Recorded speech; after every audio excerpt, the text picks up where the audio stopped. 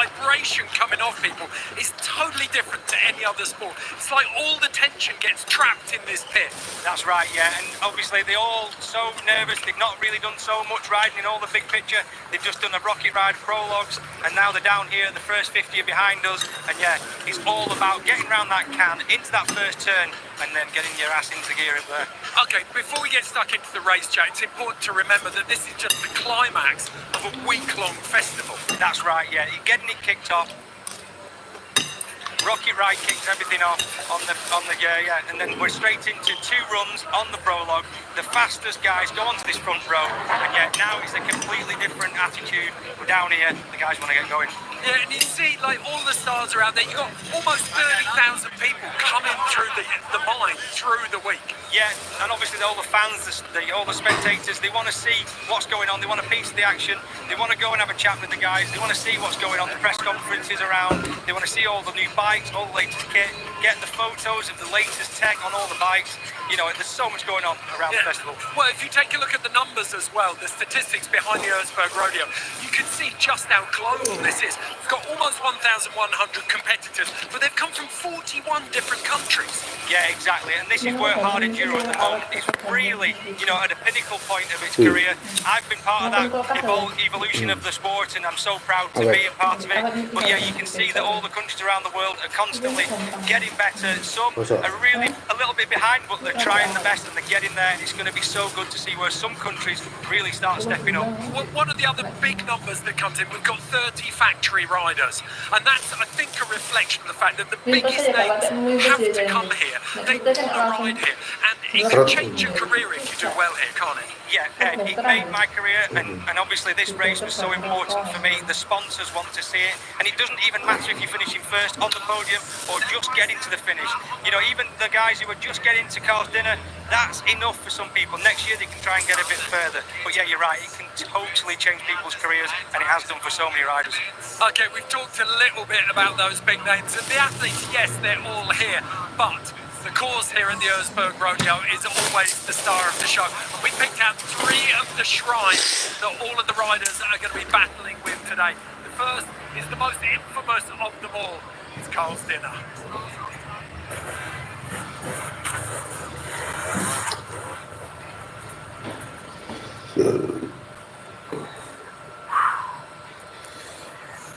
Hey guys, welcome to Carl's dinner.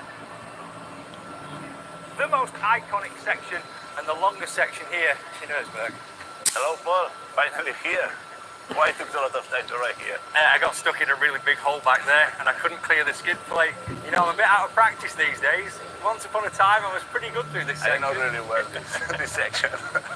No, but it is one of the most iconic sections on the track, and literally the line choices that you make, the way you try to save energy, you know, can we tell the guys at home, you know, what some key factors are to getting your way through this section? Well, the principal key is you have to be really slowly. Yeah. I mean, if you want to be fast, sure, you will crash and you will have problems. Burn the energy. And then you burn the energy. This is the second factor. So for me, the key is make a short lines going this point, and then another one, because if not, you can get crazy. Yeah, and it's completely impossible to ride at the end. Yeah, and me, guys, the holes in this place, you know, with my small legs, with his legs, it's pretty good. He can put his foot down anywhere.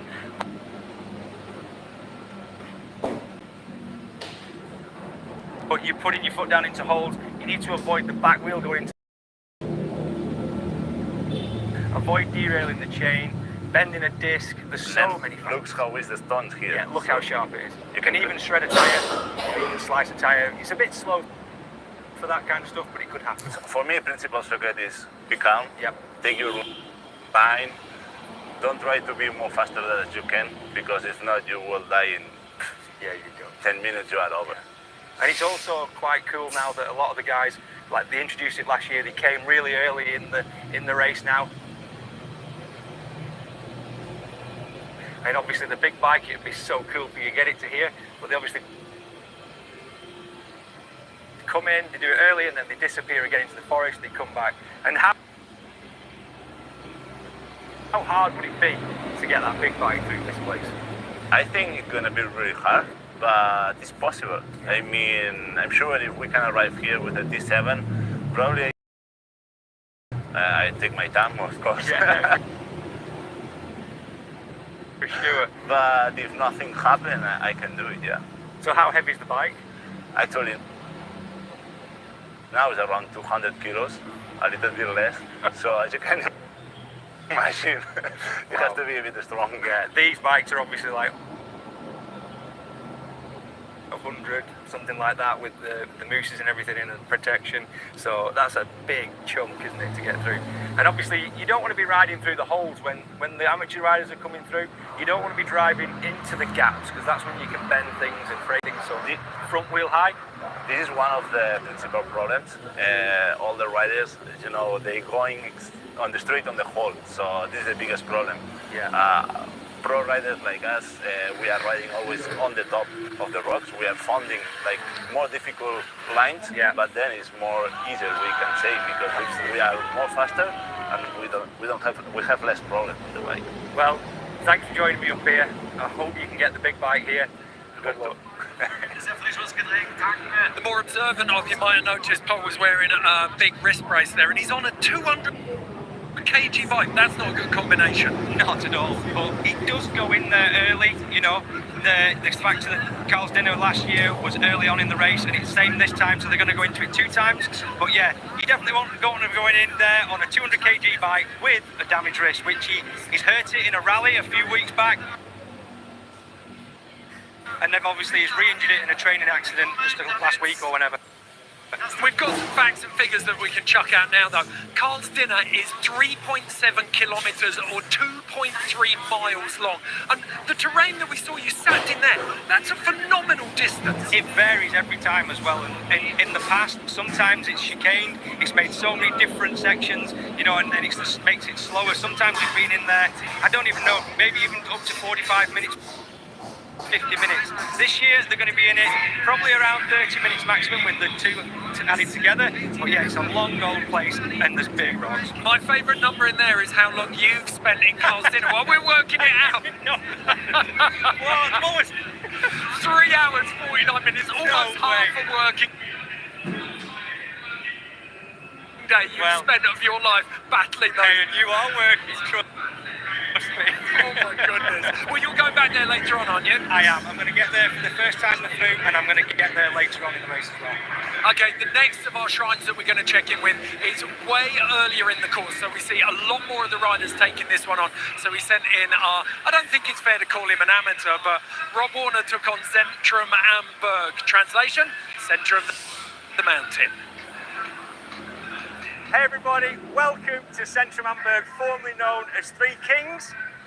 Very early in the track, the pros don't really struggle with it. Some of the amateurs, you might see them on the back wheel making a bit of a loop out. So, thought we'd test it. We've got one of the most factory amateurs in the world, Rob Warner. Let's go. Rob, what do you think now you're here? I'm a bit nervous, that's quite a big hill. It's the steepness of it, mate. Yeah. They go on and on and on and on. Look at it. Yeah, and the most important thing is coming in with a good Yeah, drive second here. gear. Second. On the limiter. No. Drop the clutch, sit back and hold on, right? Just go for it. If you can be a bit calmer at the top, it would be nice. I think I know exactly. You're going to... Let's go, let's do this! Do I go now and do it? Just go.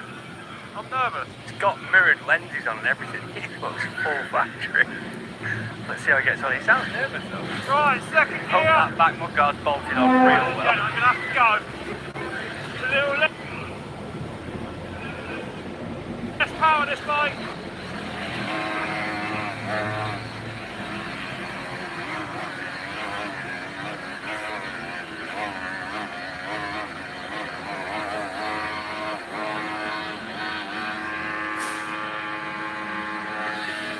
That's what trials does for you when you're a schoolboy. And you saw it there, he was using his legs really well.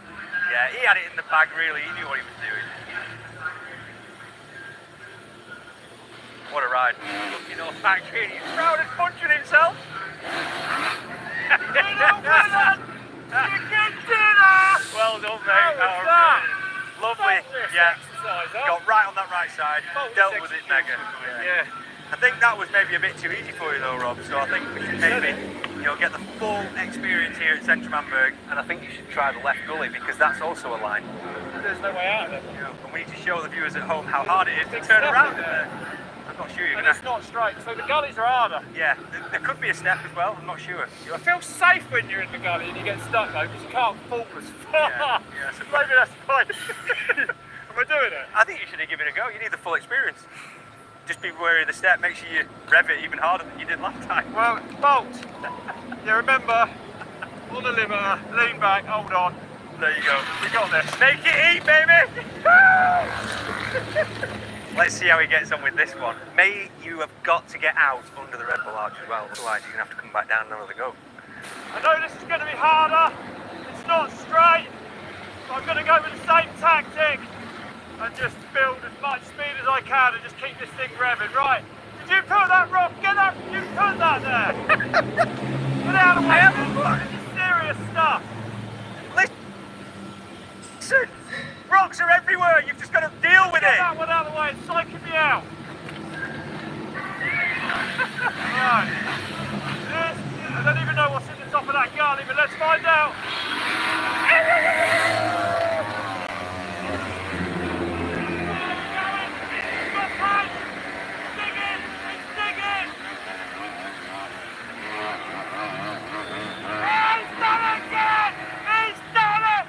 Well, you know what I just said. That's a fail, I'm afraid. Get back down here, Warner, and get through that arch. 'Cause that ain't a path. Testing out how good these microphones are back here now. We got a Dakar truck just revved itself as it came round. Fair play to Ronnie. Robbie did all right there, didn't he? He did, Maggie. You can see the trials experience he had in the past, but there's one thing I'd like to say. I would not have liked him in that clutch at all. Okay. Well, Warner, 2 ascents from 2. Very impressive. Now, if you're interested in hard enduro and you want to take a look behind the velvet rope, there is a new series out, Unridable, and it is absolutely brilliant. We've got a little teaser for you here.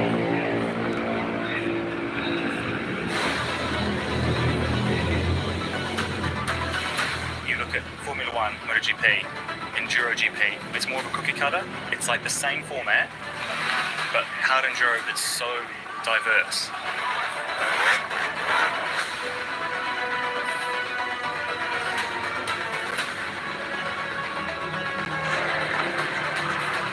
We've got everything. Short 3-hour races to multi-day events.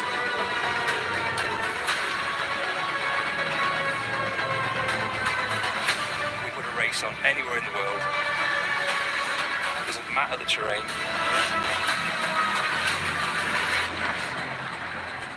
We'll deal with it, we get on with it.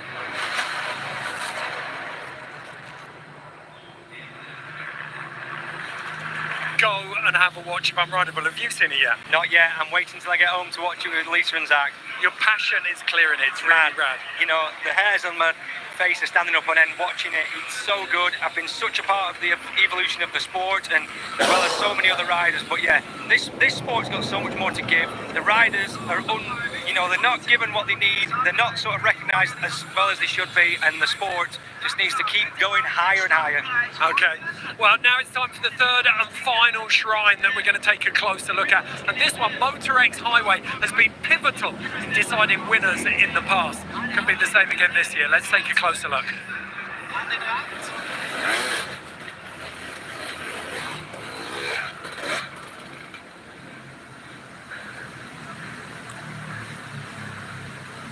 Welcome to Moto X Highway, one of the most iconic places on the track at Erzberg Rodeo. Literally, there's been so many position changes over the years. The track builders have had some surprises for the riders. So Mike, what are we in for? Hey Paul, this is going to be interesting.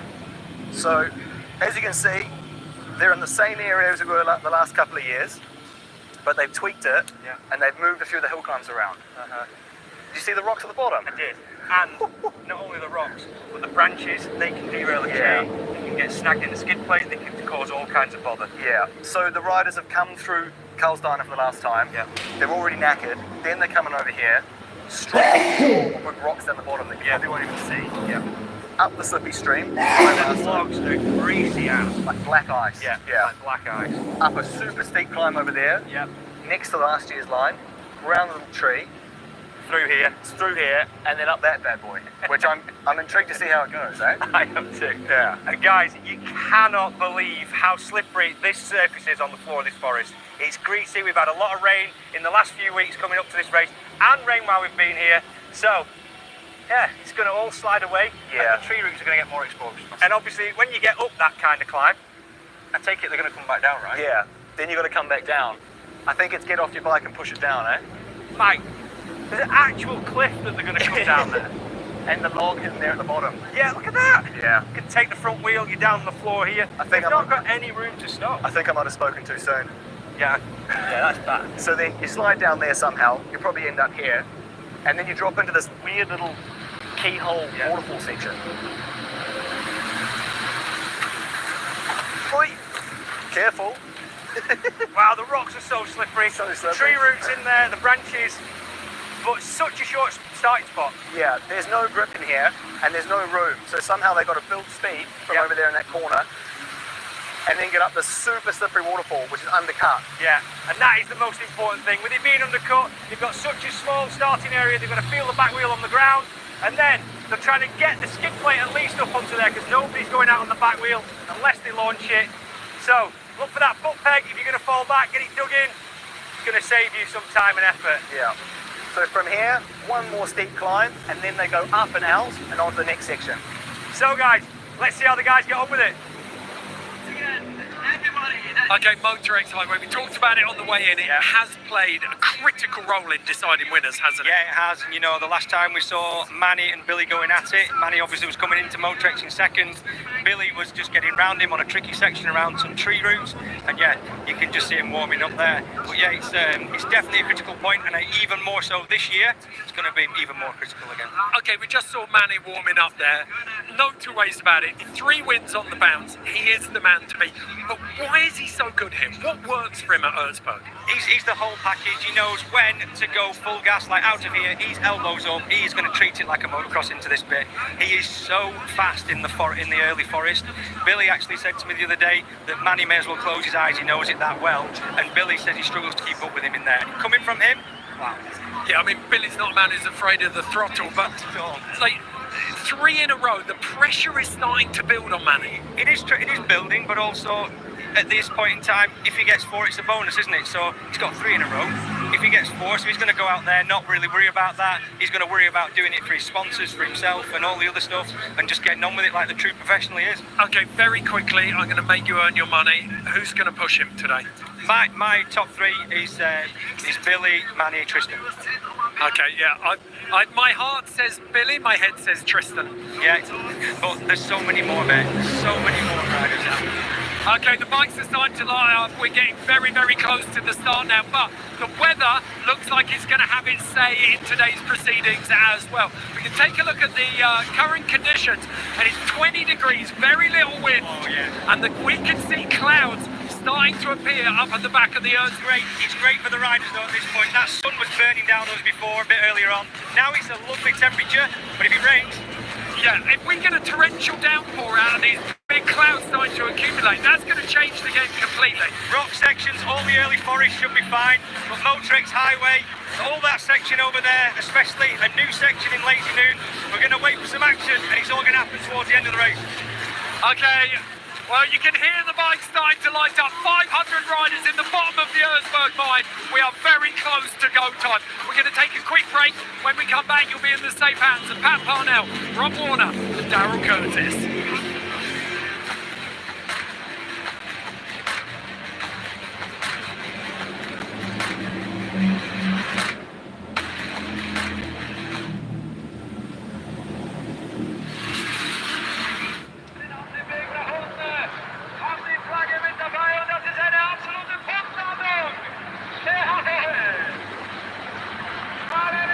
Applaus!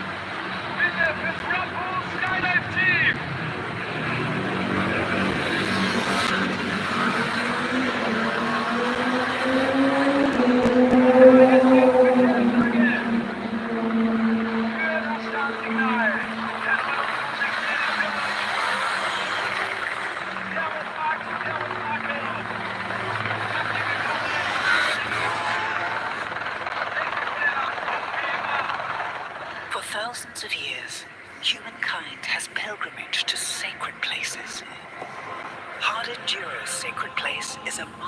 the heart of Austria. The pilgrims descend upon the Erzberg from all parts of the world and all walks of life. It is a pilgrimage with the coronation of a king. He amongst the many, who sees his journey rewarded with the ultimate prize at this sacred place, eternal glory.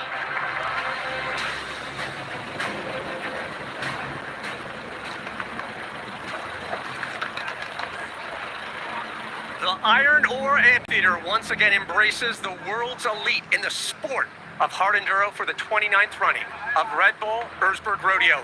Moto masochists on their annual mission to a mountain that has made legends, forged rivalries, and established a lifelong reverence for the lucky few that can utter the words, "I actually finished."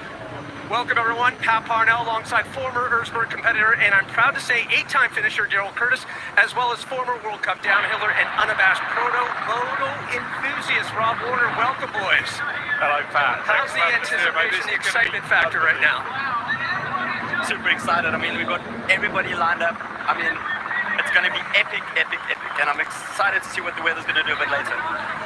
And Rob, your thoughts? I know you've been in the pit. You felt the energy. You can bottle us up here in the can. It would be Red Bull's favorite flavor. But talk about your anticipation going into today's event. I think we're just in for an unbelievable race. Billy's really on form. He really wants this. He knows he's got to get this win at Erzberg Rodeo. I've seen a lot of the track. I've been out on the bike. You can't believe what they're going to point these motorcycles at and ride over this afternoon. This is the hardest race on the planet. So many riders to watch. For more on that, we check back in with that lead.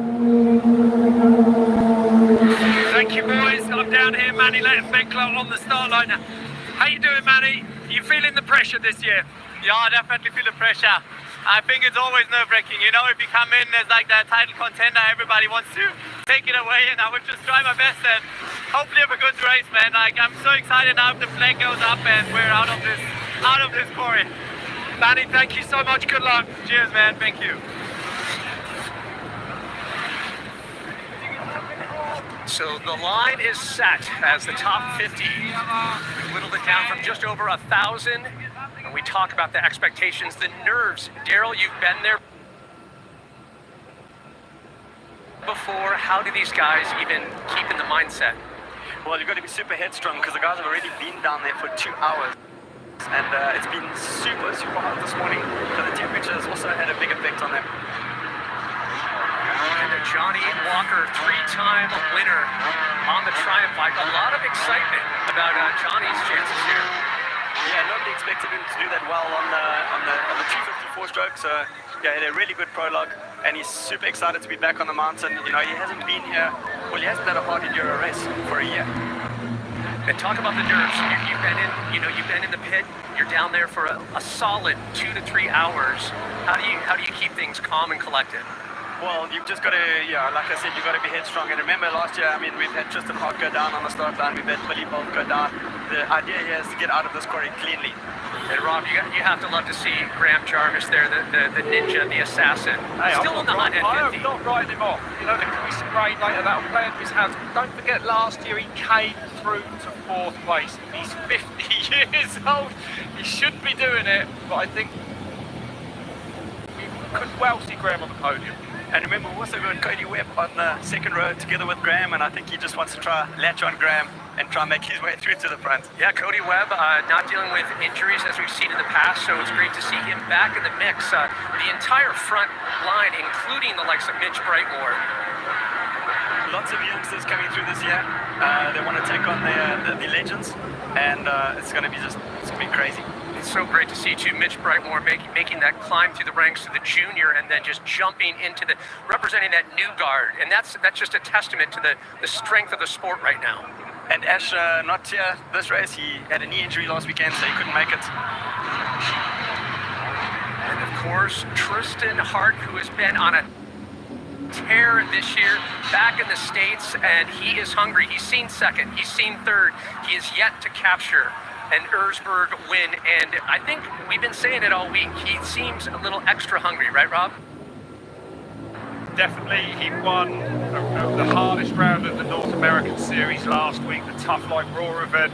he's probably the best prepared coming in off the back of that. So, as you said, he's been second a couple of times. The top step is right there for Tristan. And a little insult to injury last year, had to battle back, much like Manny Lettenbichler, got run over at the start.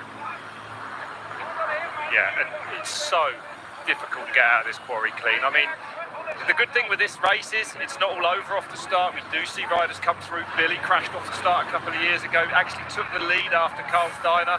There's Cody Webb on that Yamaha. He's been developing so hard. I mean, yeah.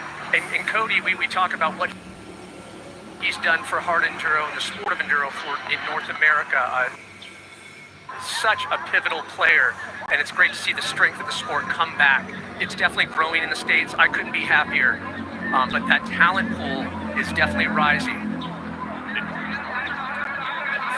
And then the one last rider to keep your eyes on, and this is just a handful. Of course, Alfredo Gomez. Gentlemen, I mean, what can you say about Alfredo's chances here amidst a very stacked field? You can see him warming his wrists up there. He's actually got a big scar up his forearm now after a crash in the Super Enduro Series. I don't think he's going to be pushing for the win today. He didn't at the Valleys Enduro a few weeks ago. You know, let's see what he can do. It's a long race. If he gets a good start, gets into it, maybe.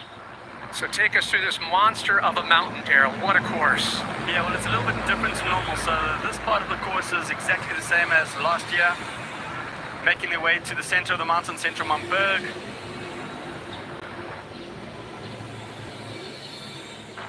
Into a little bit of a forest section before they head over to the other side of the mountain and they head into Carl's Dinner Light, which is the first part. Back along the top level. It's going to be a two-way corridor there later on. Then they're going to go into Machine before they cross back over the mountain again into a really, really gnarly forest section.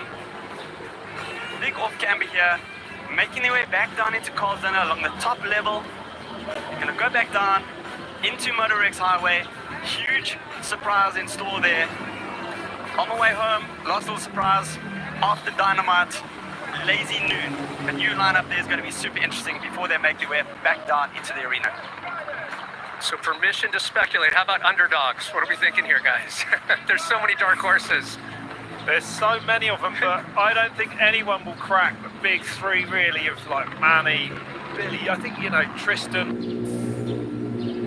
Those are the guys I'm going to be looking at. Let's look at Johnny Walker on this one stroke too. I haven't seen him so buoyant yet. So much is written about the chapter off the start, so 30 seconds away, kicking off the 29th running of Red Bull Erzberg Rodeo. And you can feel the tension. Once again, that electricity just amplified this first 50. Whittled down from just over 1,000 competitors, 27 checkpoints, have to finish within 4 hours.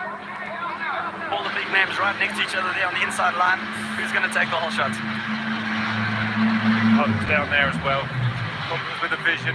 So critical to get a good start. And we are off!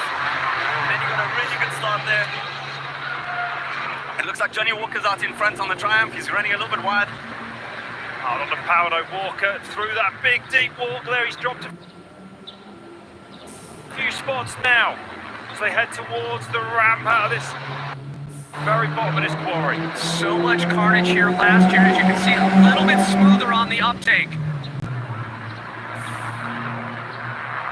And Jarvis, fast off the line, and establishing now Johnny Walker challenging, and Billy Bolt back and forth, but still anybody's lead at this point. Look at those big rocks there. Everyone fighting to put some power down. The dust coming up. It is carnage. If you're not at the front, you're really going to be feeling it back there, not really able to see what you're hitting. Big plumes of dust everywhere. An interesting line choice. Things bottlenecking right out of the first 50. And once again, just 4 hours, 27 checkpoints. Great pictures here as a battle ensues for first and second.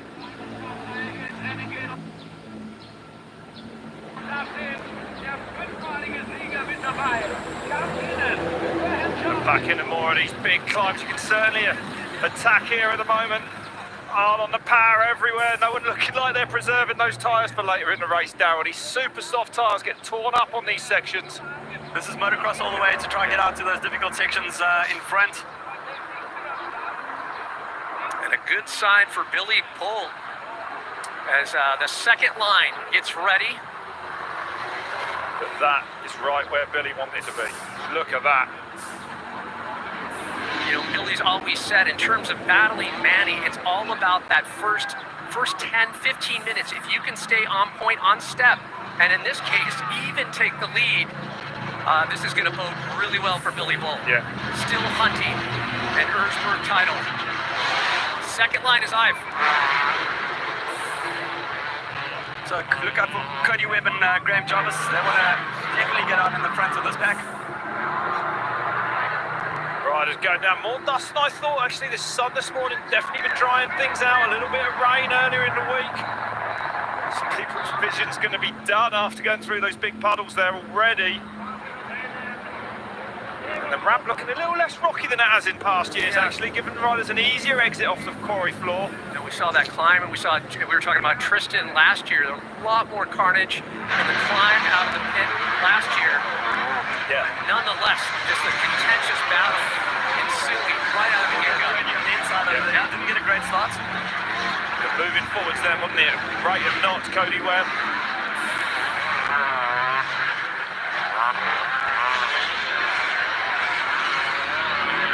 Visibility now starting to play a factor. And this is exactly the start he was hoping for. Oh, this is the dream start then, yeah. Billy might be hard to catch from there as well, you know, like Manny Lettenbichler could be as well. Already heading into the forest now. A few steps there, it gets slippery in a minute. On the stream beds they're about to hit. But attacking, aren't they, here? But you look at the distance here, it's still incredibly elastic with the top three at this point. Looks like we've got Manny in third.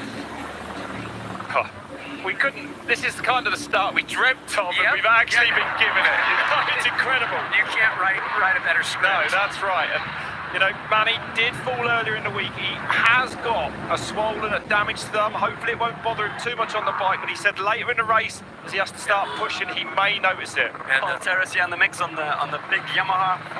third row, and it'll be interesting to see He goes down! Two guys have gone down.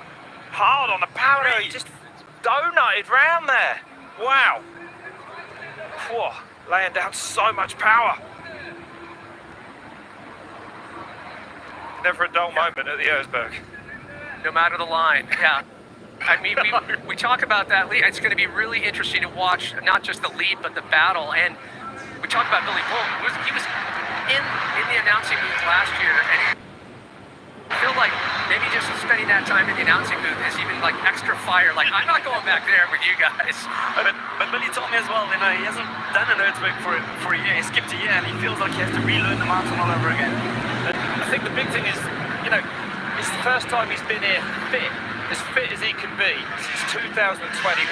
So we know that Billy, he's up for it. He needs to win the Red Bull Erzberg. Looking back at the start, here's where things Wow. Row number 3, and that was the start of the first of 5 riders going down out of the 3rd row. Carnage. Looked like Paul Terrace, looked like he managed to keep it up on 2 wheels. Look at the pace of Billy down there, the leader. Absolutely, the speed, that descent is so steep, and they are lit up down it. But Daryl, you know also the importance when you're trying to reel something in, just when you have vision on who you're chasing down. Yeah, I mean, at this point in the race, I think the guys are just basically trying not to make any kind of mistake. And then mistake, but how much do you keep in the reserve? You know, in terms of using too much energy early on. Well, I think your energy has to be managed, especially on a day like today when it's so hot throughout this whole race. Like the first running Carlton and then going back the second time. So if you burn yourself up, you're not going to be able to be quick on the second line. So that second trip to Carl's dinner is going to be a buffet of misery if you don't have anything in the tank. And when you're in the front like this, you can control your race. You can look back, you can see who's behind you, especially when you start getting into those tricky climbs. And Billy, we're going into some streams soon, slippery streams. It's got to be an advantage to be in there first for Billy. You know, he's not going to have to get around anyone. He's going to fight hard to stay there, I think. And Manny is definitely going to fight to be right behind him. We were talking about it. We ran into him at one of the local lakes last night. He was going in for a cold plunge, but he just seemed a little bit extra, just almost a zen. Agreed. Yeah, a little bit different. Johnny Walker there on that 4-stroke in 4th place as well. Then we've had, I believe, Billy said there's been 3 4-stroke finishes in the past at the Red Bull Erzberg Rodeo. 4 strokes have come a long, long way, and Johnny Walker is feeling competitive on that triumph. And is competitive. Well, Let's see what he can do. He is in that League of Legends. So it doesn't matter what you throw him on. He has so much innate talent. Incredible trials and just so fast when he needs to be. Oh, it's quite cool to see Carson Brown away, and 9th at the moment. He had a good start. Our Supercross rider. But also Valentino Hatter there. He's a 17-year-old kid from Austria. We've got the Herrera, Camillo there. So a lot of that young guard youngsters coming through. And we talk about former young guard Teo Kabachiev right now in second, just behind Billy Bull. And Teo is just enjoying this incredible wind in his sails, got the factory backing. He is feeling so unstoppable right now. Just loving hearing these 2 strokes. Full bore at Vasselite, so it sounds incredible. Such a big climb, one of the easier ones on the course, but nothing really like going up there wide open in 3rd gear. And no problems yet, really, no hold-ups anywhere. This whole piece of the course is really quite easy to pass up until you get into the first slippery forest sections where you might start getting some bottlenecks. So for Cody Webb and Graham, good opportunity to pass earlier on in the race. And it's going to be wet in there, don't make no mistake. It's been a lot of rain here this week. You can see the quarry floors dried out. That will not dry out in those trees there. They're in for a ride in the forest. And the forest sections, I went in there on a bike. I mean, you've raced it down. You can't believe how tough the going is just to get from point to point. It's so difficult in there. Yeah, Erzberg, if you come here in the hot weather or the wet weather, you can be sure that the forest is always going to be wet. I've never seen it dry in the forest. And remaining rows getting to task here. And more guys down. Row 5 making their way onto course. Remember, 27 checkpoints, have to finish within 4 hours. And often we've seen in previous setups here at Erzberg, sometimes just under 5 finishing. I mean, just to say that you finished. Daryl, you're a proud 8-time finisher, correct? Yeah, 1 disqualification. We won't count that. We won't count that. And last year we had 8 finishes, so let's see how many we're going to get this year. I think the course is going to be really tough.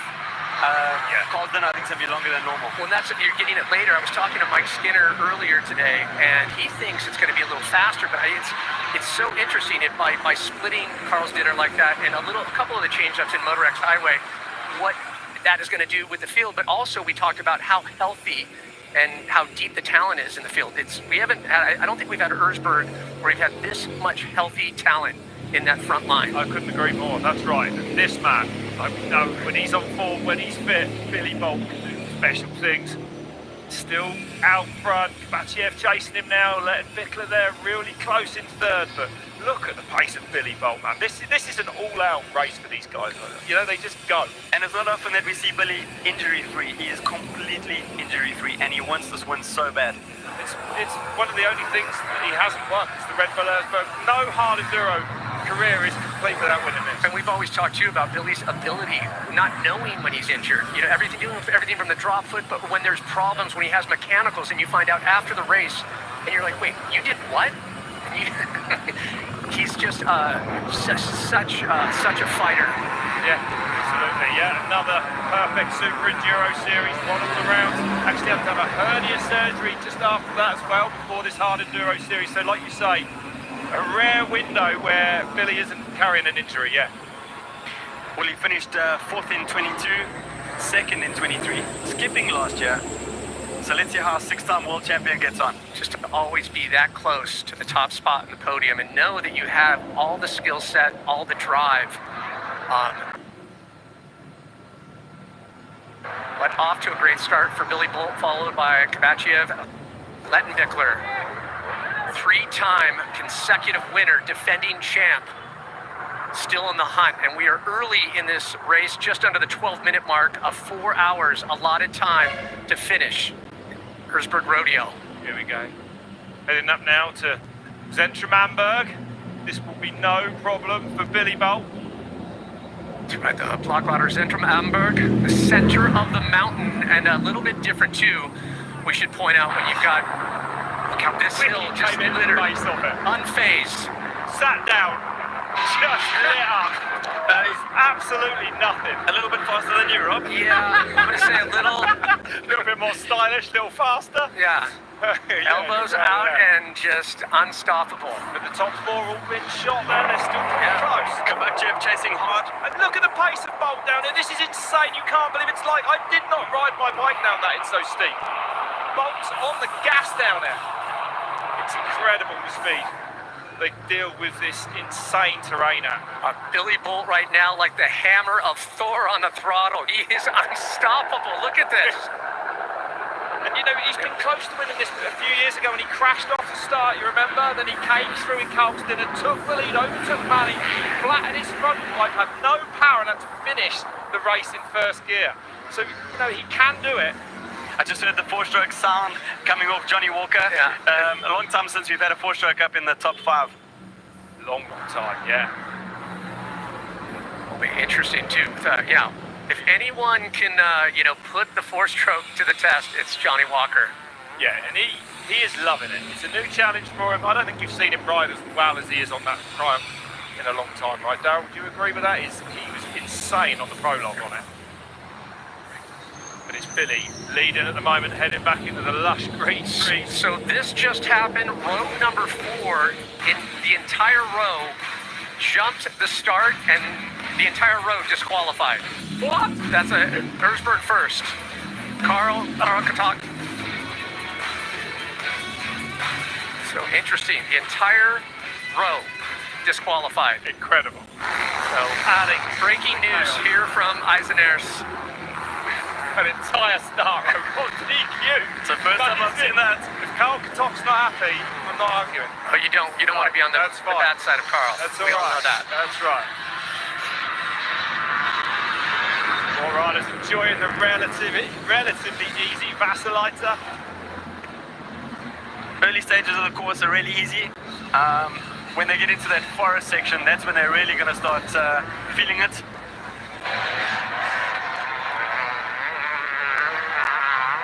Leaderboard, no changes really in that first 5 riders. Mitch Brightmore there, Tristan Hart, keep an eye on him in 6th as well. Barrera going well. So one of my favorite aspects of this competition is, without a doubt, is the amateurs and the privateers, but the amateurs really driving the strength of this sport. We're going to be checking in, getting to know a few of our AMs throughout today's competition in a bit. And it's interesting too to watch the Wasserleitung and then Centrum Am Berg without the bottlenecking, which we will see as we get to the remaining lines. And there's a lot less options to get out of the top of them, that's right. And it's super easy to get into the sports, Rob. I mean, you know, just contact your local club, and yeah, there's so many places to go and ride hard enduro out there. Yeah. So I was talking about the AMs, and they are the force behind so much. Let's get to know one of them. Here we are in Eiseners. Ich heiße Gerhard Kerschbaumer, komme aus Südtirol, Italien. In 2 Wochen werde ich zum 3. Mal Vater. Noch hat die Frau nicht angerufen, dass es soweit ist. Ich bin immer auf dem Mountainbike gewesen, bis vor 3 Jahren. Profimäßig tätig. Letztes Jahr war ich das erste Mal da am Erzberg und ja, es ist gut gegangen. Da habe ich mir ein Blut geleckt. Ja, ich war als Mountainbiker oft am Limit, über dem Limit. Und vor allem auch in Chaos-Dinner oder wie morgen wahrscheinlich wird es richtig heiß. Da hoffe ich, kenne ich meinen Körper noch wie damals. Der Spaß am Sport ist alles. Ob das jetzt Endurosport ist, in 10 Jahren ist vielleicht ein Marathon, was ich mache. Der Spaß ist jetzt im Vordergrund. So cool. Yeah, and I know him from mountain biking, of course, silver medalist in cross country at the World Championships. You know, overall 5th overall in the World Cup. One of the big dogs. What I don't know is how he went from cross-country mountain biking, where you wear lycra, to something like this. I haven't connected the dots on that yet. It's a bit of a leap. It's downhill I can see, but they are truly the lifeblood of this event. A man who loves a very physical Sunday afternoon.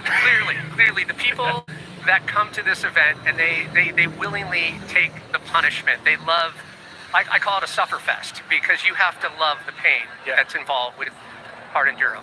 Yeah, you don't love it at the time, but sometimes it's a good feeling later afterwards, right? Don't want to throw how it goes.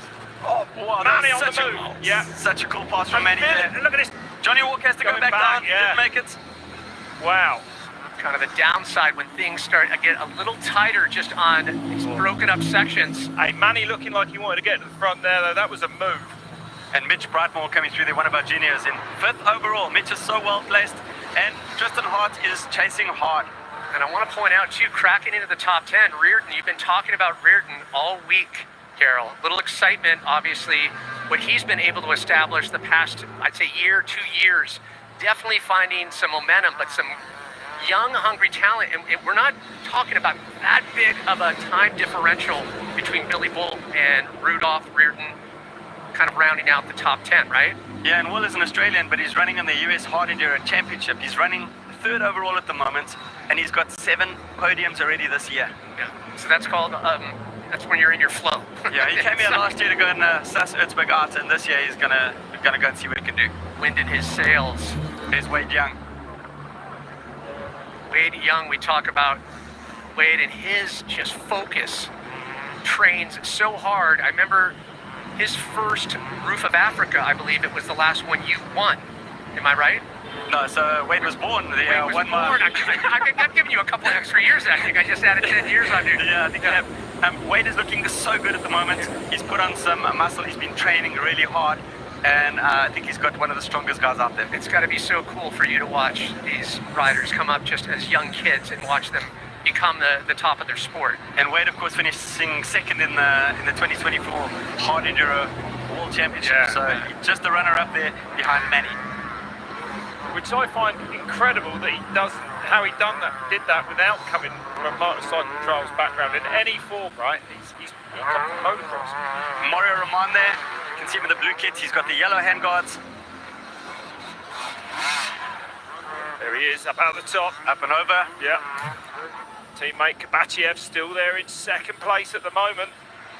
So just about a quarter of course completed for Billy Bull. Which is insane in 18 minutes. But it does get a lot harder. We know that there's going to be the Moto X Highway, Lazy Noon. One hole in Carl's dinner can add about 30 minutes, if you're lucky. Longer for most mortals. And that's what you don't want to do, is make a mistake on Centrum Am Berg and have to go back down again. As everyone is then passing and just clogging the field of play. And trust me, it is so steep. You do not want to point a bike back down it. This is still quite a flowing part of the section, but later on when you get into the forest and the bottlenecks, and you've lost a couple of places, you're not going to be able to get past. And I think that gives you some indication of how steep it is, like landfall all around you. Yeah, mad. We were talking about, when we first got eyes on this event as fans, Rob, but when Daryl, you came here and you saw the scope of it, right? Maybe you could put it into words of just how much bigger it is coming here and then seeing it. Well, everybody that's coming here for the first time, like, driven into the quarry, they're like in awe, because it's so much bigger than it looks on the screen. It's actually intimidating. Yeah, for me, I mean, it is. It's on another scale. What you actually hear, you go in the woods and see what they're riding. It's actually mad, and the steepness and the length of the climbs and descents.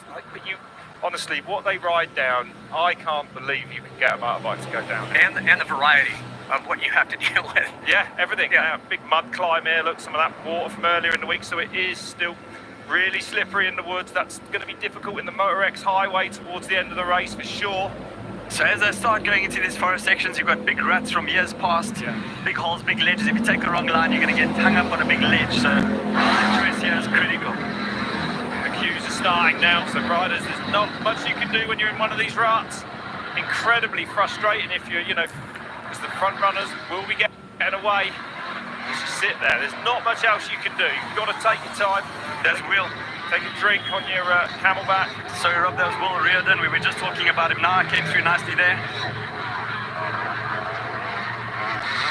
He's a youngster, he's 22 years old. And I've just got a funny feeling that he's going to be right up there with the top boys. I mean, you have a tendency, Daryl, to get a little clairvoyant. Carson Brown, our Supercross rider. Who we thought was going to be taking the whole shot on that first line so fast. Well, he never got the whole shot. Yeah. I think he got to checkpoint 9, if I'm not mistaken, last year, and he wants to try and get out as far as he can on the course. Such a talented, multi-talented motorcycle rider, Carson Brown. His videos are unbelievable. When we talk about how the moto skill set you need to have in your toolbox to do well in hard enduro, you literally need to have every single skill set. Johnny Walker, he's looking really good. Making that 4-stroke work. It's the enduro bike, 6-speed gearbox in that Triumph there as well. Mitch Brightmore is not going to let him get away. Just pivot effortlessly. Yeah, nicely through there. Neither of them getting really stuck. Just got to keep it going forwards at all costs. And Johnny under pressure. It's such an amazing takeaway too. When you watch the top in the sport, the way that how seamlessly they navigate through, and then as we start to watch the AMs and the privateers. Chris Gunderman, so he's our German motocross champion. Also, we don't expect our motocross guys to do well here, so we'll have to see as the course goes on. Is he going to be able to clean everything? Struggling here a little bit. And you remember that scene last year, I believe it was Gunderman at Lettenbichler passed him. And just one of the strongest takeaways of Lettenbichler's speed last year. Went from 35th to first place within 8 minutes. Wade Young looking really good. He's super strong, isn't he? Yeah, he's in control. He's going to be pacing himself. He's going to try and make his way through to the front.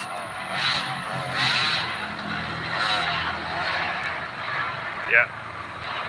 Big Alps forming. Already going to get worse. The bike already. That's the first one we've seen steaming up today. Bike overheating now. The water cooling. There was overheating on it. Milan Schmuser there.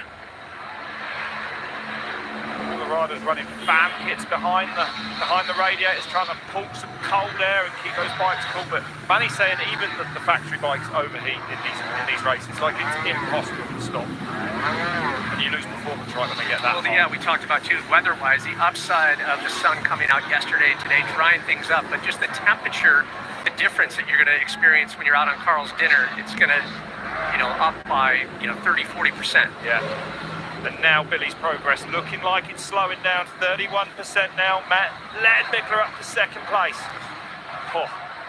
So here we go. The big two we thought. The indoor and the outdoor world champions are head-to-head at the Erzberg. This is it. We are still standing right now. The Billy Bolt, Manuel Lettenbichler rivalry alive and well. Both 1 and 2 right now. We've seen incredible back and forth with these two riders in the past. Kabachiev still in that hunt. A little bit of elasticity there with Kabachiev. And just an incredible speed. Bolt still laying down that blistering pace. Absolutely lit up, risking it everywhere through deep puddles. Nothing will stand in his way, Billy Bolt. He will attack start to finish of this thing today. Bolt is lighting it up. Keep your eyes on the screen as eyes will be focused. Where is Lettenbichler? Okay, so they're on their way to the crossing at the moment, and then they're going to drop down into Carl's Dinner Light. Just a little over, just under about 35% of the course. If Mike Skinner's right, we're going to be a little faster, and I'll tell you what, if this is a harbinger, it's definitely watching the speed with Manny and Billy right now. Okay, checkpoint 9 out of 27. This is the crossing. Here we go, full power. If this is any indicator. Why? Bolt's hunger. Finesse. Perfect. Fortitude personified. He made that look easy, didn't he? Wow. Yeah, speaking of Stan, his mechanic before the start as well, Billy's mechanic, they almost went with a harder compound tyre. Everyone here today will be on a super soft compound tyre, a super soft mousse. The mousses actually will expand with heat anyway. But Billy is so aggressive, Stan said, that by the end of the race, very often the knobs completely gone, and he said they were so close to starting with a slightly harder compound. They did go with the soft. Let's keep an eye on that later in the race, because if he's on a slick, he ain't going anywhere. And we've seen it in previous matchups where he shows up and you're like, how did you just do what you just did on that? It's unbelievable. I'm not sure Billy's the best at looking after a rear tyre. Teo, come back to him, just going through crossing, and where is Manny? Has Manny already been through?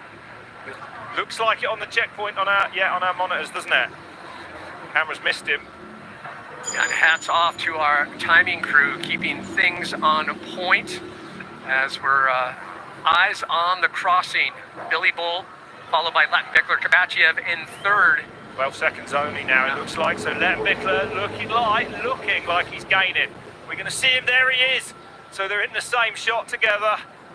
And Manny has now got eyes on Billy. Well, That's we've seen this before. They like to get warm and fuzzy. Just keep eyes on each other, make sure they know what one is doing. But such an incredible rivalry and mutual respect with these two riders. Somehow, through it all, they're great friends. Yeah, that's so much respect between them. It's uncanny. amazing. But look at this. Yeah, great to see. This is what we dreamt of. This is playing out better than I think we could have written it. And we're just getting started. Yeah. There's chapter 2, chapter 3, chapter 4, and then onto the 27th checkpoint. I expect a lot of back and forth too. You look at Kabachiev, Walker, Brightmore, Tristan Hart now gaining ground, Wade Young in 7th. A lot of movement. Cyprian, Roman, just in the top 10. Look how fluid those two are, though. Well, it's that common collected. We always talk about Lettenbichler and his ability to do stuff. He finds that flow state where he's just exerting the least amount of energy. Bolt does that too, but we've seen in the past where Bolt, comes in maybe a little hot and heavy, and kind of overworks himself. He is more aggressive. I mean, isn't it? But that's what we love about him. That's right. I mean, he's spectacular. And that's why you love the sport of hard enduro. You've got your heroes. Yeah. And you relate to them for different reasons, but it's just these two, the back and forth, it has done so much for the sport of hard enduro. Absolutely. And it's great to see Billy back in the seat and just riding strong, putting on just a clinic, and Lettenbichler having to follow. Watching the first season of Unridable, it was so good. And Manny and Billy are such good friends, but and Billy, make no mistake, he's happy for Manny, but he wants to beat him so badly. And this is where he's going to push hard, because Erzberg is such a big place to do it. And imagine too that you're one of the top competitors in the sport, but you're also living through history. What we're witnessing with Lettenbichler in terms of where his level and what he's doing for the sport, and you have to compete with that. It pushes you, but there'd be a lot more podiums that Billy would have ended up on had it not been for Lettenbichler. But it's that, like I said, the push that they have on one another. It has done so much. And I think they pushed each other so much, which is why they are hard to argue that they are head and shoulders the best two riders on earth. Billy's the indoor world champion, Manny's the outdoor world champion. I do love watching Billy. Yeah, look, Manny's close. Oh, these are the sections where you get stuck. Manny is going to be on that back wheel of Billy right now. I didn't even know how you ride this stuff under pressure. Keep your eyes on the screen and just look at the close proximity. Lettenbichler starting to reel in Bull. This is going to be a motocross fight with rocks to the finish. That's exactly what it is, yep. About 100-yard difference between these two riders. Yeah, rocks are allowed. What else? In terms of weaponry, 2-stroke. Look at it. Wow. Just got to keep that bike down forward at all costs. Try and not sink either wheel in a hole. How much does Billy... Manny's off quickly, just toppled over. Those big sections there, like Billy just got a long way up there. That's amazing. And looking back on the amateurs, quick recap so far. Those back rows where the fire runs hot, the passion runs deep. So much talent. Just even call yourself a competitor at Erzberg Rodeo to make the coveted 500. Lots of tangle ups.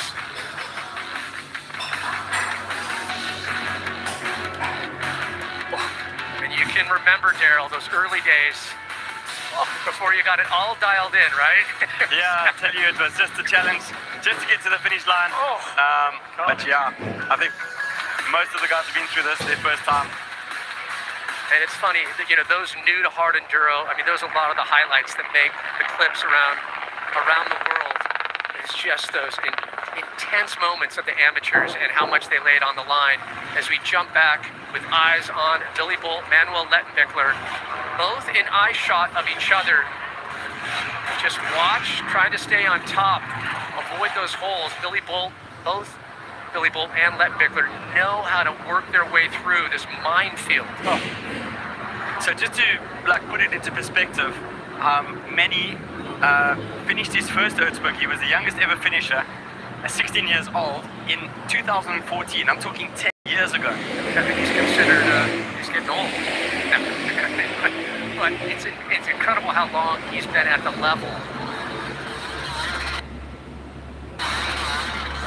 Look how tech this is. How do you find a route through this? Run, wrong, move, take the bike in the wrong direction, it's over, pull it back.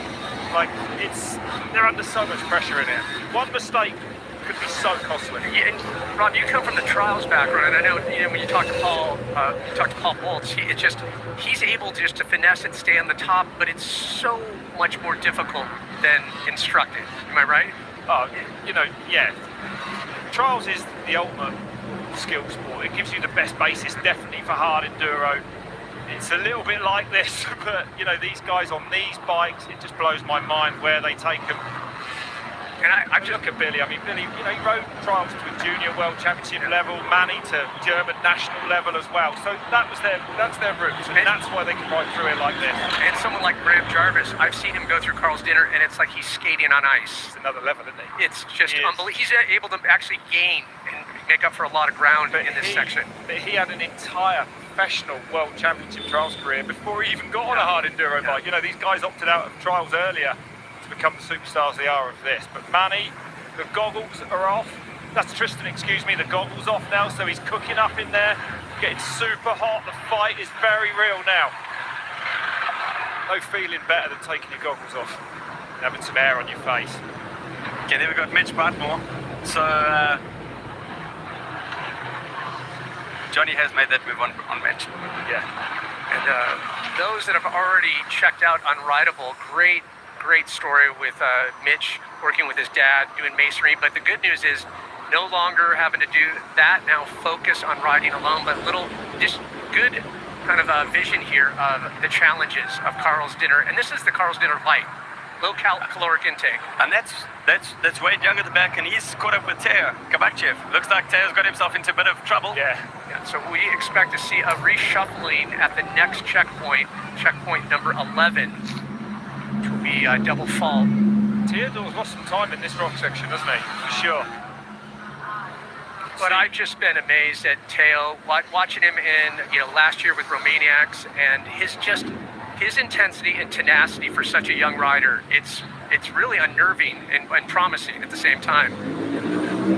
Yeah, speaking to him yesterday, it's his full-time career. He's just riding. He wants to be at the top of the sport. He's 100% committed. And to come out of Bulgaria, when he was trying to tell his dad, he's like, yeah, I know no one's done this in Bulgaria, but I'm going to be the first. Wade has been training for this. He is so strong at the moment. We're going to touch on Carl's Dinner now. We're going to go do some more forest, and we're going to come back into this section. And I want to see who's the strongest when we come back here. Well, physically, I think we can all say Wade Young, he's the strongest. If they were going to do like a Marvel or kind of a superhero, the only thing he's missing is a cape. He is so completely cut and just ripped right now in terms of the training, the physical component, but then there's all the mental and then the time that he spends on the bike. I mean, Wade Young is definitely in step right now. Bit of a traffic jam there. And this can work both ways, right? You can see where someone's going where you don't want to go. It can play both ways if they're going at a good pace. Yeah. But realistically, so hard to overtake there anyway. Mario Roman in the middle of the screen with the yellow handguards. Up to 10th now, still a long way back. This race always feels like it might be a little bit short for Mario Roman. He likes the longer, really big days. Yeah, well, Roman too, in last year's matchup, was able to come in, stay steady, and he was able to grab the third place finish just behind Tristan Hart and Manuel Lettenbichler in 2024. Still a long way to go. That's for sure.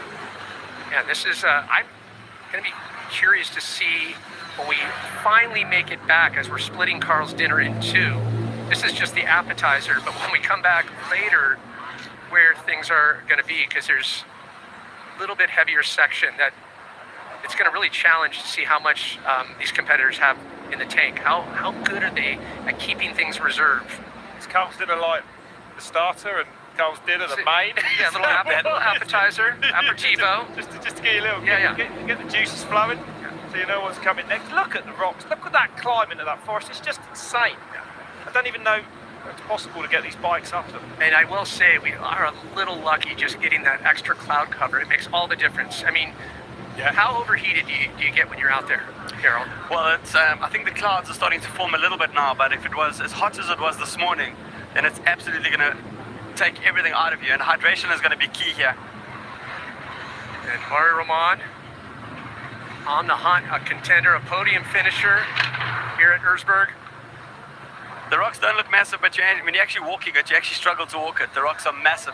This is Carl's Dinner Light, so the rocks here are a little bit smaller than the top level, and when they get to the top level, you'll see exactly what I mean. You can put a whole motorcycle in between in those big holes.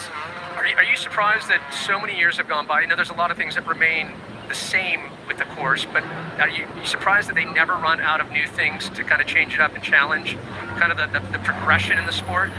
Yeah, they're always looking for a new line, and Will Riordan, we were talking about him a bit earlier. Nice pace there. Quite well placed at the moment, 22 years old.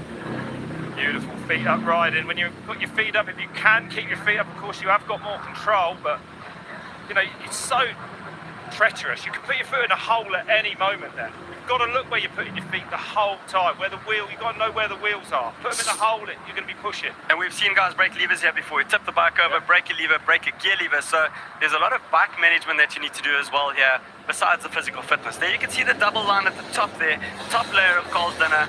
Later on, in an hour or so, they're going to be coming along on the right-hand side of your screen, going in the opposite direction. It's finesse versus force, perfectly illustrated. Yeah, and you can do so much damage to the bike that we've seen. Johnny last year broke a lever somewhere around here, and he stopped and then dropped back, I think, to 7th. You know, you have to probably get a lever out of your airbox, get a spanner out, a couple of 10 mils, change that lever.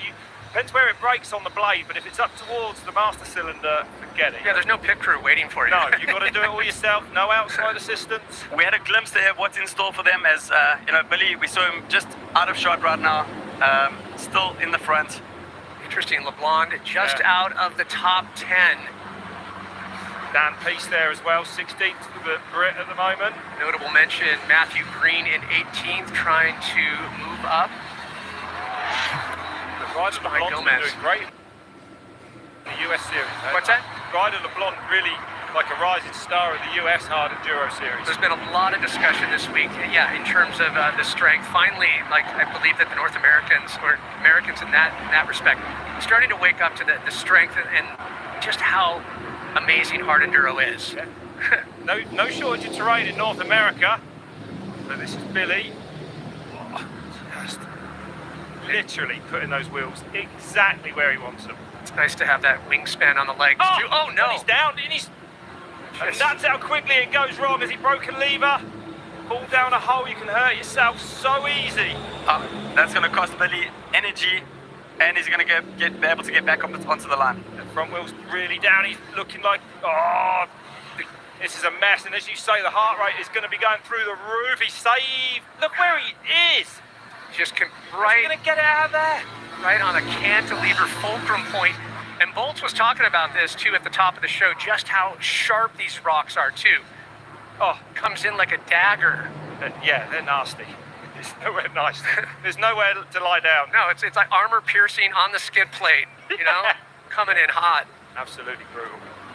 Okay, and Manny's made the pass on Billy. Yeah, look at that. So now it's Billy Bolt chasing. He's right there though.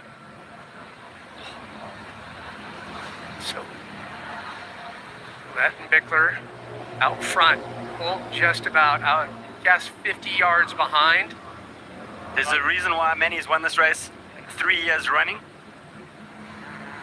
I was just going to say, there's something just so uncanny about Lettenbichler's ability to, there's a calmness when he's in these situations, even when he knows he can feel someone breathing down his neck. And looking back here, There it is, yeah. The pass. And that's what we say about maybe a wrong line choice there by Billy.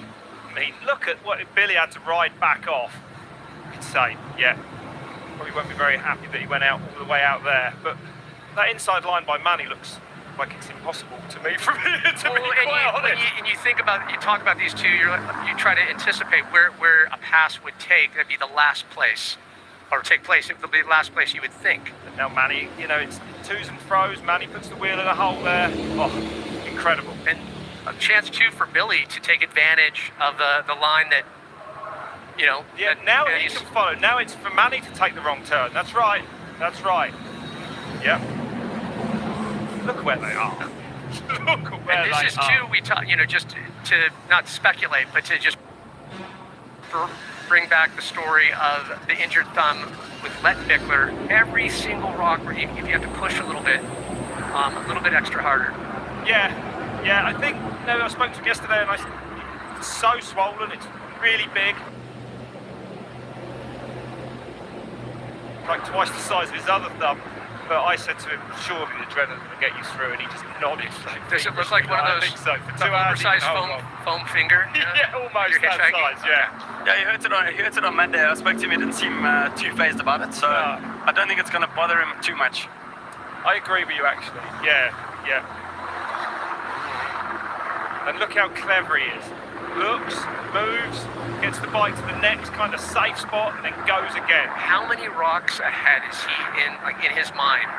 Well, he knows every inch of this mountain, so he knows what's coming up next.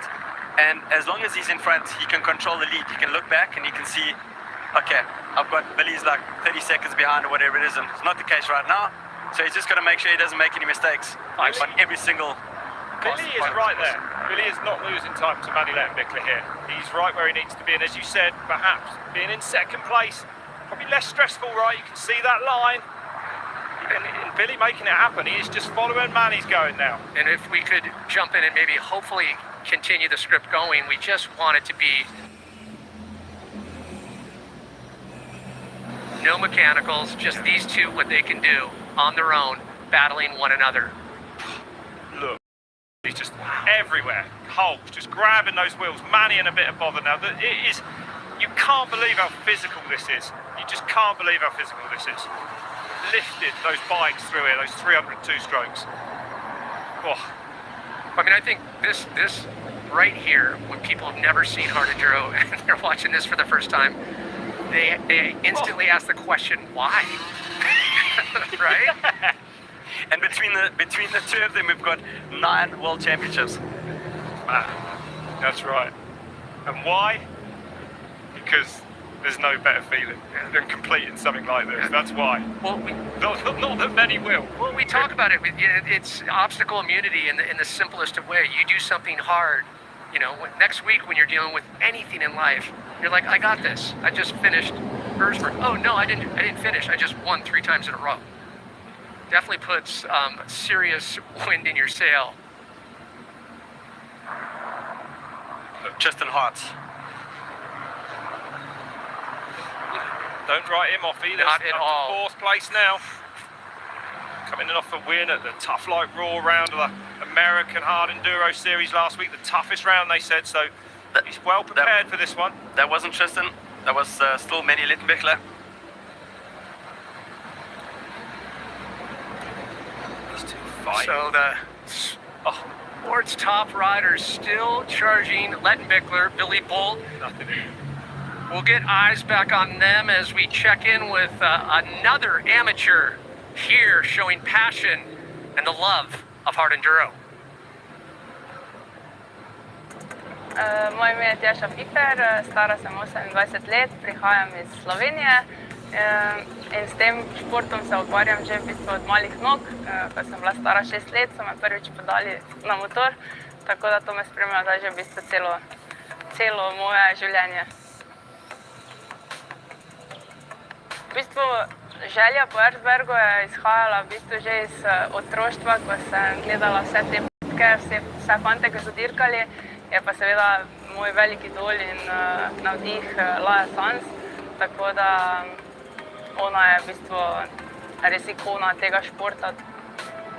in si želim, no, da bom jaz enkrat nekomu, neki punci ikona in zaradi tega športa, zaradi te dirke v bistvu sem spoznala ogromno ljudi, ki so mi priskočili na pomoč, ki smo postali prijatelji in to je en taki dogodek, ki tukaj te pač ta kamnolom te poveže in vsaki dan je nekaj special.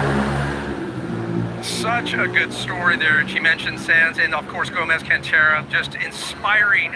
She would have been the fastest female had she not been disqualified. But these are the stories that just kind of get your chicken skin, and you get so excited for a hard enduro as we take a look at the back and forth. And it's great. You're really excited when you saw the line that they were going to take this year, Daryl. Yeah, because they're going to have to come back later on and do that whole top line again on the right-hand side of the bunting. They're heading right now to double fault, called Graham missed the checkpoints many years ago and got disqualified.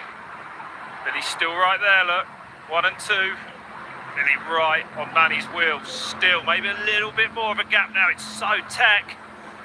But nothing really to worry about for Billy Bolt at the moment, I would say. Johnny Walker still in third, and Tristan Hart made up 2 places, up into 4th overall. He's going to be one to watch. He wants this win so badly. I would expect, too, a little bit of a mix-up as we get into that 11th checkpoint. I mean, all eyes are focused right now on Lettenbichler and Bolt, but expect some shuffling and a lot of challenges. It looks like now Tristan Hart moving into third, a little back and forth with him and Johnny Walker, and Brightmore rounding out the top 5. Tristan's the danger man here. Manny and Billy better watch out, because I think Tristan's coming and he's going to come hard. Look at that, you're right, yeah. Did you guys pick up too at the press conference, and we watched them?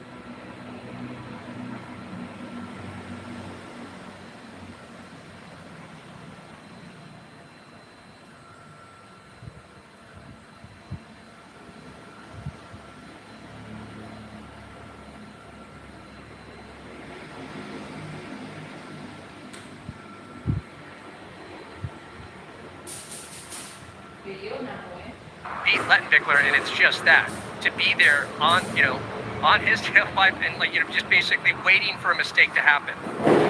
This climb, must be ludicrous. Really struggling like this. It's going to be so difficult, like you said, now. So loose. I'm waiting for Tristan Hart to get to our screen now. He's going to be really close. And that's going to be a little kind of extra nitrous in the tank watching Hart and Bolt go out. And again, What? no way. Yeah, but No way. And I'm hoping Billy's rear tyre's still in good condition. Surely it's not exhausted already, is it, Daryl?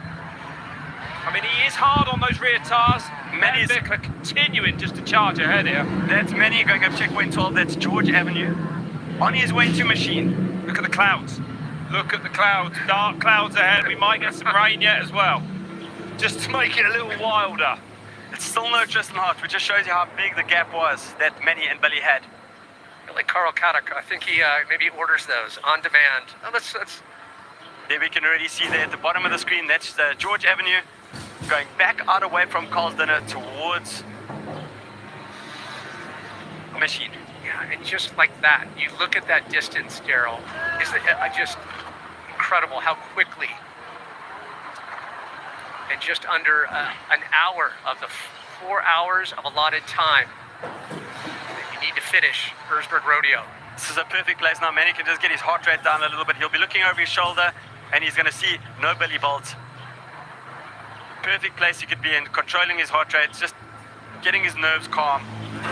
Recovering, recovering, cooling down. Billy on this climb again. He looks like finding a bit more drive this time. Different line. I think he's got it now. Yeah, But lost some time there though, didn't he? Good couple of minutes. Yeah. So Manny now is going to go back over the top of the mountain and he's going to go back into the really difficult forest sections. But we know Moto X Highway's got some big climbs. Manny's going to be first in there. He can easily get stuck as well. Patrick Riegler there. Another one of our Austrian riders. How to damage your motorcycle with one easy move. Just throw it in the Carl's Dinner. Artyom Kutsevich. He's looking, he might have had enough, this fella. He's not looking quite that keen to carry on. The body language says it all. You know, when friends ask me that have never been to the Red Bull Erzberg Rodeo, they say, what's it like? I'm like, you will see grown men cry and vomit in the period of 10 minutes. It's because they're doing something they love and they can't understand it. It's just so brutalizing. It challenges everything, every fiber in your body. Everything in your body is telling you stop. But he still had a big smile on his face, so I guess he's having fun. There we go. I think he's gritting his teeth. I'm not sure if he's smiling, huh? Maybe more of a grimace. Yeah. But respect to anyone who points a bike at this. You know, pictures say it all. Look at it. Kasper Dudzik in the front and his gas. Polish rider. Finding every hole. Showing us just how good Billy and Manny are. Yeah, this just really highlights the difference in the skill set, right? They ride this with a little bit of pace, you know, like they're fluid across it. Yeah, that momentum can definitely, if you know what you're doing, help you stay on top. Okay, Billy going out of George Avenue now.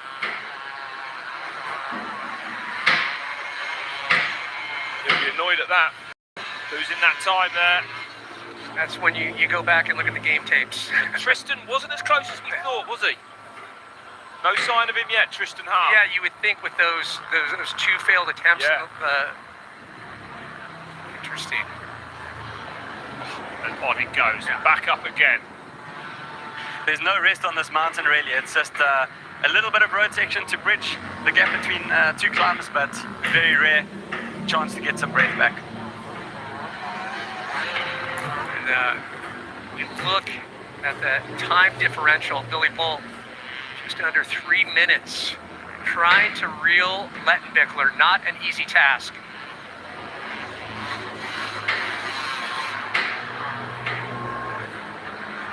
They're ready through checkpoint 12. They'll be on the way to Machine. That's Manny into the bottom of Machine. And this probably won't bother Manny, but we will see a lot of riders. This will be the resting place for a big part of the entry this afternoon. It's so tech in there. Big holes everywhere. A resting place. I think it might be. Well said, Rob Warner. Bikes are just abandoned. People just walk. Yeah. They just leave everything. It's been used for many years, so there is a bit of a line there, but there's some big holes and steps on the way up. It'll take them about a minute and a half to get up. But for the mere mortal, 10 minutes. But this is where Manny just really shows his prowess, where he'll stop, quick assessment, and just completely just doesn't think about it. Sit right rear mudguard, right on the back of that seat. Just get as much weight on that back wheel and just his clutch control. That. The way he sets off, yeah, he's Again. amazing. Veritable clinic. His on grip machine. he finds. And he's already out before Billy's in. So tell him that. Johnny Walker on the Triumph. Still in the hunt. Yeah, still in the top 5 conversation. Back down he goes. Went to an 11 front sprocket on that bike. So I guess it'd be a 30, 50 standard gearing. So for the Erzberg being as hard as it is, they've gone down 2 teeth on the front to lower that gearing. But he'll be thankful of that in Carl's dinner. That's for sure. Yeah. 3-time winner. Through George Avenue, Billy had dropped 3 minutes and 4 seconds to Manny. Not unrecoverable. Not at all. I think we're going to see more and more 4-strokes come in. Of course, there's always the emissions talk with the 2-strokes. Why not 4-strokes? I don't think they're going to be as bad as everyone thinks they are. They're a bit heavier, a little bit less power, but they do find traction. They do run ever so hot though, but they make them work. They're going to make them they are making them work. Conversation is starting to change for Yeah, sure. that's right. Absolutely. We've also got Tristan Hart was through double fault, 3 minutes 14 seconds behind Billy, and Johnny Walker only a minute behind Tristan. So these top 4 are going to spice things up a bit later. Beautiful riding. Nice.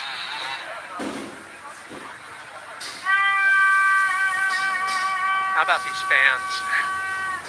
So dedicated. Look, just another insane rock section to pick your way through. Really telling Billy Hamill's section out of this. So that's Billy into the bottom of machine. Let's watch. Oh, feet up, beautiful. Look at that. What?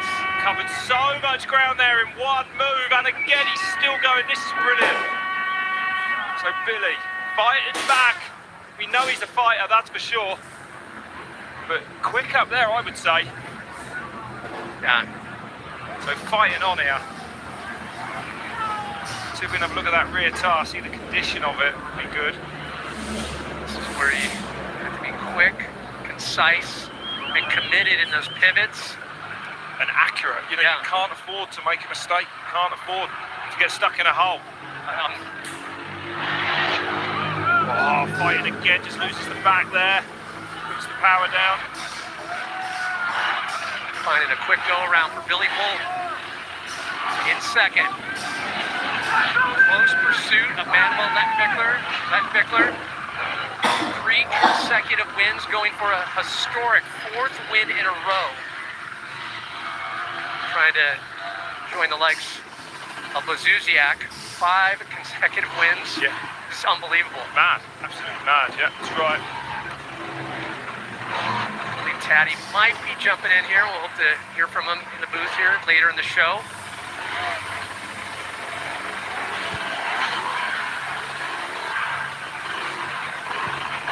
Jumping back, just reminding everyone, Daryl, that the struggle is real.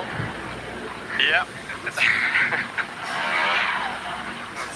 Simon Zakakowski. Definitely pronounced that wrong, so apologies. Yeah. Give you a little latitude there, Rob. So young Polish rider did really well on the prologue. He was 8th overall on the prologue. Wow, Fast. incredible, huh? Yeah. And Polish junior enduro champion. Seeing that speed right now in this section, nor are we supposed to. There's confirmation of the time slits out of George Avenue.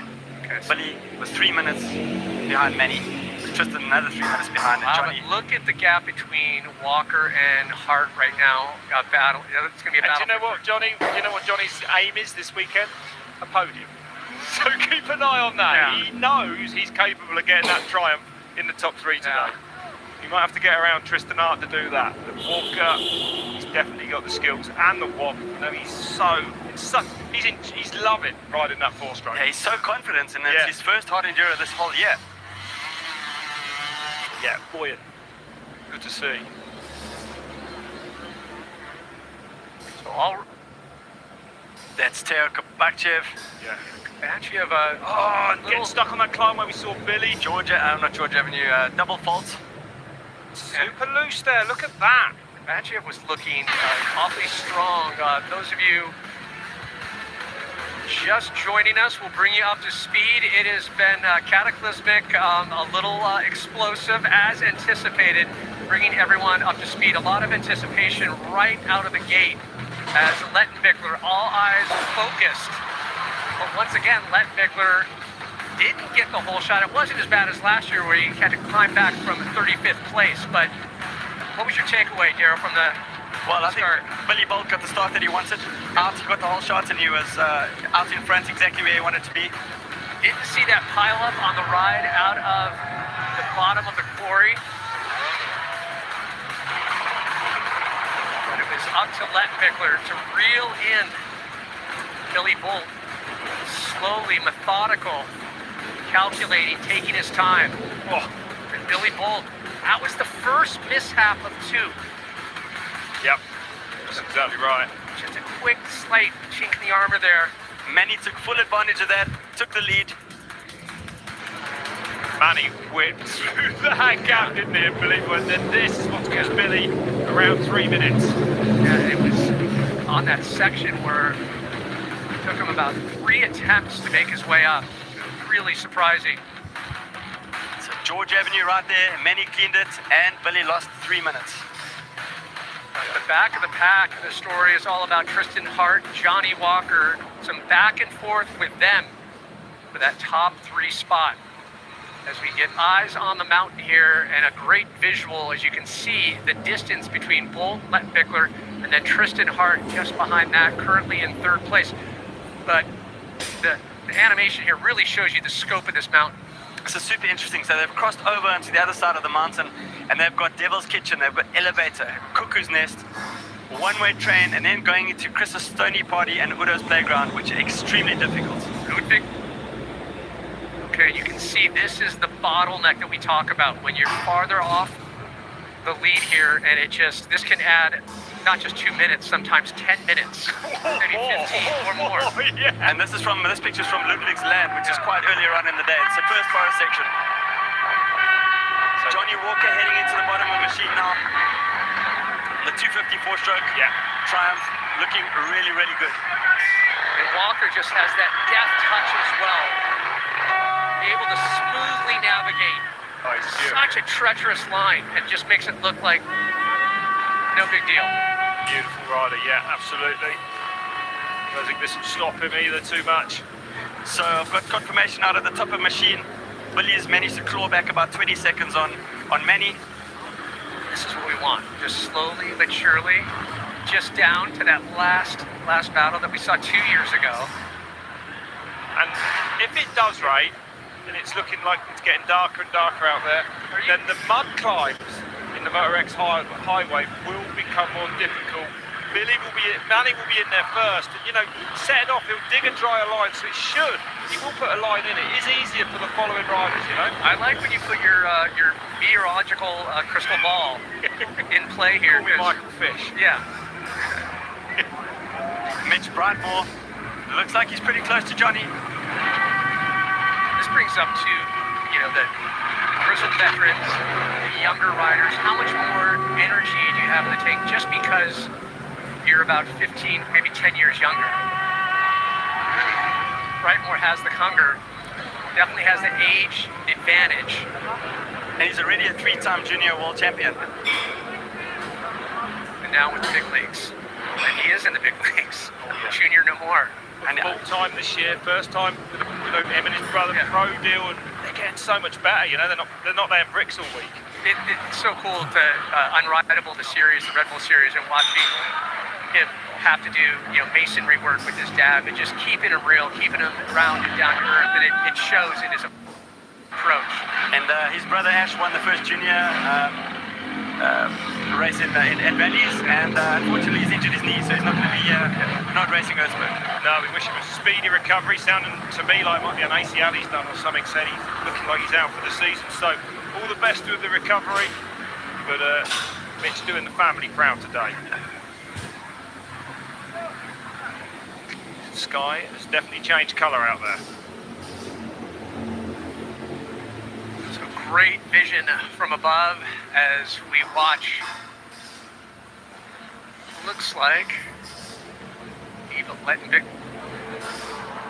Okay, I'll check in with confirmation, but this shows you just when you come to this side of the mountain how it drops back down. The start just below there on the other side, and then we'll wrap all the way to the other side. So it looks like Billy Bull. Has Billy got a load of stuff wrapped around his back wheel there? Yeah, I think so. Looking like he might have some tape around that back wheel. He doesn't want that on the disc, or he won't have a rear brake. Oh, yeah, there's something around that back wheel. Billy carrying on though. He's definitely not going to stop and untangle it. No, that's for sure. This is quite a significant section of forest over here. There's just no traction in there, and of course it's a no help. The whole race is a no help zone, so it's going to be really tricky to get through that. And that's only been, it was no help zones before, right? It was only a few years ago they made the whole thing no help, right? The riders are absolutely on their own. They can only help each other, I believe. Exactly that.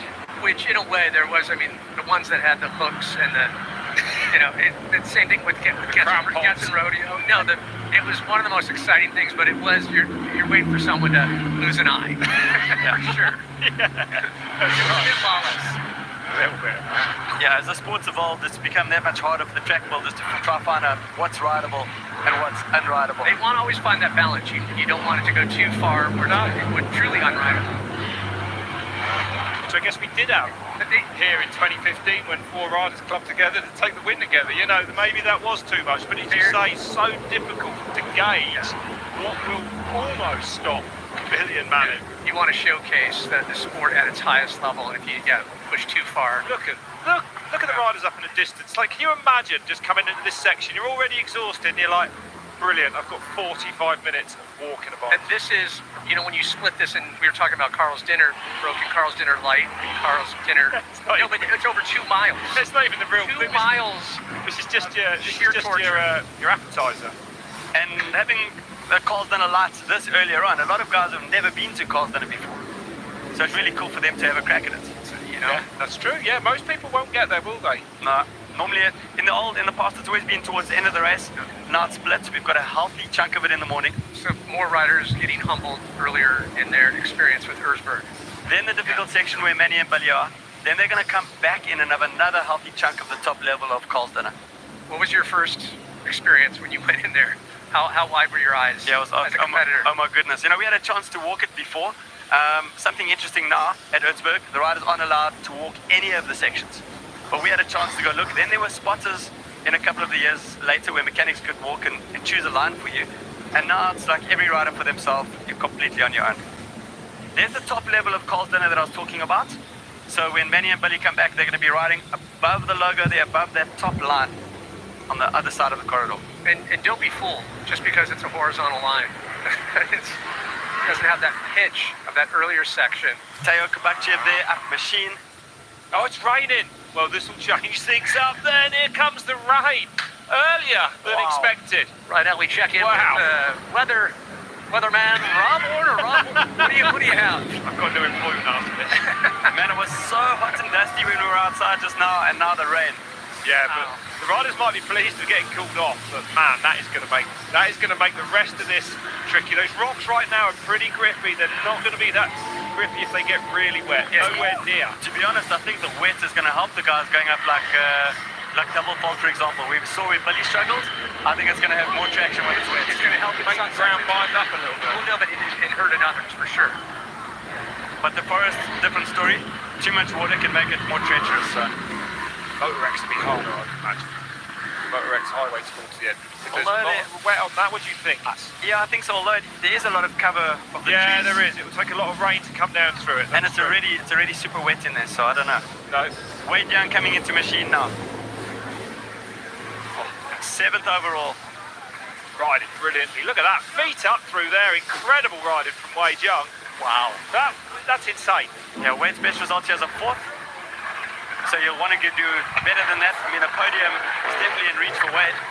He's a 9-time winner of the Roof of Africa. Yeah. More than you there, I believe, Darryl. Huh? Way more than me. Daryl competed last time, right? You competed Roof of Africa. It was No, I won my last roof the same year that Wade was born. I know. You're trying to race together with him in 2012. There you go. I think I finished 4th. He won that year. But no, Wade is an absolute machine. Yeah. Yeah, he is. That's what giving my edge away here. But carry, just pushing, not stopping anywhere, trying to keep that momentum at all costs. Again, runner-up of the World Championship last year. Yeah. Wade finished, 2nd in the World Championship behind Manny. That's insane. That's right. Watching Wade grow up in the ranks and competing in South Africa, did he always have the intensity that he has now, or is it something that was... No, he's always had the intensity, so he doesn't have the trials background of some of the other guys, but his brute strength makes up for it. Yeah. And having raced this championship for the last 10 years or so, his trial skills have improved dramatically, so all around the package is really good. Well, just 10.5 minutes over the 1 hour mark. First hour of the allotted 4 hours of time one needs to finish Red Bull Erzberg Rodeo. Anton Vogt there from Austria.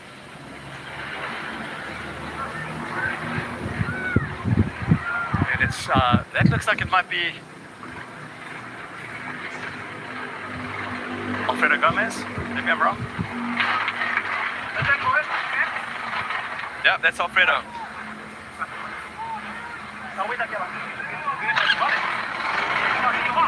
Gomez. A quick recharge. Alfredo, last time Alfredo, well, he's got a win here at Erzberg. He won it in 2017. And I just stuck my head outside the commentary box door. It is raining. This is going to change things up. It's a significant amount of rainfall coming down. I'm not going to get into the millimetres on here, Pat. Okay. But it's really pouring the rain out there. So I'm sure it's going to change things up now. So this just in, Rob, the rain is wet. The rain is it's wet rain. We are getting wet rain. That's Ryder LeBlanc there behind Alfredo. So much excitement. LeBlanc. Yeah. Bring it to this year's Erzberg. A lot of conversation about LeBlanc. Gomez, of course, nursing, coming back from a nasty wrist injury. Sat on the back of that beater. Look at his rear tyre deformed. He has such a soft Gomez. And Ryder LeBlanc is lying 2nd in the US Hard Enduro Championship behind Tristan Hart. Had a really good season so far. And last battle too was talking with Cody Webb about how he was staying in step with Tristan, but just Tristan able to pull away. Tristan is on a tear, and again, it's doing so much for the sport of hard enduro in North America. And good vision here. The fans, unwavered by a little rain. Probably regretting wearing his party shirt now the heavens have opened. I don't know. Will Reardon looking really good. Actually looking like it's not raining on that part of the mountain there. 22-year-old from Australia. And of course competing in the US Hard Enduro Championships. I believe one of the farthest trips of our competitors here this year. Yeah. That truck from Australia all the way to Styria here in Austria.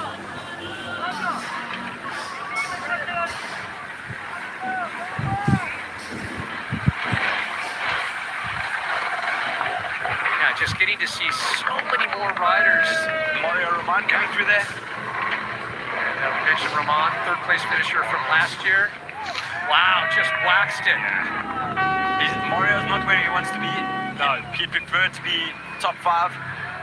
So yeah, he's not going to be too happy at the moment. He's going to try to fight his way to the front. Yeah, that's right. Definitely expect to be a bit further forwards than he is, I would imagine. He's sections may get harder as well. Actually, a lot of the rocks kind of under the steps get dug out and make the steps even bigger.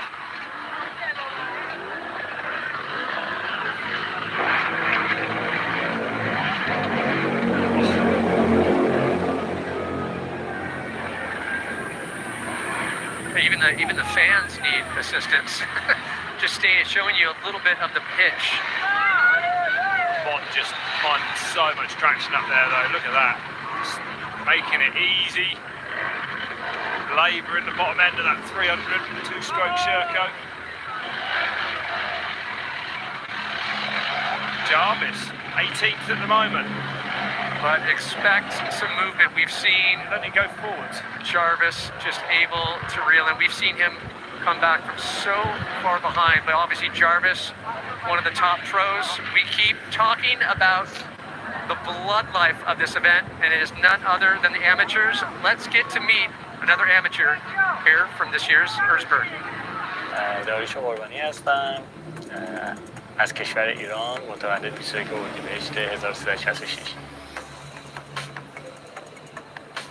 2 سال پیش برای تمرین اندورو پیش گرام جارویس رفتم تو اسپانیا مالاگا و بعد جارویس با موتور سواریت خوبه، استعدادت خوبه، اگه بخوای میتونی تو تیم بیای و من راهنمایی کرد که به مسابقه ارزبرگ، مسابقه سربستان، مسابقه جهانی اندورو و باعث شد که من به این رشته راه پیدا کنم. So awesome to see the Middle East, the moto inspiration, and he's hoping to catch Graham Jarvis as we can see things getting a little bit more challenging here for the way back of the pack. Centrum Am Berg, the Blackwater Centrum Am Berg, and this is going to be a highlight reel. That rain continuing to fall. You can hear the rain now. A downpour here. That's raining enough to change things up. Definitely. If you told me it was going to rain this morning, I would have said absolutely not. I agree. It was just no wind, perfect, not a cloud in the sky, no humidity either. We've talked about it a little bit, Daryl, but just a great amateur profile there. But it shows you the fact that you can bang bars with the top pros if you have that ability. We always talk about it every year, but how cool is it that you can be an amateur and you can come and you could actually be on that first line with the sport's best riders? Yeah, absolutely. And all you would have to do if you want to get into the sports is go down to your local enduro track, start riding a little bit of enduro, enter a race or two, and find out who's riding hard enduro in your area and get into the sport. Because, I mean, don't you want to come do hard enduro? I think a lot of fans say when they see this, maybe. The other part, too, I think, Rob, you have that the trials background, but there's so many riders that come out of that. Dan Peace? Dan Peace is one of those, yeah. Wow, this is going to change things up a lot. It's absolutely bucketing down. Oh man, that is unbelievable amount of rain down there. Look at that. Wow. Yeah. A tsunami of rain coming down here. We'll be used to it more coming from the UK. Wow. Yeah, this is insane amount of rain. This is definitely going to change things up later in the lap. Has to now, Darren. There's so much rain coming down. So for the moment, Lettenbichler still out in front, Bolt in pursuit, Tristan Hart rounding out the top three, but watch that elasticity between Johnny Walker and Tristan Hart for third place. Mitch Brightmore holding strong in fifth, and a nice back and forth with Kavakia and Wade Young in sixth and seventh. Yeah, can he get that 4-stroke on the podium? Still very possible. Well, things have changed here faster. You can't believe what we're seeing. Eisener's delivering everything it has in its clip of play here. Hard to see through them. There's so much rain coming down. Incredible. Oh. Okay, there we've got Manny Green. So Manny had knee surgery in November last year. He had 4 months off the bike, and last weekend he won the first Italian round of the Extreme Enduro in Rome. So he was feeling quite confident coming into this round, but he hasn't ridden for a while. Yeah, feeling strong. It's getting back to that 100% mental. You don't want to baby the injury, but you do need to get back slowly but surely. Again, it just depends on what kind of starts did Manny get, you know?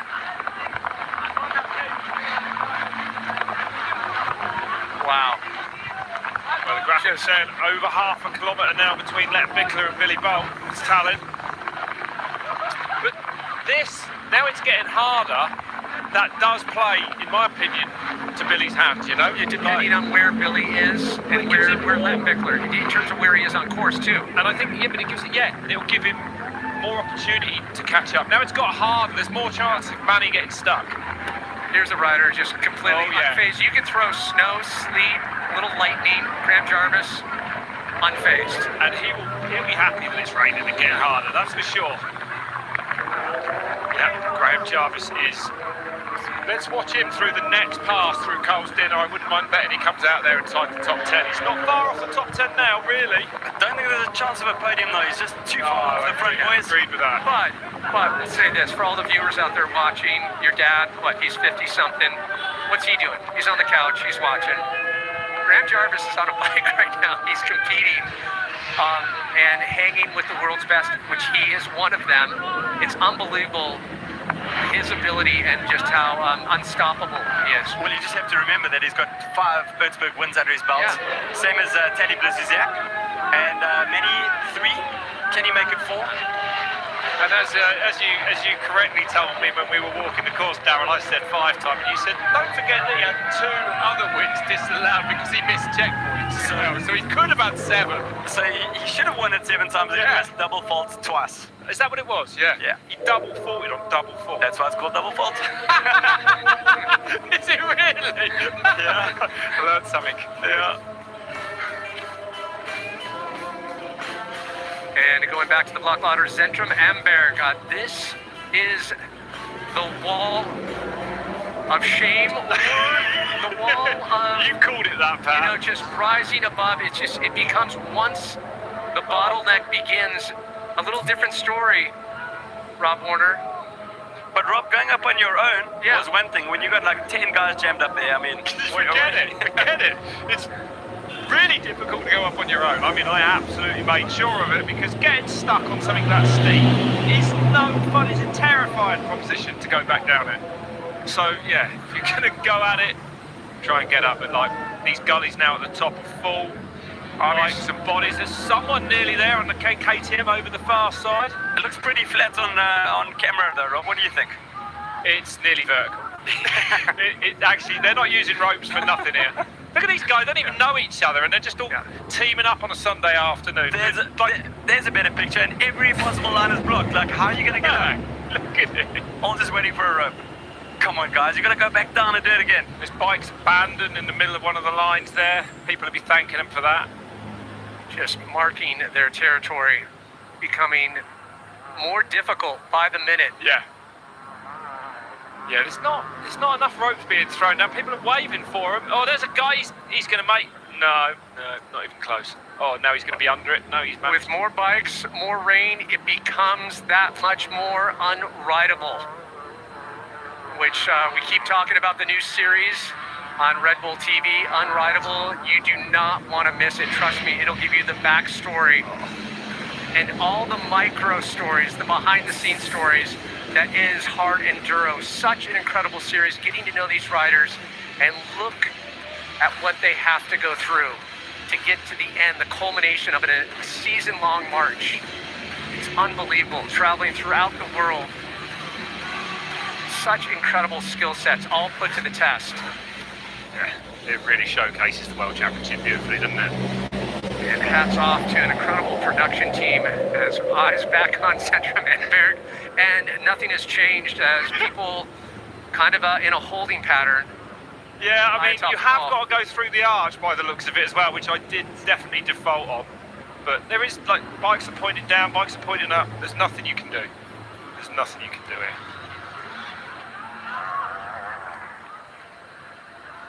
So nearing the 1 hour 30-minute mark here, the 2025 Red Bull Erzberg Rodeo. Lettenbichler still out front, followed by Billy Bolt and Tristan Hart. And checking back into Cuckoo's Nest as South African Wade Young taking his time to navigate through. Look how slippery. And now you can see the difference now with that extra water in here. He had a little bit of traction before. Manny and Billy, them are all clear, and Wade's got to have the slush to deal with. Yeah, look. Ball chap, not going anywhere. Greasy as can be. Yeah. Wow. Yeah. Where would you say, Daryl, where would Wade, where does he flourish condition-wise? On the rocks. So roof of conditions, hard, dry, pretty much untouchable there. So Cuckoo's Nest at the moment, I've got eyes on some timing here. We've got Manny extending his lead on Billy. He's now at 3 minutes 50. Tristan Hart is now 7 minutes 30 behind Manny.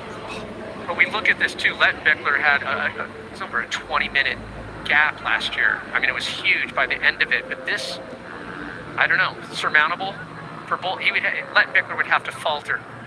He would have to make a mistake. Yeah.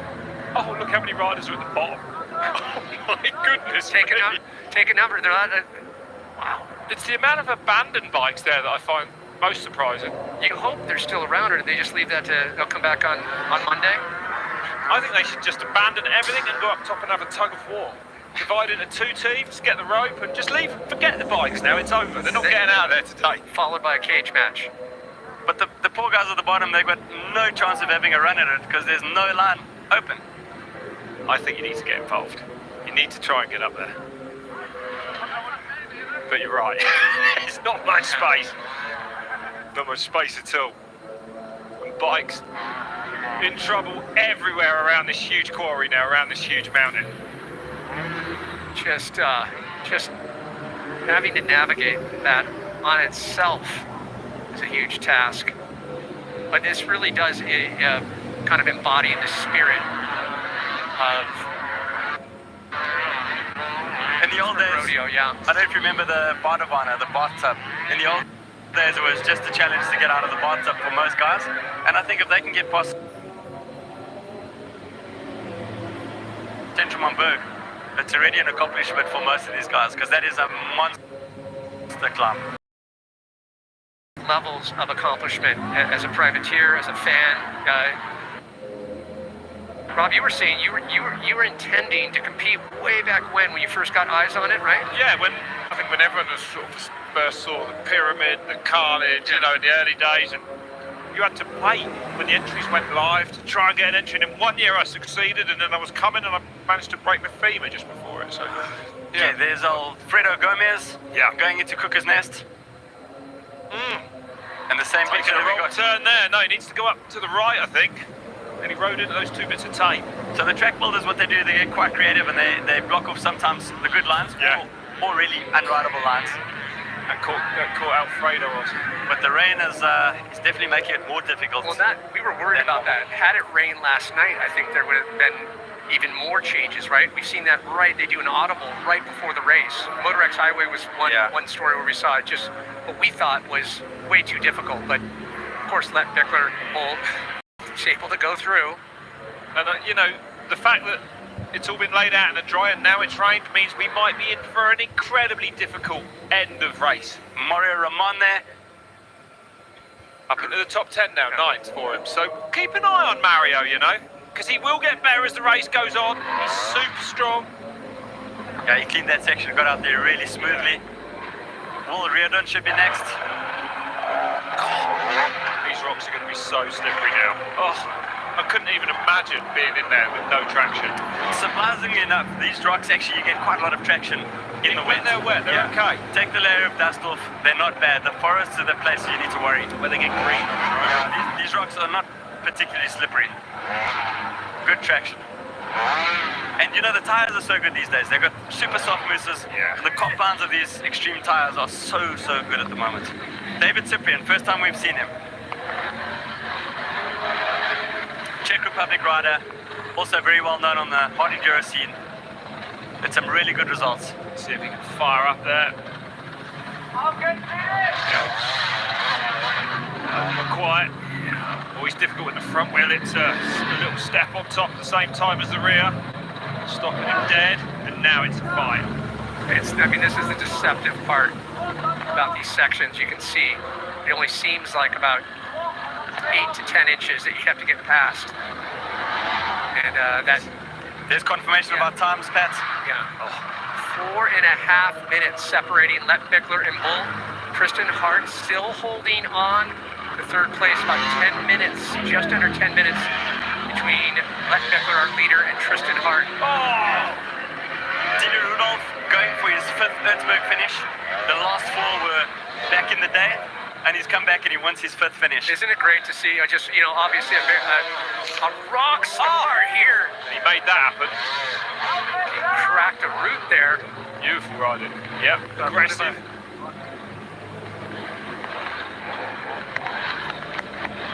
So Cuckoo's Nest, still getting out, but imagine the rider gets stuck in there, you won't get around him. You'd love to go back and forth between watching the sports top riders and the privateers, the amateurs, just showing the difference and the dedication. No less spirited, no less driven, and I think they've got organised there. They've organised. There's a few less bikes now. The commitment of the amateurs, which allows us to take a little moment and focus on just that. Little amateur race recap here from Red Bull Erzberg Rodeo. And these are the moments that we just remember every year. Conditions earlier on, dry, tacky, but still Erzberg delivering a challenging, humble blow to these enthusiasts. So great to see. So we come always wanting the battle of the top pros, but wouldn't you guys say it's these moments that leave that indelible mark? He's left an indelible mark on the side of that bike, that's for sure. Fill your sense marks, as they say. Oh, that's another option. Oh, that little backflip into the left shoulder. Yeah, lovely. Good smack on the head. Erzberg's a memory maker, guys. Yeah, and obviously the no assist, it's all about them just getting as far as they can. Each year, just quick avoidance of the foot there. Oh, that's good. Look at that. Yeah. Making it out there, digging holes for everyone else. That's a good tactic as well, actually. You can ruin the track so hard that no one else can be passed. Roost your friends while you're at it. As we jump back on course, eyes on the mountain as Lettenbichler still out front, followed by Billy Bull and Tristan Hart. Tristan Hart trying to better his previous 2 finishes. I wonder if Billy's going to come under pressure from Tristan Hart. So Billy at the moment, remember they had some really difficult sections at the back of the mountain. Udo's playground and Burping Stones before they cross over back onto this side of the mountain. And Manny has just he's pulled an extra minute now on Billy Bolt. 5 minutes 18 in the front. And it looks like Tristan, though, is gaining on Billy Bolt, so expect a battle there. These guys are gaining on no one. That's for sure. Another brave soul. Just lay off the back. That was better than looping out. He's done well. The chicken, I think, sort of headgear really not helping much at all. Wow. I'd like to know what's going on there between these riders. Who's in charge? Who decides who pulls? Who decides who goes next? We taking a vote? Once your bike is out the top, are you actually going to hang around and help anyone else? Or do you just disappear? I think I would just disappear. Well, you bring up a great point back when they could assist. Remember the year that, everyone, there's multiple, they deemed it multiple winners. They all helped each other. I believe, was it Grunehelle? Yeah. I think Green, yeah. Yeah. That's right. The bottom of it's been so filled in now they can't use it anymore.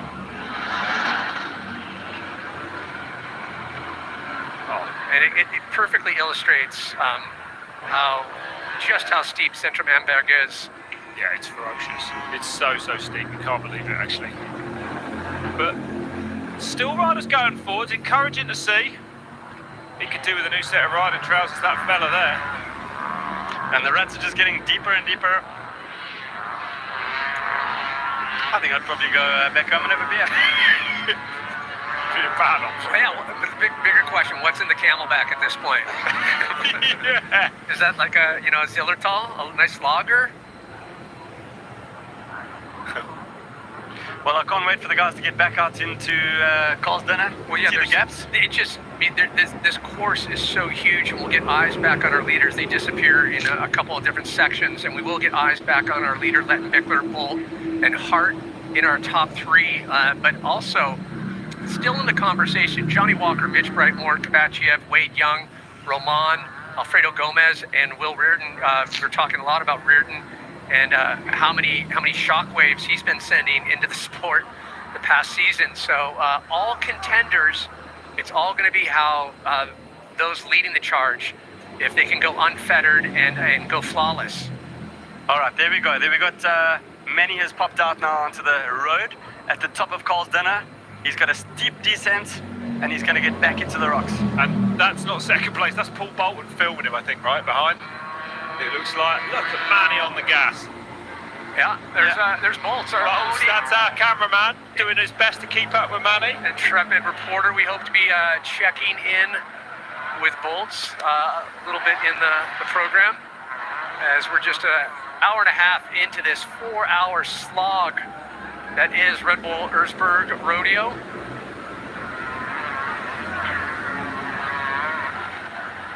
You can see just the blood. Imagine the hands, everything completely flexed.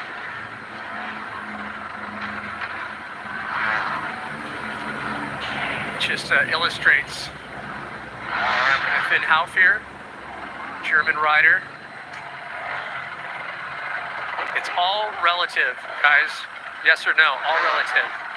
You watch one rider come in and they just completely make it look effortless, but just to be able to say you got to a certain point to gauge your success every year. Everyone has something different at stake with their Erzberg Rodeo. I don't think a lot of guys realize just exactly how difficult these sections are, and those are still the baby rocks. The big rocks. So we're in a nursery. This is the nursery of rocks. This is the nursery. But when we see Manny come back into the screen, you'll see the big rocks. And so hands going numb at that point. Really, I can't wait to see the guys come and do the top level of Carl's Dinner. The relief to get out the top of these climbs. At this point, a lot of guys know they're not going to make the finish, so they're pretty chilled. Try to get as far as they can.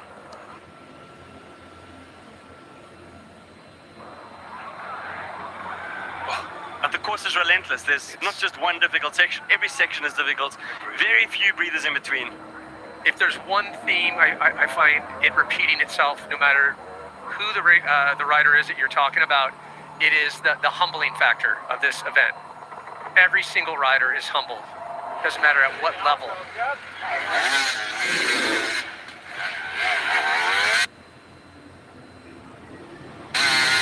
This happened just a little bit ago. There's one of those holes we've talked about that's been dug out by someone getting stuck there earlier. Is he going to get up at this time? Nope. Just dug it out a little bit more. Rico, the Brazilian rider, also been very active on the hard enduro scene, showing a steadfast approach. Number 3. Yep, this time he's done it. Or has he? No. Yep. No, he's actually just dropped it back down that hole. What a shame. Oh! Good save there by Rico. You imagine, trying to set off on something that loose and that steep, and that is what Manny Lettenbichler does better than anyone else. When he gets in trouble, somehow he can make that bike drive anywhere. We'll see it in the Moto X Highway on those climbs coming up later in the race. I don't think I've seen Manny panic. Well, there's no stress, right? Yeah. One of his strongest points are his climbs. Slippery forest, really, really good. Go on. Done it. Forcing it. Up and away, out of double faults. All right, I think we can expect to see Manny Lettenbichler now drop down off that road, back into Carlsden. He's already gone down the downhill there, you can see it, and he's making way around the top. And the rocks are going to start just behind the Red Bull arch. And so this is the big question. We were trying to speculate with weather. Now that this section of Carl's Dinner a little wetter than it was, or actually a lot wetter, is that going to allow a chance for Tristan Hart, the rest of the field, if he faces difficulty early on. I don't think the weather's going to play too much of a part on this stage of the course, but I think later on, when we get into Moto X Highway, depending on how much water's been dropped there, we might see some action. Back to Centrum Am Berg and the amateur assault of this ascent. Just carnage littered. Bikes and bodies everywhere. Perfect. The ropes are really helping actually. Yeah. 2 or 3 on that rope there, giving the...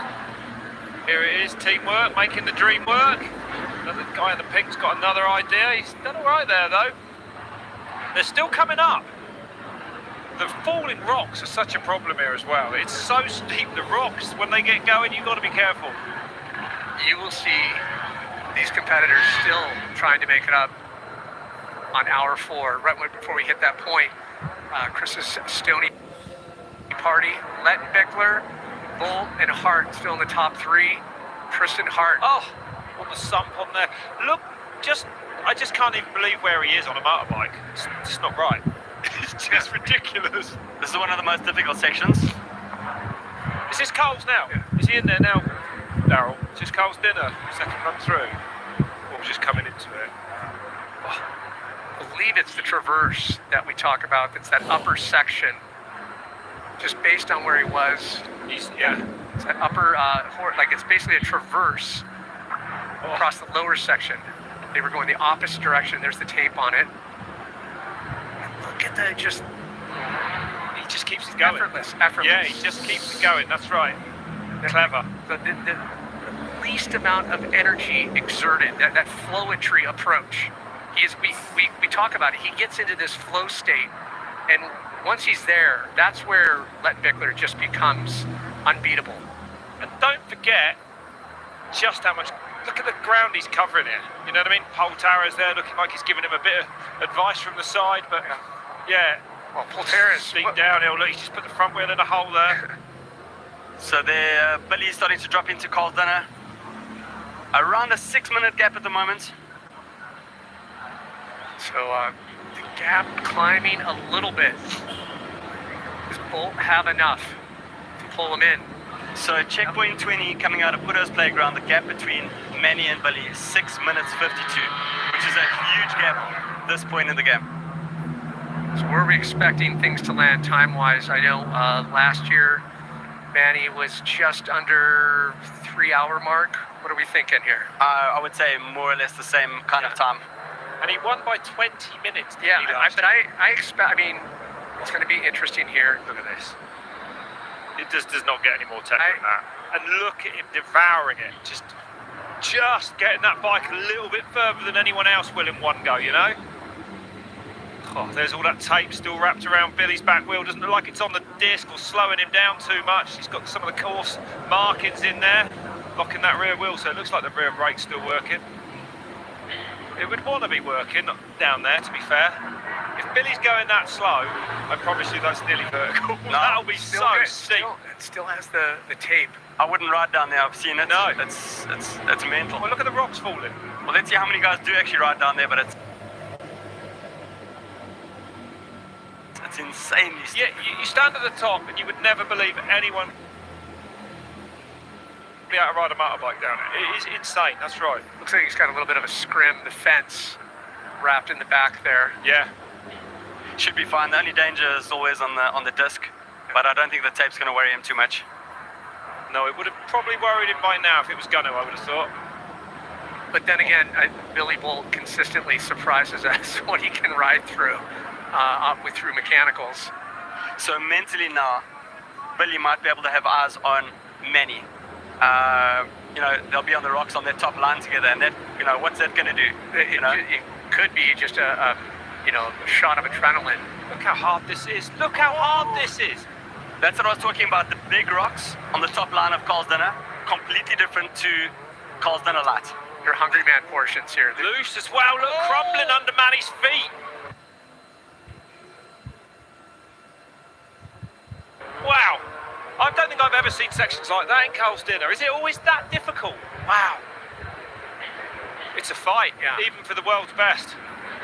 And such cool camera angles this year. I mean, just don't get better than that. Lettenbichler being precise, forcibly having to take his time. There's no other way. Making his way through Carl's dinner. And you were right, the rain doesn't seem to have made it too much slipperier, does it? No, the rocks are good with the rain. Later on, it's going to be really tricky. I think, when the mud appears, the mud is carried everywhere. And don't forget, a new line on Lazy New. Completely new track going out. It's going to be pretty tricky at the end. I think that will, especially with that extra rain. A hidden section, really. Guess who's coming to dinner? Billy Bolt. Nice approach to that double fall line. I've seen Billy make one mistake already. Don't want to tip it over. Think about levers, gear levers. And there are massive holes between the rocks. Slight dig in that front pipe. Not enough to affect the power, but definitely tapped it. That wild down there. When his feet are down, remember, you haven't got a foot on the rear brake either, you're on the front brake down that steep stuff. It's all horrible. And great vision of just what these competitors are dealing with. Obviously leading the charge up here on Carl's dinner. And in the morning, the left side, you can see there's riders coming towards us, and on the right side, many of them are so far ahead. Literally 12 checkpoints between the left side of the tape and the right side of the tape. And they are the best, which allows us to switch the conversation to the My name is Wade Ibrahim. I'm 33 years old. I'm from Australia, Melbourne, in a little town called Hillsville. And I'm at Erzberg for my 5th time. Erzberg, I've been here, 5 times. Now, you do get used to it, but it is pretty surreal. They just defy gravity here. The people that ride, especially, the top guys, watching them ride is pretty insane. I'm sitting at the bottom of the quarry. You look around in the perimeter and there's, thousands of people looking down here. It's pretty cool. I'm loving the stories. And Ibrahim back on machine a moment ago. Great to see his push, his hunger. No less hungry than Lettenbichler, Bolt, or Hart. You have to love these amateur stories. Like I said, it's the backbone, the cornerstone, the catalyst that is Red Bull Erzberg Rodeo. I think a lot of these guys have been watching hard enduro, and it's just something that they want to come and do. Pretty easy to get into the sport. Buy yourself a dirt bike. It's not that difficult. It's only difficult when you get the bike you bought and put it somewhere like that. Yeah. And I just can't get over these images. I just can't get over them. And, look how far they've got to go still. Look at the top of the screen. Still not the end in sight. Unbelievable. So in the old days, we used to do Carl's dinner once. They're effectively doing it almost 3 times because you've got the lights at the bottom and then the 2 rows at the top. And you can imagine all of these guys here watching Manny coming past, and they know how far ahead he is on the track. Making it look easy. It must be heartbreaking. Just watching Manny Lettenbichler go effort. Look, exceedingly. It could do one of 2 things: throw you into a shame spiral, or inspire you to go, I got to step up. I think I'd just start crying. But he's still moving as well, still absolutely riding with intent, keeping that bike, that Husqvarna going forwards. Well, he knows you cannot let up. No. Not for a moment. And this race is not over until it's over, that's for sure, especially today with that rain that's come down. Really good pace through here, I would say. That is for Bolt at this point now, just nearing the 2-hour mark, running out of time as we're at checkpoint 22 of 27.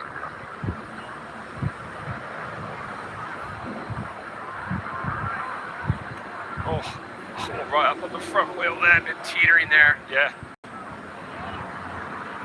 Through though, keeping it going. That's all you can do. So that's how Billy would have picked up some of the tape in the back wheel, but it's not going to be an issue. Eating something, looking like he wanted gel in him. Water on the back of the neck. Cool down. Just cooking up here. Getting that food in him will be helpful for him. It's so difficult to eat in these enduros as well. Like literally there is nowhere you can, and also, I don't know about you, Darryl, but your stomach's so shook up. It's hard to take anything on board usually. Yeah, the most important thing is liquids. Yeah. And the guys have got gels in their bars. But there you can see the enormity of these rocks. Entry point is ridiculous. Just kick that back. He didn't even take a proper run up for that. It's just like boom, up. At this point, our podium positions are separated by 17 minutes. Wow. So Tristan Hart right now 17 minutes behind Manny, and Billy is around 6.5 minutes behind Manny. Fighting it. Johnny Walker at the moment, 5 minutes behind Tristan. Oh, brilliant ride for Johnny Walker. Debuting the Triumph 4-stroke here. Incredible. I mean, incredible. They've been working so hard on that bike. And already delivered the enduro version for Johnny here. Look at that line, too. Look at the line. The queue is officially formed. I think those guys are going to be happy. They're all just chilling. They're like, I can't go forwards. I just got to sit here. I think that's pretty good for a Sunday afternoon. I would take that. Yeah. And look at the climb out. Just look how mad that climb up out of there is. It's insane. Well, what are we? It starts the conversation. What are we anticipating the finish? But the bigger question: how's Carl's dinner light versus Carl's dinner full menu? So the bottom of the screen where you saw the guys queuing, that was Carl's dinner light, and at the top end over here is Carl's dinner proper. So the guys at the bottom have to ride through the forest on the left side of the tape, all the way down, and many of them are now on the right side of the tape, heading out to the end of Carl's dinner, and then they're going to be going after that into Moto X Highway, and that's one of the key points that I've lived. It goes down in the history books. Billy and Manny, the back and forth, and what we saw go down at Moto X Highway. Oh, but again, Bolt is going to need some type of falter, and he's able to capitalize on that by Lettenbichler. He's still looking good though, Billy. He's not looking tired. He's looking, he's still pushing, definitely. For just under 2 hours, I'd say looking rather spry. Yeah, definitely. And he knows what's left on this lap. He knows how hard it's going to be later on, so he won't give up. Well, for the win, it's all about Moto X Highway and lazy noon at the end. If Manny falters, Billy will be able to catch him. That's right. And am I correct in there's a little adjustment with lazy noon? Did they make an adjustment there, or is it the same? Completely new line going on. Okay. Big rocks at the bottom, covered in moss, steep uphill. They'll have to make a bit of a zigzag line out of there, but it could little sting in the tail. It could be a massive push. It's like you said, green, mossy rocks in the forest, totally different to this. An unbelievably steep climb with no run up on it where they turned left, so they won't have any pace into it. Yeah, I think it's going to be definitely one of the stoppers. So many variables in hard enduro, impossible. Really just pivot turning. And the rain has stopped for now, but we had a huge dump of water just now. So they did. This is good perspective on the backup. Really kind of halts any momentum. If you get that lucky push and you get a little where you're staying on top, you're not able to continue. Tristan Hart coming into the screen now, dropping down into the dinner. So third place for the Canadian, yeah. And it gives you a good idea just how far back. That is crazy steep. Yep, insane steep. But he rode down it. Kind of shredded that line, actually. That was pretty epic. Tristan Hart now trying to catch Billy Bolt. And Tristan last year, second place finish, was hoping to catch that top spot. Oh, that would have been just so big and difficult. But Manny straight up it. It's the lack of setup time these guys take as well. They don't really even get straight for it. They don't roll back and forth. They just straight in. Wherever they are, they make it happen. And Tristan, of course, will be excited to get into his home race later in the year, the Outliers.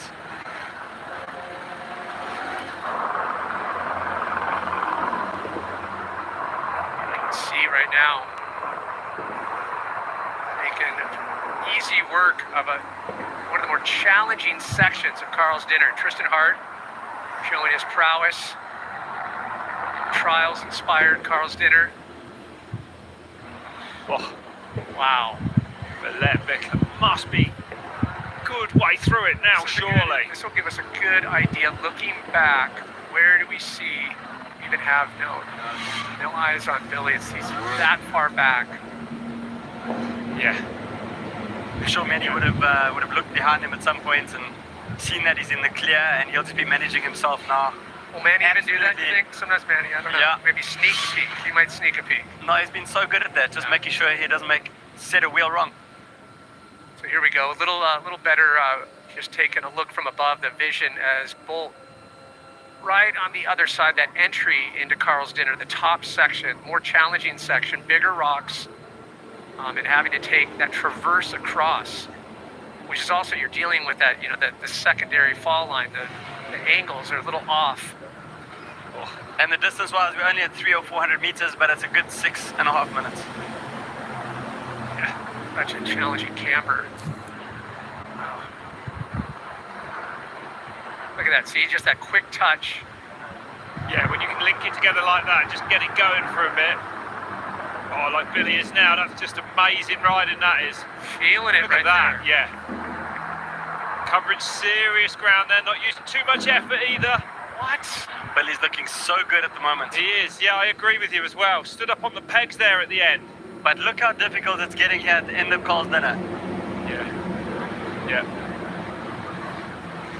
And Manny, he has got time to play with. He doesn't need to rush it. He doesn't need to risk a mistake really at the moment. So I think it will be pretty controlled. It always is though from Manny Lettenbichler. Great perspective of jumping back with Billy and Manny here, looking what they have to march through this top line of Carl's Dinner. Look at it. Just looks so uninviting. Why would you? That's the word. Just hey, what are you doing next Sunday? torturous.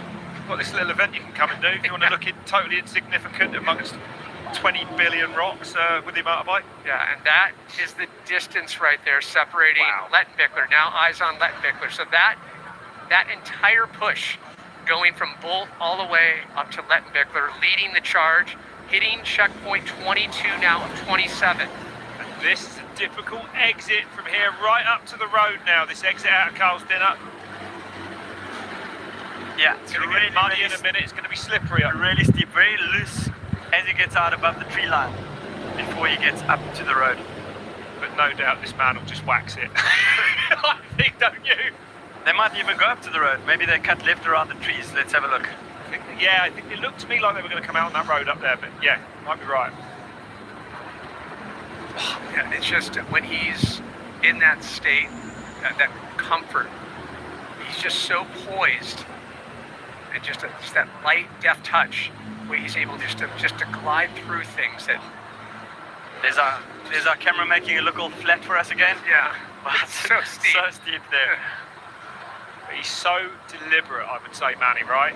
Everything's just done as he wants to do it. He doesn't get it right, he doesn't panic, he doesn't ram, he just rolls back a touch and goes again. He's just so in control. It's all about traction. No here's that exit, it's no problem for him whatsoever. Wow. Yeah, that you can't believe. You look down there, you can't believe a motorbike's ever going to come out of it. It's just continues to, I think, just surprise, making the impossible possible. I mean, back in 2014, the youngest finisher at 16 years old, and now he's a three-time winner going for a historic fourth in a row finish. Will he eclipse Taddy Blazusiak? Five wins in a row. Well, he's not at the finish yet. Why? I'm just, obviously. We're not going to put the commentator's curse on, but a little bit of a breather here. They're going to go all the way to the highway that comes into Eisenherz, and they're going to do a hairpin turn, and they're going to make their way back down. So he's got definitely a chance to rest here before he enters Moto X Highway, and he knows it. The road a bit lower down, I went down it. It's so slippery with this rain on it. It doesn't catch anyone out. They're not far from Moto X now then, Daryl, are they? No, they're very close. And there you can see Billy knows. You can see the distance there that he still has to cover to get out of Carl's Dinner. He really, it's, hats off to Billy Bull in terms of just watching him body language, the way he's been able to navigate these sections. And Billy's been in control. He hasn't been too aggressive. I think in the early days, Billy was super aggressive on the stuff, and he's absolutely making sure that he has made two mistakes earlier on that cost him a bit, but absolutely in control. I mean, possibly taking a page out of Lettenbichler's book. I mean, we are seeing a more measured Billy Bolt for sure. Like, just keeping things focused, on point, But we do love when he gets a little angry. Yeah, well, that's, I mean, look at the Enduro Cross that Billy's put on. I mean, he's just dominated the five World Championship wins there, and he's just spectacular to watch. This is a long Enduro Cross, though. So you have to take the two into consideration and compare what it takes to win a race like this versus the Enduro Crosses. Although Billy has the World Hard Enduro Championship under his belt, and he's won West before. Tristan Hart still deep in Carl's dinner. Back in 2023, landed in third, better than last year in second, and came here intensely focused on finding the top spot. You have the likes of Billy Bull, Lettenbichler in the hunt, and both fairly healthy. Caught up on the one side here. Under the tape and back in. Yeah. He's VIP, he's got access. That's right.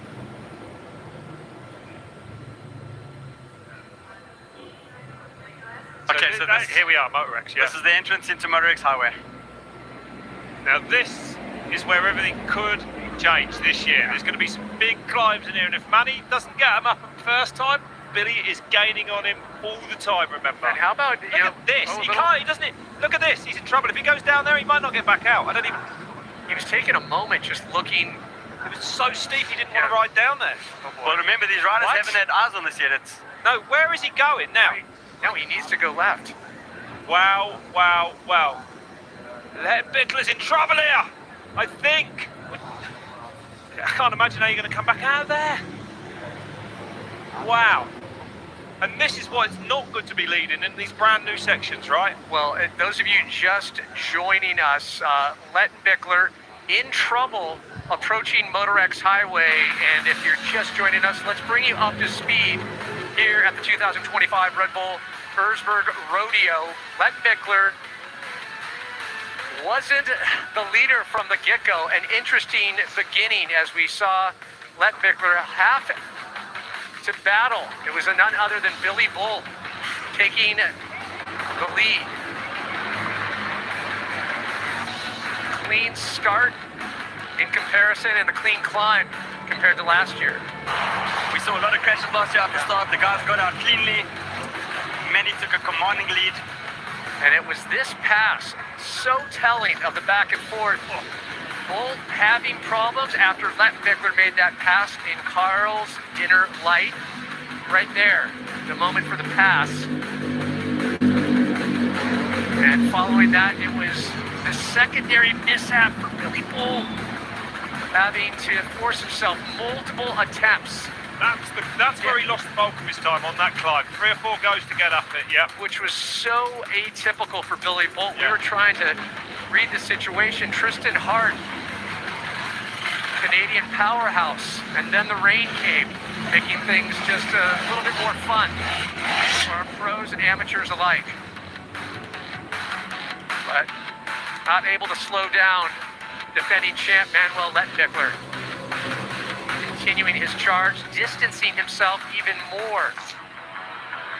And once again, the clinic that he puts on in every area of Erzberg. Billy Bull trying to stay on point, trying to stay as close as possible. But with each section, Lettenbichler able to pull out. Separated himself a little bit more from Bull. As he was approaching Carl's dinner, that top section in great vision from above, just showing how technical, how difficult. That camber, oh so critical as we jump back on, looking above, and the distance between Billy Bull to the right of your screen, Lettenbichler all the way over in Moto X Highway already, and we saw just before the recap, Lettenbichler sliding down towards the riverbed, having to climb out of that, and then now eyes back on Lettenbichler from above. So Manny would have had to cross that little stream, and I think they made the entry into Moto X Highway really, really tough. But he's in the main section now. There's a riverbed going all the way up, flowing water, and I'm sure the rain would have added to it. Lots of loose logs. stumps, rocks, very, very slippery here. Rob, do you think that just the sound of the creek, the babbling brook, is it a soothing effect on Lettenbichler? Probably not. I'm not sure he's taking in nature right now. I think he's more concentrating on the 300 KTM underneath him. He's dominating nature.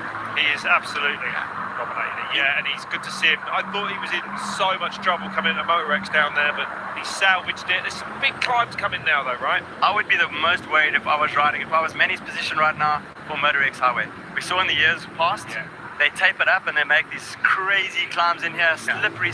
If you get it wrong, the more tries you have, the more churned up the climb gets. It becomes a slippery mess. Well, he has such a luxury right now, a little bit of time to play with. I mean, a luxury that he earned all on his own merit. But also definitely a big pressure. You know, he knows while he's been here, it's this difficult. The riders might be gaining on him. Wow. It's so hard in here. Look at it. Right, so going out of the checkpoint at the checkpoint 22, Carl's dinner, Manny has got 8 minutes and 6 seconds on Billy Bolt. So he's extended his lead by another minute 30. That's a big margin. That's a big margin, yeah.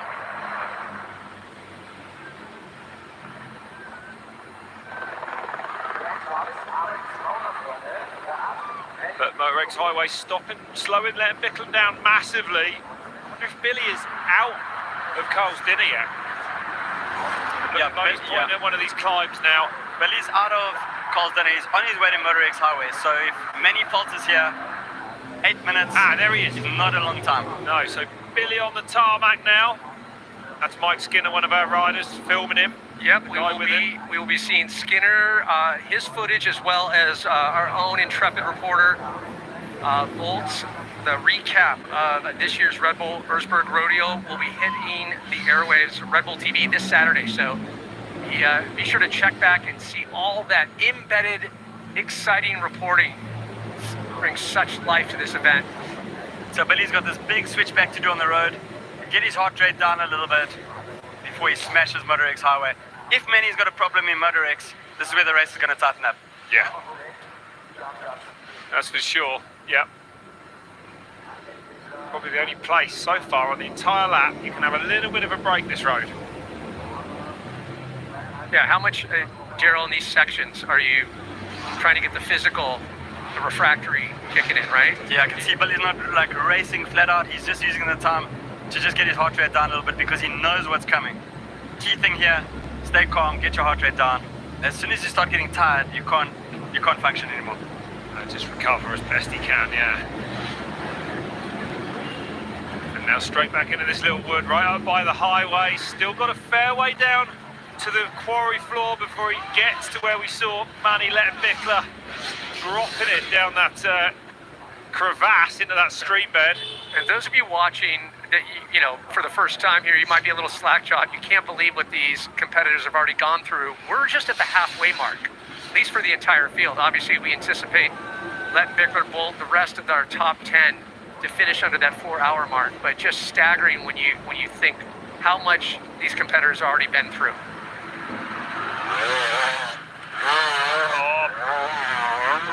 So these are the difficult sections we were talking about.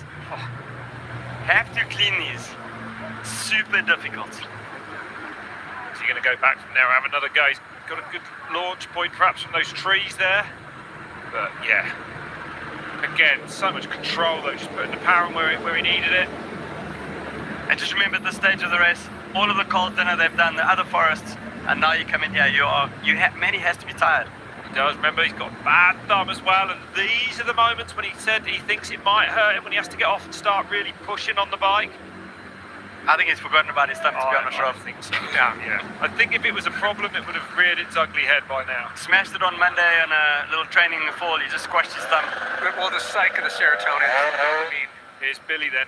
Now, Billy's not far from the start of Moto X now. And he's got that insane drop into the stream right here. Let's see what he makes of this then. This is where Vic was trying to assess. And look, someone telling him how Manny did it, that's got to be an advantage. That's got to help him. That's got to help him. And he does do it a bit better. Look at that. And just with that, saving a little bit of time. Yeah. In the hunt for Lettenbichler. Bolt making great work. Yeah. Brilliant. Beautiful. I think Manny got stuck on that off camber, went a little bit too deep. Yeah. Billy's kept it tight on the top. Now he's nearly into the forest off these rocks. And I don't think it gets much easier though, but look where he's riding now. It's insane. Yeah, and trying to just figure out this the transfer line right here. Honestly, when you walk that section, you wouldn't think that a motorbike can ride there. It's mental. I absolutely couldn't agree more. Look, just look, it's and just now ridiculous. Making his way up the throat of this creek, right up the waterfall, defying gravity. Billy Bull trying to get traction, push his way through. It does somehow sit on that rear mud guard. And what's this? Is this such a steep descent that Manny is getting off? If he's off his bike, this is vertical. Must be like a cliff. You'd never see him get off his bike. 45-degree plus. If you look, if he was standing, well, look at the bolts behind him. Yeah. And Mike Skinner was saying here that he thought the riders would slide down. Pretty much unrideable this section. And there's a couple of these ups and downs in the forest, and this is what the guys are worried about with Moto X Highway. Yeah. Oh man. And Manny on and done it. Incredible. Yeah, just greases it perfectly right. That little rev stroke. And look, the crowd so deep in the woods, making their way to each of these pivotal checkpoints and sections. So cool to see, so early this morning coming up. I mean, hours upon hours, like 5-6 hours before the race, the fans were already lining like those hard to get to sections. This is the big ledge, the cutaway that Bolts was talking about a little bit earlier on. Near vertical, ledge is just under a meter high with a cutaway. So, I don't know, maybe a ghost ride or that. Yeah. That's insane. That's so big. And now into another big climb by the looks of it. But just look how quick the assessment. It's basically problem solving in real time. It is so fast. Okay, so from Manny's body language, the way he's setting himself up now, there's going to be a massive climb ahead. This is the Moto Matrix I talk about. Is the beautiful mind of Lettenbichler. Boom. Wow. That's insane. And let's see what drive he can get away from now. The set off, how he sets off, is so important. If he can get grip and good pace and he's up there, look at that. Oh, right where he needs to be. So he hasn't had a second attempt at anything we've really seen in here, has he? No, so that's what I was saying. If you make a mistake and go back down again, it just messes up the climb completely. And he's cleaned everything today. Yeah. Unstoppable. Manny Lettenbichler. Making the unrideable rideable. Unstoppable on the Unridable. Another big log now. Oh, the Moto X Highway is designed to tie these tired riders in knots. I'm not sure how tired they are though, actually. But Manny getting through it. Now they're going to go back on the quarry floor, and then there's another big climb back up into the forest, probably a little bit further on yet. Look at that exit there. Oh. Unridden, completely natural terrain this is. Virgin terrain, wild. Manny, he's so clever, looking up that. He doesn't put a wheel wrong, he's calculated, so calculated. The angles on the logs, and you can see, I mean, looks like we're deep in the Amazon rainforest here in Austria. But now the cap said it's 55 metres between Letty and Manny and Billy Bowl. So Billy using every bit of the track there, the back end of the bike just under the tape. Big climb then. Sits back on the seat to find a bit of traction. He's up there. Whoa. Nice. Up is up. I think that's enough, right? He's going to lift it from there. Surely, if that front wheel comes down, he's in trouble. He's going to push it up around there. I think he's done it. Yeah. So that time gap of 8 minutes earlier on after Carl's dinner might have been whittled down. Yeah. But very hard to tell at this point because, I mean, there's lots of ups and downs in Moto X. So we keep waiting for Lettenbichler to just show a little misstep, a little mistake, but he is not giving anything to Bolt right now. Manny's out of Moto X Highway. Next, he's got Killing Leap before he makes his way to Dynamite. Taking on fluids, Billy, look. Just getting his heart rate back down. Because it costs so much more time and energy if you don't get up these climbs, so you want to give yourself every opportunity. The experience of these guys to take their time like this, it blows my mind, you know? You can see the steely focus of Bolt looking up, looking at the line, hitting it. Is he up? Yes! Both Manny and Billy are so unbelievable at setting off and getting up these climbs. Definitely high enough for that pivot point. Well, we're looking at our multiple world champions here. It doesn't get better than this. Where's Billy going? I can't even work out where he's going next. Where's he going? He's on a little camber there. Got the back wheel on a little ledge. Oh, insane. Mountaineering with a motorcycle. Yeah, belay on. But he's got the back wheel, looks like he's got a good little spot just to set off from.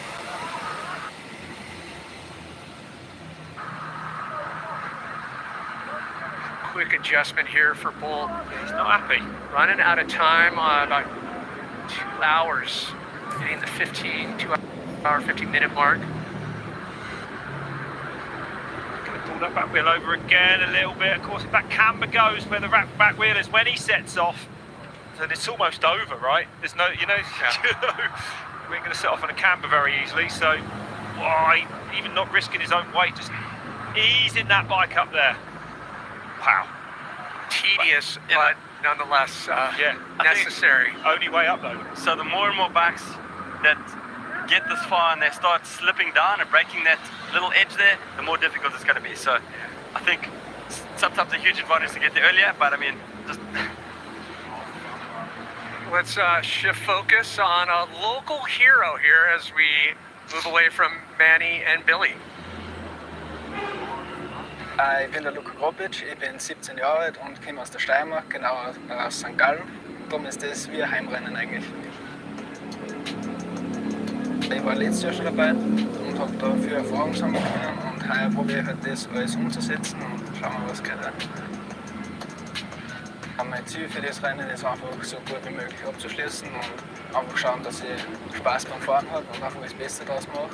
Und es ist extrem cool, da gegen die ganzen Profis zu fahren eigentlich, weil vorher, wie ich halt noch klein war, waren das meine Vorbilder und jetzt, dass ich neben denen starten darf, das ist richtig cool. Ja, der Erzberg bedeutet eigentlich ziemlich viel für mich, weil ich schon seitdem, dass ich klein bin, also ich habe eigentlich fast herum angefangen zum Moped fahren. Und ja, jetzt bin ich schon extrem lang herum und ich möchte auf jeden Fall in Zukunft auch öfter Rennen da herumfahren. So Daryl, you've been coming here for a few decades, but like the fanitude of the Austrian fans, how excited do they get when an Austrian, a local hero especially, makes it to the finish line?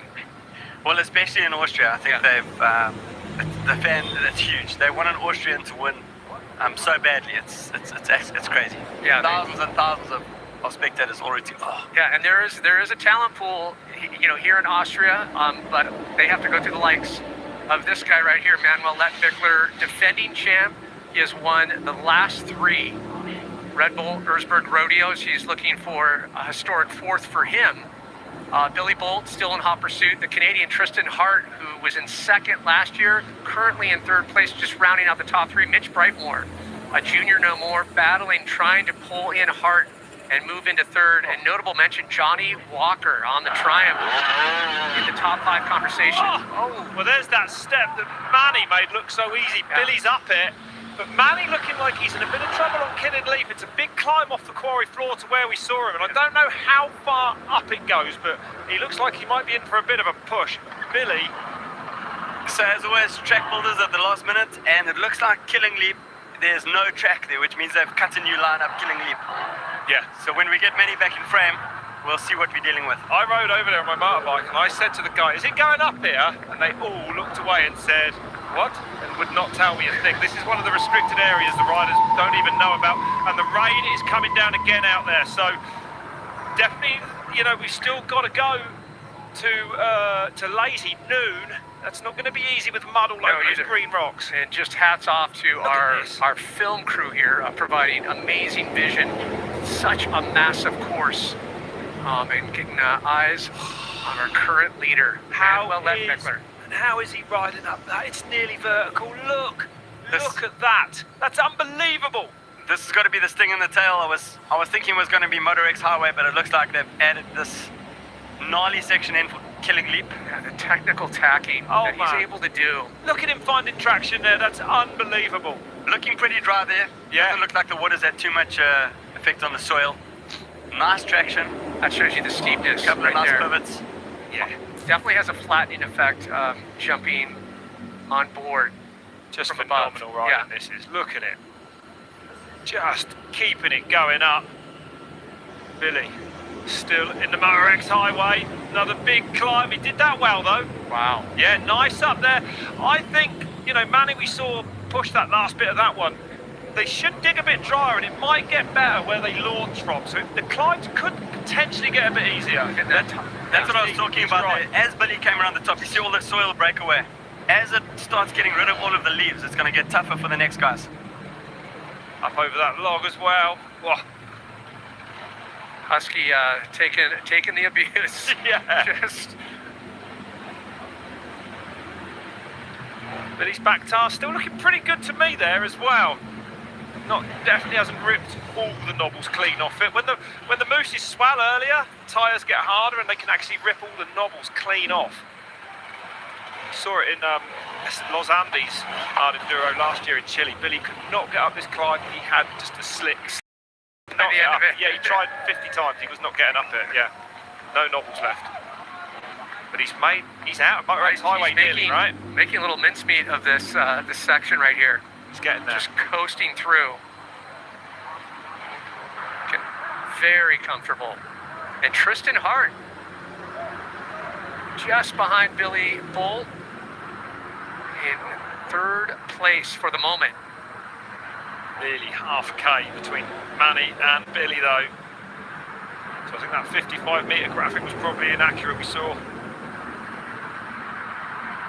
Billy's still going forwards, as is Tristan Hart, 128, 8 metres behind him. I mean, you know, we know what's coming. We know that Lazy Noon, I think, might stop him. So Billy can't afford to let Tristan get any closer to him now if he can afford it. At the top of Moto X Highway, Billy's clawed back about a minute on Manny. 7 minutes 39 the gap now. Interesting. I wonder if that was the entrance to Moto X when he didn't drop down onto those rocks, or whether he rode, you know, the climbs better. Well, not only time loss mistake for Lettenbichler, but you saw those sections that Billy was able to do better, and that's where he's able to gain. Love to see those both in the same vision. That's the dream. That is the dream. Still some stuff to go though. Dynamite might be easy either. Huh? Dynamite can be difficult. That's still to come as well. Daryl, how do you keep what's between the ears, the mindset when it's just you, deep in the woods? How do you keep it quiet at this point? Well, I think you just got to ignore everything and everybody around you and just focus on getting up that particular climb. Like Tristan did there, choose the right gear and just be super aggressive on those uphills. So even a little faster than Billy did. Yeah. He knows he's making sure that he's calm and composed. If you get into a mess here and you start panicking, that's when it all goes wrong. So, section by section. He's riding beautifully through it. Yeah. Probably a bit of a line been dug down, a little bit drier maybe for him now, after Billy and Manny have been through, but impressive stuff, right? Now it doesn't get any easier though, does it? No. Now it gets insane. Not as wet as I thought or torrential rain. Yeah, you're right. Those trees definitely kept it off. So the second pass, Tristan Hart. And this is where the track starts getting chewed up. Yeah. And he's just the third of our top 3 riders to make their way into Moto X Highway. So what might be barely rideable now, later on will become impossible as that top layer gets taken off.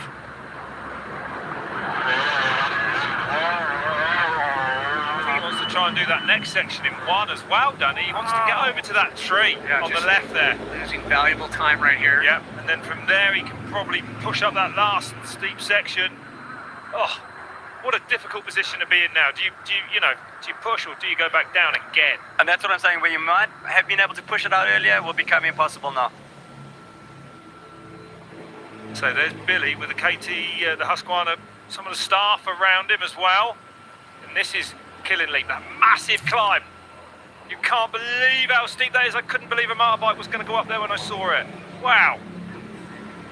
And again, freshly cut trail. First time this trail's been used. And see Manny's line slightly to the left. Right to the left of Billy there, Mike Skinner, one of our embedded reporters. Want to remind everyone this Saturday, be sure to check out Red Bull TV for the recap, and Lettenbichler back out front. Yeah. On his way now to Siberia Dynamite. But it's going to be surely better for Billy to follow, at least have Manny's tracks as a reference all the way through Killing Leap now. I mean, the gap is massive, let's not make any mistake about that, but Billy surely can see where to go on that brand new piece of track. It's got to help him a little bit. It'll help him a bit, but he's not going to be happy. No, that's basically true as well. Yeah, he's a long way off him now. Manny, just like in the previous editions of this, barely makes a mistake. He is clinical in his execution. Calculated, calm. Oh, he's absolutely brilliant. So now crazy again. Lots of switchbacks. Just when you think you're nearly there. And the only other hard obstacle between Manny and his fourth win is going to be Lazy Noon. Yeah. And that descent after it, I wouldn't have fancied either. The downhill back into the quarry is frightening.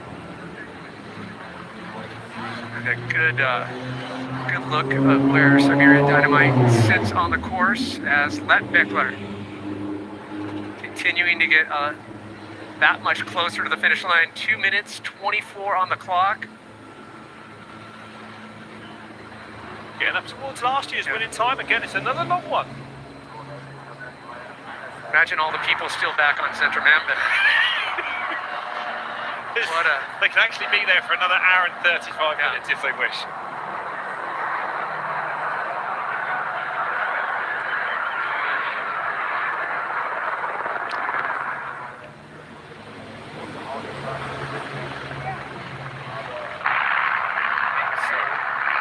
obviously, don't want to get ahead of myself. But potential for Manuel Lettenbichler to grab a historic fourth in a row. Only other rider to do that is none other than Taddy Lazuziak. I believe Taddy's going to be jumping in to the booth with us just a little bit later. Rob, you're going to get back on your bike. You're doing Centrum Am Berg. I can't wait. You're going to go out there and get us some kind of in the field. But and Manny was devastating up that climb. To make that in one, I think he'll be pretty happy with that. Just taking a tree with him. Look at that. He looks like a little caught up.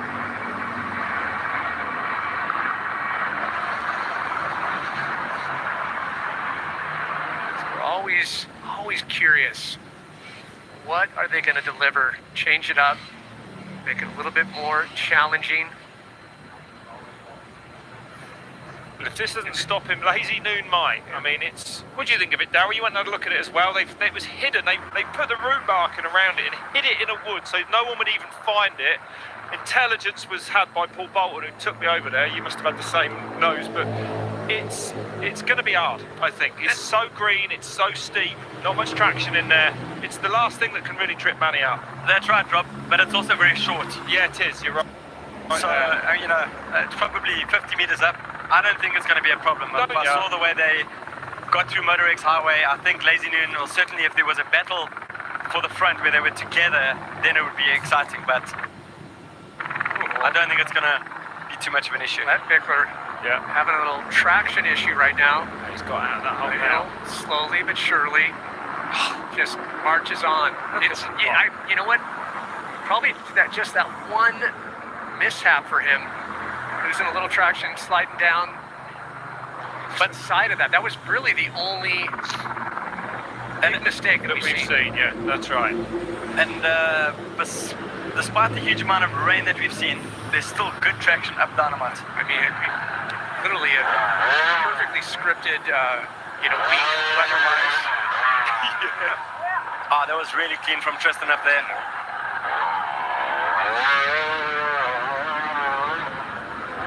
Oh, he did well to keep that going. And that's what I was talking about. It's getting chewed up. It's going to become so much harder for the next guys. We've seen this too from Hart in the North American Series. He's such a hellion. He does not give up. So determined. And neither does this man. Look where he's got to go now. There's not much traction there. No line whatsoever, just loose rocks everywhere. It's a boulder dash for Manny Lettenbichler. Look, and getting. How does he get the traction? How does he go forwards? It's unbelievable. I think he's one of the masters of climbing. We've seen it everywhere at all the other events. Yeah. Super steep and it's the finesse too. Terrain. His position on a bike, his ability to find that perfect balance point. Yeah. It's uncanny. He really is the complete package at the moment. Yep. Has been for a while too. And on top of it, he's such a nice guy. Yeah. Right? Time for everybody. Yep. I do want to point out, those that haven't been lucky enough to come to the Red Bull Erzberg Rodeo, is that the accessibility that you have with the sport's top riders. They really do. All of them take time for photos, autographs. Yeah, they're brilliant. Yeah. Right, just going back to Moto X Highway, the checkpoint. Manny 7 minutes 39 ahead of Billy, and Tristan Hart another 9 minutes down from Billy, 16 minutes 51 behind Manny. So the podium at the moment separated by 16 minutes 51. Look at what Manny now has in front of him. Oh, and up it, just like that, no problem. Knows exactly where that back wheel is. Just clearing those loose rocks off now, getting somewhere good to set off from again. Oh, crazy, absolutely crazy. Off the bike. Just going to move something there quickly. There you go. That's where he wants to go. Little redecorating. So, now, always exciting watching the sports top and the defending champ, Manuel Lettenbichler, how he handles the course, but we compare and contrast with the amateurs, and it has been a challenge throughout the day. But it gives you great perspective.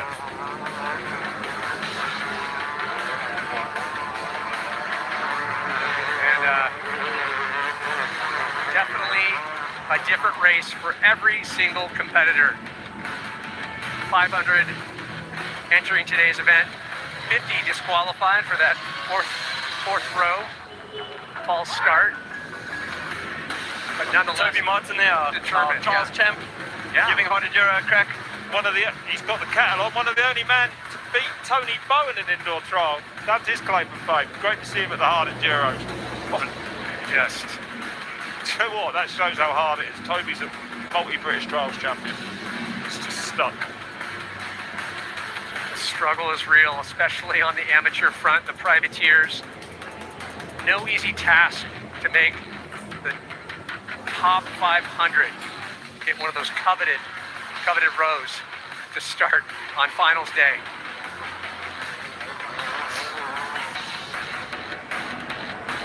But no less determined.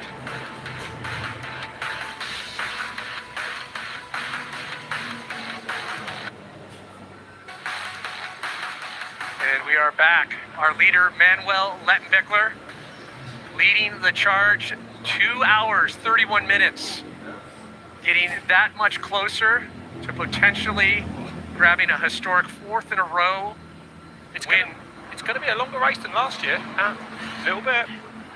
2:37 weren't they last year? 2:47 last year. That was perfectly illustrated. The off-camber double fall line slide. You saw the way that he moved. I mean, almost like a cobra. If Manny's off the bike, this is serious. He's going to push that last bit to get out of there. Billy might come into Dynamite relatively soon now. I like Look how hard this is. Rob, I like your optimism. Yeah, I know. Thank you. Thanks, Pat. Just make it happen. Yeah. Actualization. Everyone's urging everyone on it. But he's back on the bike, got some weight on that seat now, so he should. If anyone can, this man can. Oh. Just finding traction with that throttle. A little bit of pushing. Gained another couple of meters, yeah. Just knowing exactly when to touch, when to step off. He's there. Now he's up. Listen to the roar. Lettenbichler's nearly there then. The raucous roar. You talk to competitors that have found the top spot or the podium, and they'll tell you as you get closer and closer to the finish, you can hear it through the helmet and all. I bet you can feel it. Here's Billy then. So Billy just coming out of Killing Leap. Must have had some battles in there. Well, it has been a battle up to this point for sure. Really exciting back and forth with Bolt and Lettenbichler early on in this race.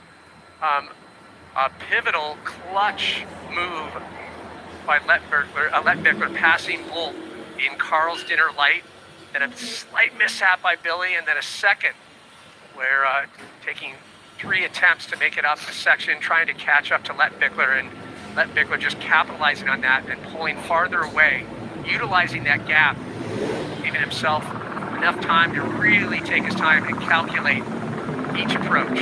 So Billy made up a little bit of time on Moto X Highway, but he lost it on Killing Leap. He's 9 minutes 22 behind Manny after the checkpoint at Killing Leap. So with 9 minutes in hand, Manny's only got Lazy Noon before the downhills into the finish arena. You know, Lazy Noon's hard. I'm not sure if it's 9 minutes hard for Manny Lettenbichler, to be honest. But as you said, Darryl, it's relatively short, isn't it, when you look at everything else they do? I wonder if he'll just ride straight up it. It's not impossible. No, there's huge boulders at the bottom covered in moss. Yeah. And I think he's going to have to create a new line up there, and then at the top is like really, really steep with no rocks. It's very steep. To be honest, what's the last roadblock that you've seen that has affected Lettenbichler? No, nothing. I don't think Lazy Noon's going to be too much of an issue. I think the hard stuff is over. Yeah, you might be right. I thought Lazy Noon was hard, but let's see. Well, there was a lot of speculation with Lettenbichler's injury, about the pressure, being a three-time defending champ, everything going on, and obviously silencing any of those critics, anyone saying, I don't think he has it. And I think there was also a lot of wishful thinking too in terms of the depth of the field. What happens is Lettenbichler has set such a high mark. But I will say this, the rest of the talent is staying fairly in step, albeit slightly behind. Valley's hard enduro early in the year. Manny took a win, Billy was second. Yeah. So, if Manny takes the win here, second win of the year. Business as usual. Wow. Look at that. Look, really amazing riding.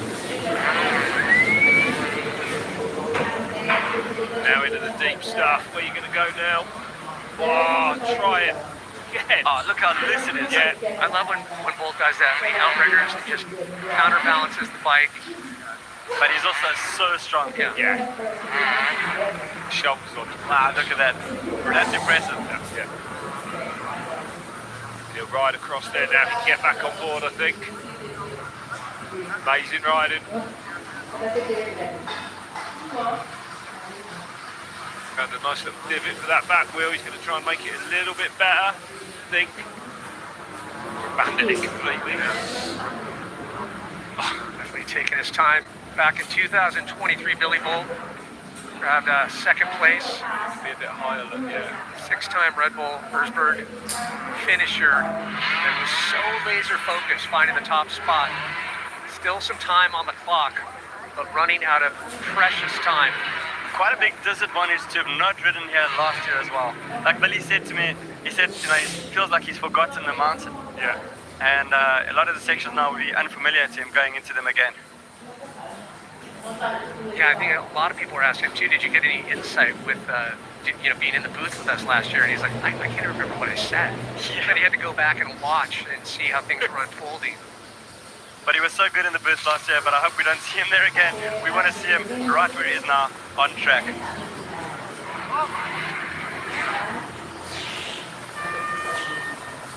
Halfway through Dynamite, yeah. There's a big climb out yet. Lettenbichler struggled on the climb out, didn't he? So Bolt still in pursuit. Yeah, found a nice little flat bit to fire off from again. Oh, and it spun just as he left. Rock under that back wheel for him. And Manny must be almost in lazy noon now, huh? He must be there. Yeah, he's going to be pretty close. We'll wait for a camera visual. Oh, slipping back down again.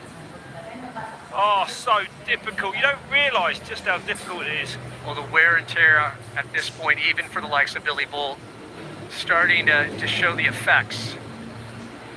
In 2 hours, 38 minutes on the clock.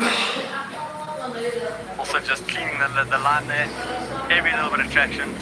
Should go now. She's got second gear. And he's up, yeah. Okay. Oh, and again. And now it's going, using that momentum, look. But there you can see how steep it is. When you're pivoting like that, sitting right at the back of the bike.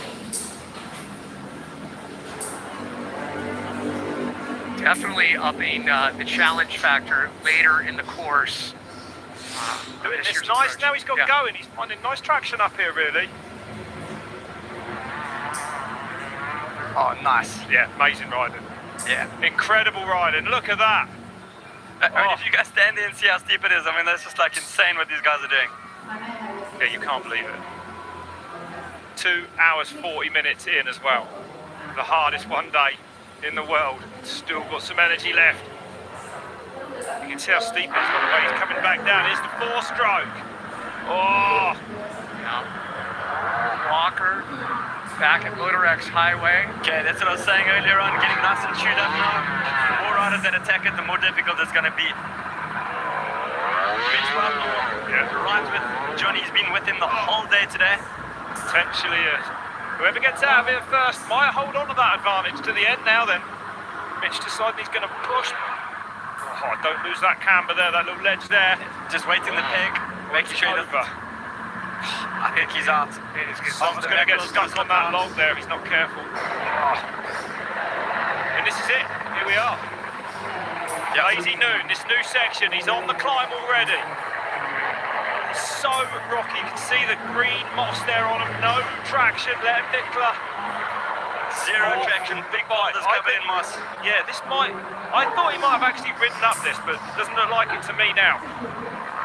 No, I think the traction's going to be so little there with those green rocks. Yeah, you can see where Skinner's walking, how steep it is. And no line, so he'll have to zigzag his way up this entire climb.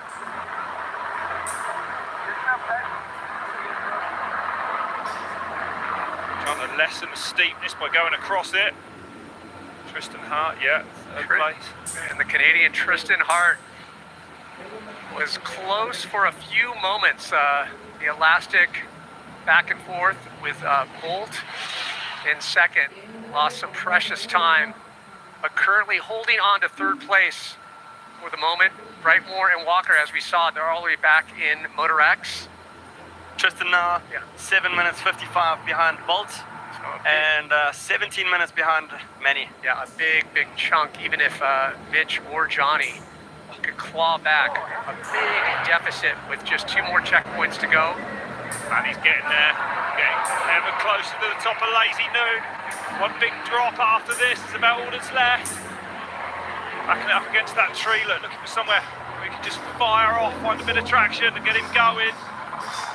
He's so clever. Same as Killing Leap, making a brand new line. Nobody's been up here before. Yeah, brilliant, absolutely brilliant riding. Oh, just quickly assessing in real time. Lettenbichler unfettered throughout this competition today. Yeah, I haven't seen him rattled at any point. That might be the point, eh? He's just so calm and collected for all moments. Takes everything in his stride. So complete mentally and as a rider. Still not out of this one though. But it's, you know, to the viewers that are new to hard enduro, it's just this looks innocuous, right? Yeah, it's so it looks so harmless. But in terms of pitch, angle, traction, all the factors, and then just the wear and tear how much strength you even have in your arms at that point. There you got a better idea of how steep it is. But I mean, once he's out now, he's got some super steep descents, and then he's going to make his way down all the levels, across the prologue, and go into the finish arena. It's nearly there, yeah. Man, you can see he's tired. Almost 3 hours, 2 hours 42 in. Man, you're going to be tired after that. You can feel the burn, cramping at this point, but you can taste. I think you can taste victory. Having a word with Mike Skinner there. Yeah. He knows the worst is over now. It's a trundle down to the finish line. Oh, man. Definitely upping the complexity and the challenge towards the end of the competition. You can feel it. He's just a couple feet away just to get on that last little bit of a climb.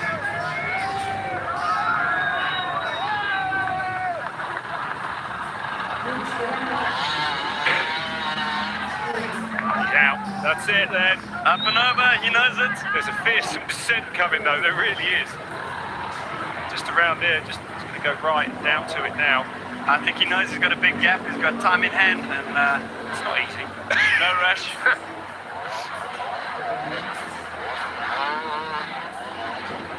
Last checkpoint 26, up and over. Amazing. Goggles back on. The goggles are going back on for the finish. Finish, last checkpoint. The last checkpoint's a finish, Pat. You're 100% right. But this descent, I couldn't believe it stood at the top of it the other day. He's going to come up to now. Paul Bolton said, I think he'll go straight down it. Like this. Rob, is that the one you were talking about, Rob? Is that, what was it? Just here, maybe it's this part. It doesn't even look possible the way he's doing it. What? Must have been a different descent I was looking at. Rob, I think you were standing at the wrong place. Oh, I don't know, it was all marked out. No, it's so steep. It's just unbelievable what he can ride, I think. I think the steepest descent of the day, I think, was going back into Carlsden on the top level. And pretty steep. Also in Moto X Highway. Whoa. Nothing can stop him. Nothing can stop Manny Lettenbichler. Look at that. That's such incredible. Youth trial champion at 9 years old. I mentioned youngest finisher at 16 years old back in 2014. Fast forward to just over 10 years. And he's on the precipice of a historic, for him, 4 wins in a row. As mentioned, I believe, Rob, you're going to be heading out soon. I am. We have none other than Tadej Blazusiak, 5-time consecutive winner, going to be jumping in the booth. We're excited about that. Going to hand over to a real expert. Rob, we think you've done a pretty good job. Oh, brilliant. It's been amazing. Yeah. We try to predict the script every year, and the riders have something in store that we can't calculate, and it was just incredible to see how Lettenbichler once again found that flow state, his ability to silence the noise, and does what he does best. It's just so we're witnessing hard enduro history. And this is that drop actually that I was talking about. Okay. Here it is now, and he is going straight down, and we wondered if he'd go across to the corner actually. You can't believe how grotesque that is. If it goes wrong, you're into these massive boulders. Incredible. Yeah, I honestly did not expect to see anyone just ride straight down. It's been a day of surprises, to be fair. And his finish time last year was 2:47.23, so it's going to be pretty close. Close on point with some would argue a more difficult course. But I guess it's always relative, because it feels like the hard enduro, the baseline of ability and progression just continues every year. Yeah, absolutely. I would say more difficult than last year. Yeah. So much pressure, so much media attention on him as well. Manny coming into this race, all eyes on him. Three-time world champion. He's won 3 world championships in a row, and this will be his 4th Erzberg in a row. Just his demeanor, his approach, the humility of Manny. You hope there's just so many more years left in the tank. I mean, he's showing no signs of slowing down. I mean, he's improving with each year. It's just the tactic and the approach. It's to be admired. When we're witnessing hard enduro history, you're going to say, "Oh, I know, I was back at that race." It's great to be around for these moments. And he was world champion last year, but the season didn't end well for him. He was injured. He said he was on the bike a lot less this winter. Getting over those ligament problems he had. Oh, the meniscus. Yeah, the knee problem. Yeah, that's right. And to make that decision to go ahead with the injury. I'd remind everyone too that great kind of behind the scenes with Unridable, the Red Bull series that just launched 2 days ago, captures the whole season, goes behind the scenes, get to know Manuel Lettenbichler along with the rest of the competitive field. I watched the first episode just the other night, and I couldn't stop watching it. It's honestly, you have to watch the series. It's going to be amazing. Yeah, I'm saving it till I get home, where I can really enjoy it. Way better than all that other reality TV stuff that's out there. Trust me. Yeah, definitely bringing hard enduro to the fans. And this is the point, you know, where you can start to hear the noise. This iron ore amphitheater, the way that it echoes, all the fans, they know he's coming. The big screens, sitting in the Red Bull helicopter up above, providing great pictures throughout the day. One of just 30 cameras, and again, big special thank you to our crew out there, all of our cameramen doing such a good job, and Manny pulling it back for a little Manny there. Yeah, bit of showboating, bit of celebration. What a ride for him, huh? So cameramen, camerawomen, they have been just getting so many incredible images deep in the woods, up on the rocks at Carl's dinner. And this is the point where you can start to feel it. Years of dedication. This is what a lifetime of riding motorbikes looks like. You know, you're not this good unless you've been on a motorbike since a very early age. It's unbelievable. And here we go, dropping into the finish arena. He's done it, Pat. Checkpoint 27.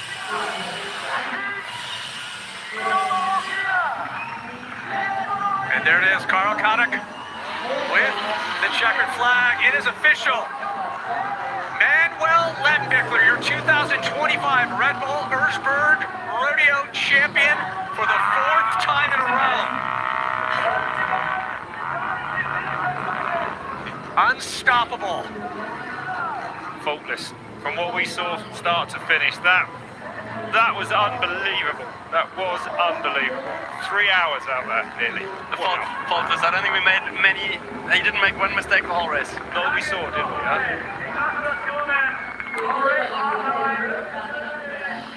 One more and he'll be up with the man set to my left here, Taddy Blazuziak, eh? And big also did him in a row. Papa Bear there, Andreas, previous winner, runs in the family, and always there. The support, the entire team, the KTM family. He's on a FaceTime call already. He's doing some sponsor deals. Sign this up, sign this up. He's just, you know, like I said, always there for the fans. It's just incredible to watch. No ego there whatsoever, and just such a powerhouse. Blasting fast again. Look, the emotions got him this time, I think. Amazing. Incredible. Well done, Manny. So where's Billy? So a justifiable emotional moment as we shift gears back. Lazy Noon. Lazy Noon now, Billy Bull. Trying to stay on point, currently in 2nd place. Still some real estate to get through to make it official.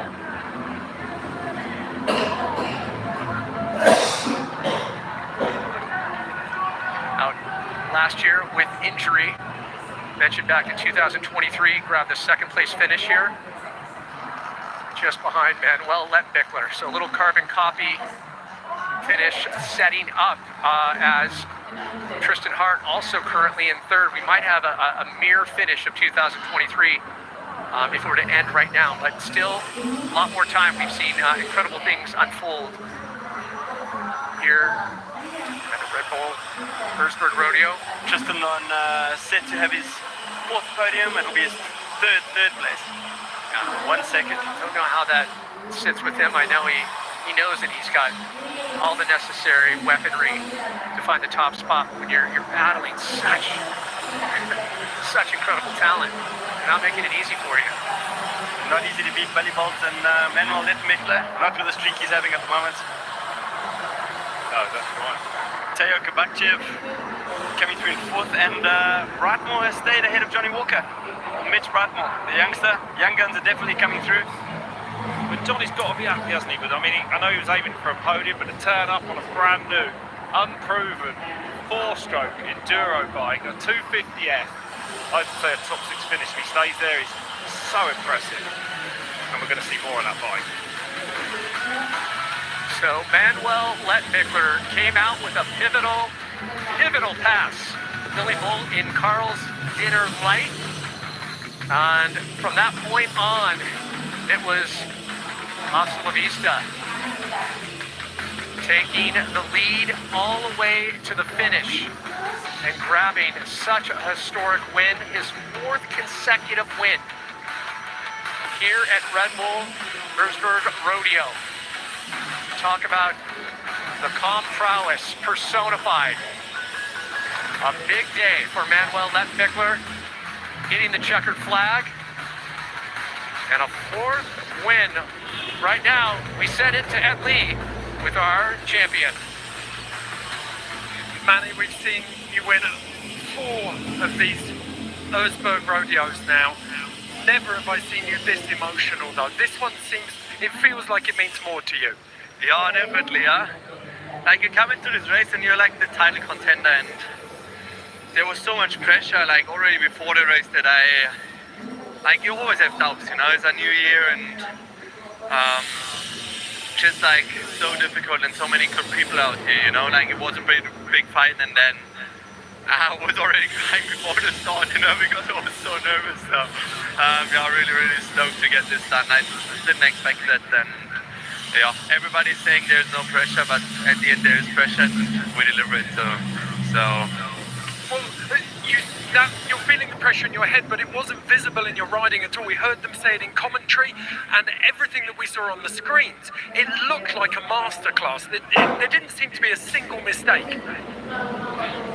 More or less. I tried to go masterclass. I think it's the only chance to win this race, to make no mistakes and be like fully mistake-free. And I think I delivered this today, and shows that we are not so far the king of the mountain, and one is missing, but we got a race for, which is pretty cool. How hard was it chasing Billy through the first sort of third of the race? It was really difficult. Like the pace was so high at the beginning, and Theo was in between, and it was so cool that I passed him right at the beginning, because then I could push on and try to give him a little bit of a hard time, Billy, and he was riding really good in the stones, but I knew in the trees I normally should have him, and yeah, what a journey. Who was on the phone when you got over the finish line there? My fiance. She's working a little bit right now, so big greets to the whole white team up out there, and stoked. And yeah, she's not here, but she was with me, probably my thoughts, and pretty cool, you know, to deliver this win to the whole team, to my fiance, to everybody, you know, like, it's such a big team effort to do this, so a huge shout out to the whole Red Bull KTM Factory Racing team. And what does it mean to you now? You're one shy of the record set by Taddy in terms of consecutive victories, and you can equal Graham as well. Yeah, we're closer to the history, but right now I'm just to get this out of the way, and I don't really think about next year so far. Wow, so great to hear from Manuel Lettenbichler, and Ed paying a little reference to none other than Taddy Blazusiak. Taddy, thank you so much for taking time.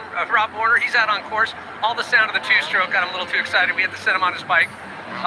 How's this race been for you? I know you like to be out there, but a little change in perspective, right? Yeah, 100%. Thanks for having me here in the booth, guys. And man, I watched this race, and I can't just, you know, like, I was at the start at first, and, you know, like, this thing is so crazy. I remember every single emotion that went through my mind, you know, when I through all my racing times. It was awesome. Yeah, and I mean, hey, Manny delivered. Like, that was the way to do it.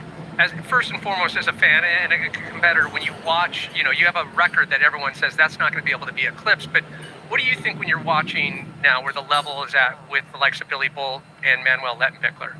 Yeah, you know, it's it's the way it goes. Like, you know, the level progresses. You know, we all get better. I remember Manny, you know, being this young kid, you know, and he showed up the race with his dad, and you know, and now he's this great champ. So hey, that's the way it goes. You know, they're getting better. The bikes are getting better. Everything is going forward, and it's so cool to see. You know, that they can still push the limit, and you know, the sport is just the sport keeps growing. And you can speak to this. We can only pretend and imagine, but what does it feel like as you enter back into the finish area?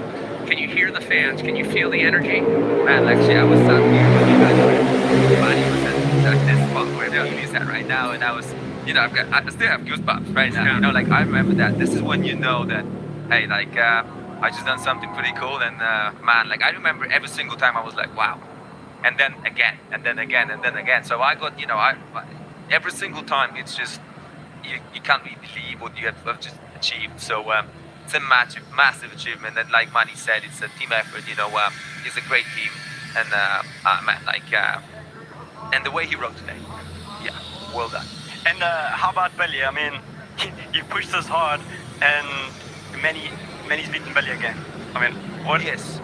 You know, Billy is more of a racer of my kind, I would say. You know, I was always this super intense, you know, flat out from the beginning, and then kind of like trying, you know, to maintain the pace. So I kind of think that this is what Billy wanted to do. Like, he's this, you know, super enduro champ. So it's, you know, this is right down my alley. And I think he was trying to break them guys, you know, but Manny definitely don't have the same intensity as, you know, as Billy first off, like the first hour.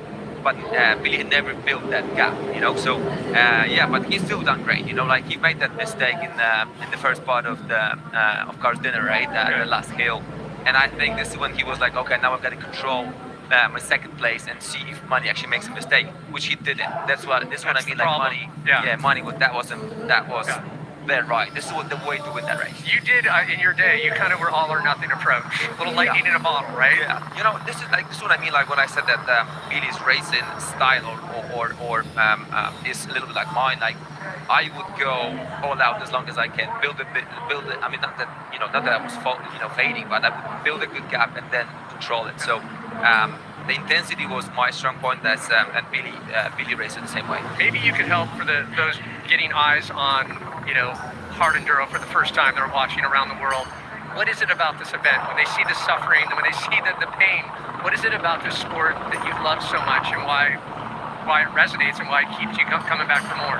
Man, like, you know, for me, Erzberg, it's got this very special place in my heart. You know, like, this is when my international career, you know, picked up, and you know, I've built an incredible career, you know, that lasted 20 years, which is unbelievable, you know, close to 20 years. So this place, that thing was like, it shoot me right up in the air, you know, after winning this thing. So definitely, you know, this, and then the challenge of it, and just, you know, just go, like, roll your memory back and think about what we just watched. Like, how can you race over all that stuff, you know? I'm so glad it's only up once a year. Well, no, it brings up the next question is that, you know, now I know you're moving into more, you know, of a position where you're not, you know, not competing as active, but you're, you know, kind of a spokesperson. You're there, you're taking people out on rides. That's not bad, right? Yeah, it's cool, you know, like, you know, this is what I said about when you asked about Erzberg. Like, this is this special place. It built my career. You know, when I went on and raced the Super Enduro Series, the Enduro Series in the US, you know, the gold medals at X Games. But hey, it all started here at that mountain. So yeah, like, I'm more on the ambassador side of things right now. But hey, I still love the sport, and it's awesome to be, you know, representing all my sponsors still, and being here. So Billy finished second in 2023. Obviously wasn't able to ride last year. Came, joined us in the booth, and to get another second now, 2024. I mean, he needs to win this race. He wants to win this race. And I think he's in such good shape. You know, I've been chatting to him. He's injury-free. He's so strong at the moment, but just not quite there. Manny just still one step ahead. Again, you know, when you're in the company, likes of Manuel Lettenbichler, you know, who literally puts on, we keep saying over and over, a clinic, but there's not a lot of mistakes there, not a lot of chances to capitalize. As Billy Bull, last checkpoint official, makes one last round. You can hear the applause. Such a fan favorite. There it is, the checkered flag 2025 Red Bull Erzberg Rodeo, second place finisher, none other than Billy Bull. Well deserved. Yeah, adding to what you just said, it was basically about the mistakes. Manny done, he didn't put his foot wrong once. And that's, you're in the presence of history, the rivalry, the respect. These two are clearly pushing each other, but it does shift gears back to the rest of the field too. You have the likes of Brightmore, and you have this young guard, Kabachi, you have like this new guard, and they're showing they're almost there. They're almost there. It takes time, especially with an event like Erzberg, to get the wear and tear, to get the teeth. 100%. The sport is really healthy. There's some good young talent coming through the ranks, and just enduro is when you think moto, youth is it's so much about youth, but enduro you do have to build that experience. You need to be there a couple times before you're ready for it. This is what you love to see. Such incredible friendship between these two. The respect and the rivalry. Yeah, but when they're racing, there's no love lost in Carl's dinner. 100%. They would go in for it, But there's on the Jura side of things, there's so much respect that people, Romaniacs, that maybe at some point you're gonna need your competitor to be there for you if something goes wrong. So, winning time here, only 2 minutes. Slower than last year's time. 2 minutes, 2 hours 47 last year, 2 hours 49 this year. And the gap between Manny and Billy, 12 minutes 39 at the end. Just at the 3-hour mark of the allotted 4 hours to complete a Red Bull Erzberg Rodeo, and Moto X Highway and the rest of the field making their way through and then on to Lazy Noon, and just getting slicker by the minute. I think from this point on, the more and more, as we get more and more bikes through, it's going to become that much more difficult to get through. So Billy Bull out of the gate, leading the charge, and it's what he intended. As Bull was on a clinic of his own until little mishap in Carl's dinner light. Lettenbichler able to capitalize on that, getting a bit of a lead. As Bull, though, persistent as ever, stayed within a reachable distance. But the top spot wasn't to be, as the rider who finished second in 2023 finds another second place finish here at Red Bull Erzberg Rodeo. Billy Bull. It's that well-deserved checkered flag. Carl Caddick. We check in with none other than Billy Bull and our own Ed Lee. Ed?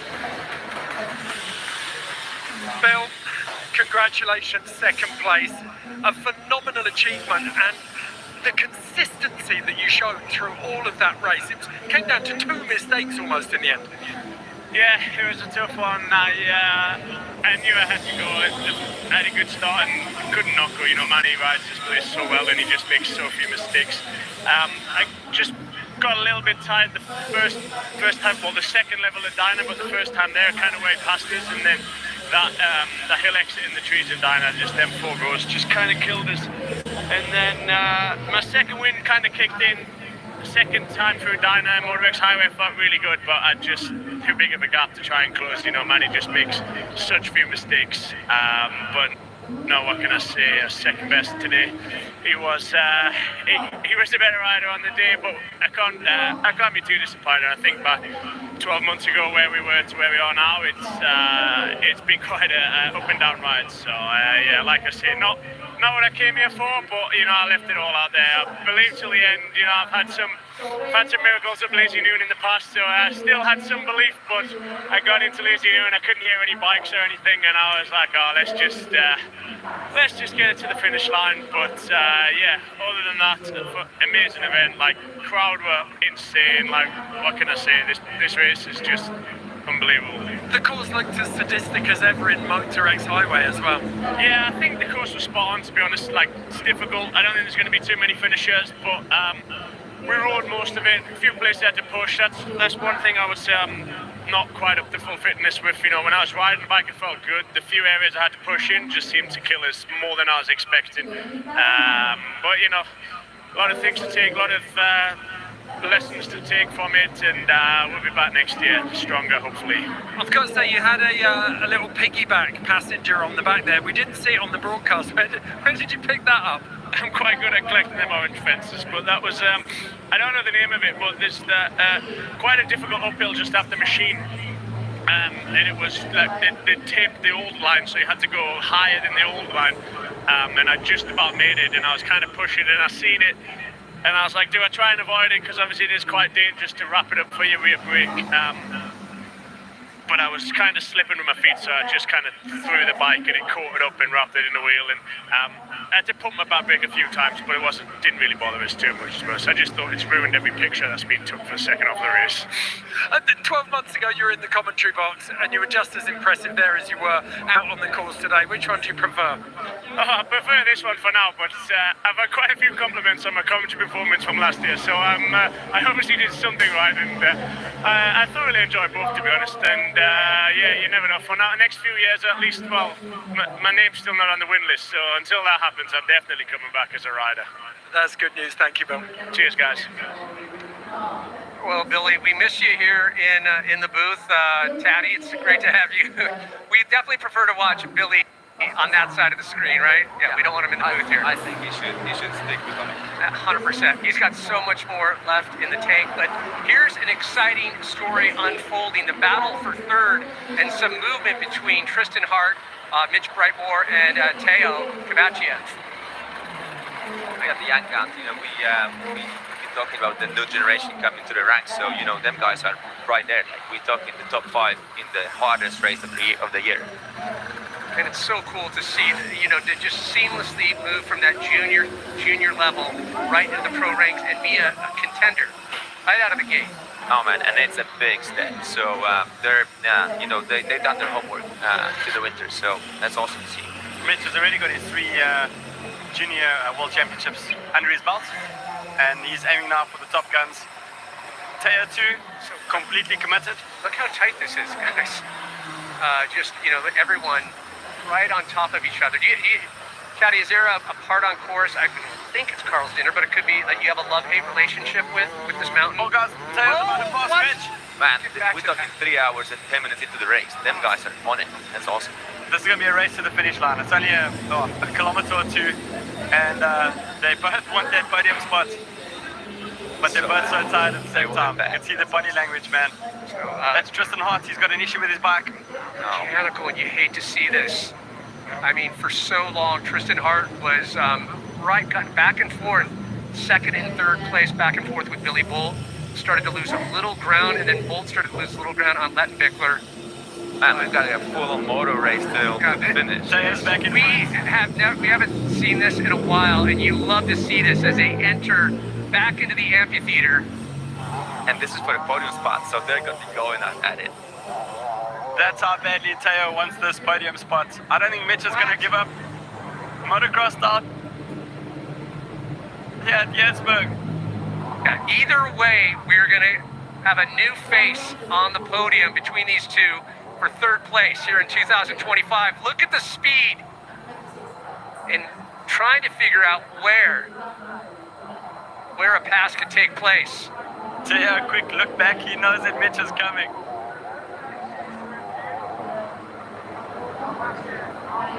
There's been so much talk about Brightmore and his push, but also Teo. We were talking about earlier in the broadcast what he displayed at Romaniacs last year, and then just the hunger, getting that boost in your sales, getting the factory backing. He's here to stay.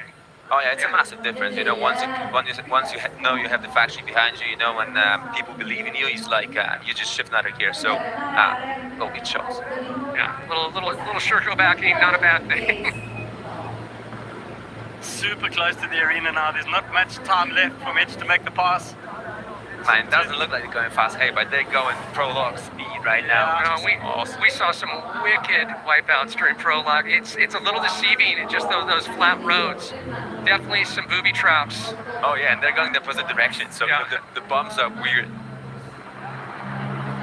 Wait, look back. Moto, man. That's Quick Moto. It's look back on. by Kovacev, doing a little check, but Brightmore, hot on his tail, trying to reel it in.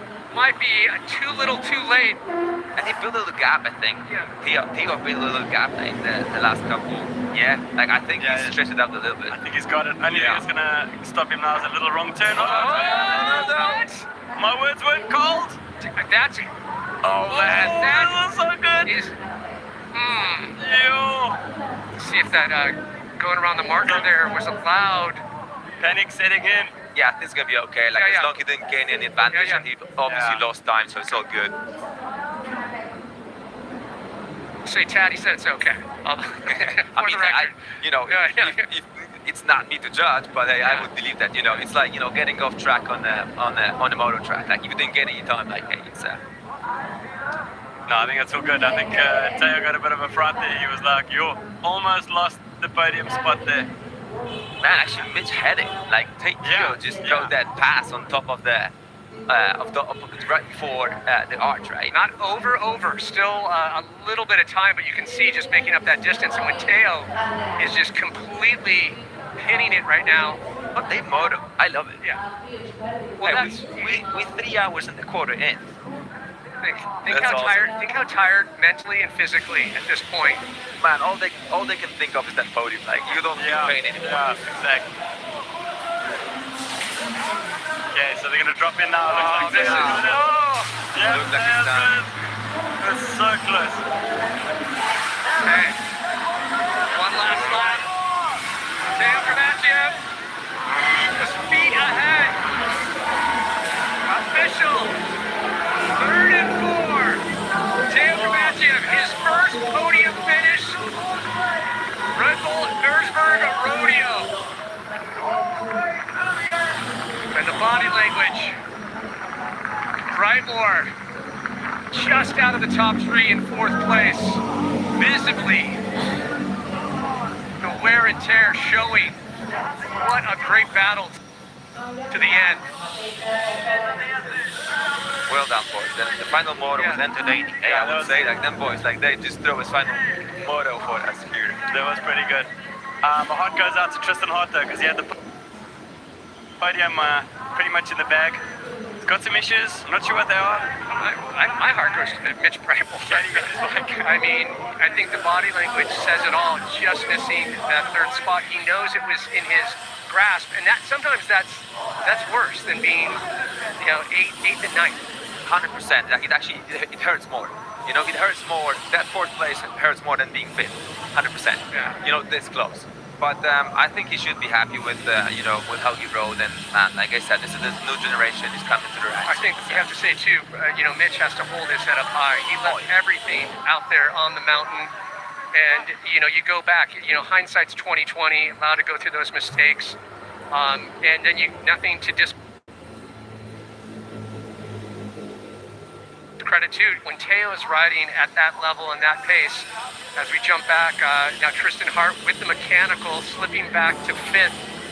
So looks like Tristan will finish, which is great, but not the day Tristan intended to have. Did you notice a little bit of a more hunger in the eyes of Tristan coming into this year's event? Like he was a little more. You know, I've known Tristan for a long time. Like, you know, when I used to race the Roco series, you know, so he was the super timid kid, you know, that he would like not, you know, and I've seen him, you know, getting hungry in racing. So now I think he finally believes that he can win. There's a confidence and swagger, and it's earned. It is. He's a great racer. You know, he's got a full package, and he's proven, and he wants that win, man. Like, he always got a podium, and he wants that win. I'd like to see, you know, more of him, you know, on the European leg, but he does so much too for the sport of hard enduro. Although the North American stops, I mean, he's just leading the charge there, and it's so good to see when you see a rider kind of finding themselves and not second guessing. 100%. So looking back at Teo, and we've been talking about it. I'd say the past 2 years, just Teo's ability to kind of find his confidence. I think I would say last year was kind of the year, wouldn't you say? when Teo started to find his flow? I mean that when you go from privateer to factory, like what we said before, like I mean, it's massive for the rider. Yeah, it is. It's a huge jump, and like Teo told me, he's committed everything to the sport. This is his job. He's made it into a career. And having that support, like you know that you have everything you need to deliver. Teo Kovachev, his first podium finished third place. Let's hear from Teo. Teo, congratulations, a first podium here at Erzberg. You were up and down the standings, yo-yoing. What happened at the end of the race there? Yeah, well, to be honest, in the beginning of the race, I had a good start, but then I felt that the pace was too high, and last year I suffered because of being tired too much in the end. So this year I said to myself, I'm not gonna push too hard in the beginning to have enough energy in the end. And I made one big mistake in the rocks, and like 5 riders passed me in the light Carlos Dina. But then I managed to come back, which is a good thing, and I'm happy. Thanks to my family. Thanks to Sherco Factory Racing for supporting me, and thanks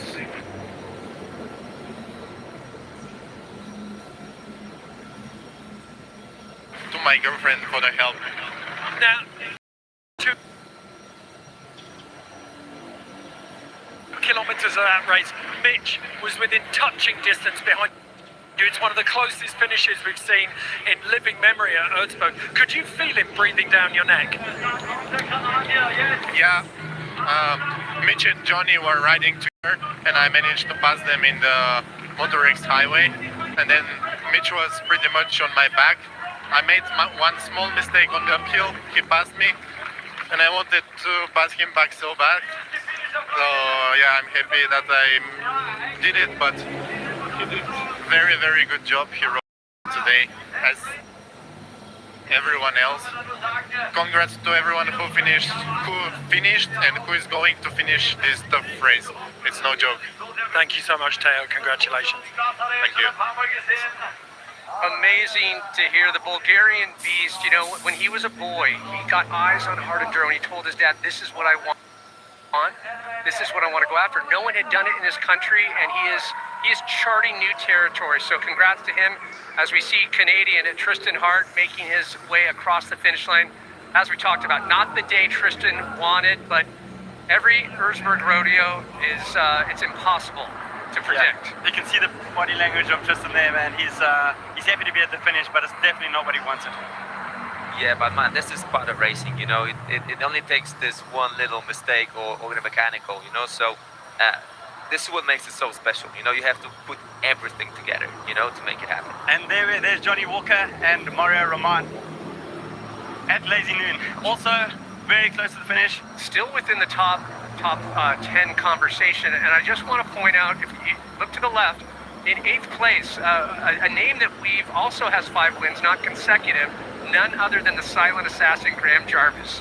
Can we move from the second row? No, I don't, like, he is, he's like a cyborg. I don't know what he eats for breakfast, but let's be honest, we kind of expected it, right? Yeah, he's just like that slow, steady, and just like tenacious tortoise, that. But 100%, but how, like... Just a reminder, I mean, he's 50 years old. He finished 4th here last year. Yeah, that was... 100%. I mean, it's amazing. Like, it's such a shame that he was close with the top 50. That would make it big. That would make his life so much easier. But still, hey, what an effort, eh? For the second row.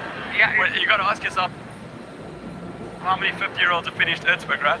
Well, I'm pretty confident he's the only one. I think so too. But it brings up back the conversation as we watch Walker here on a triumph and doing such a good job. No, but like in terms of what you get when you're the grizzled veteran, and just this wisdom you have with a race this challenging versus you have like the youth, the exuberance and the passion. That can only make up for so much. Like you can be smart when you're smarter like Jarvis. plus, this is like on top of what you're talking about, what you just said about Graham. It's basically the same thing. What happened between Mitch and Theo? Like Theo having a little bit more experience, he kind of like, he made that mistake. He made that pass, and then he just, made it stick. So, this is where Mitch still needs a little bit more experience. What I said, like, this youth is awesome, it's important, but, the enduro, you need them kilometers, you need, race experience. So, 100%. And Graham, just unbelievable. What do you think about having a four-stroke back at Erzberg? I mean, in the top 10. Awesome. I said it a long time ago. Like, I think where Johnny lost a little bit of ground is being on a 250F. That thing would be a 350. Like in Moto X Highway. I think of the hills, like in Australia. And think that Erzberg Rodeo doesn't matter. Think again. I think the body language of Tristan Hart says it all.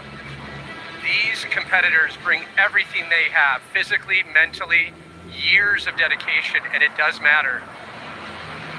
And the battle for third place, this is how it shook out. You were saying, Taddy, how this is the kind of third place finish you dream about. Are you kidding me? I felt like I was back in the arena, a little supercross here. Man, they're gonna or remember outdoor that. nationals. Like Theo's gonna remember that as an amazing, day, and Mitch gonna go like, I don't want that to happen ever again. Yeah. Well, someone that just landed shy of the top three, none other than Mitch Brightmore. He is with Ed Lee. Ed? Mitch, I know that the first emotion as you came over the line there was frustration, but you've improved on that 7th place from last year with the 4th.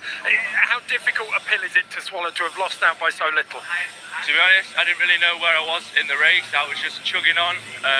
I pushed super hard from the start. Super happy with my bike. The fitness I've got, it's unreal. Happy with the team, and yeah, the bike's working great. So yeah, I got no complaints.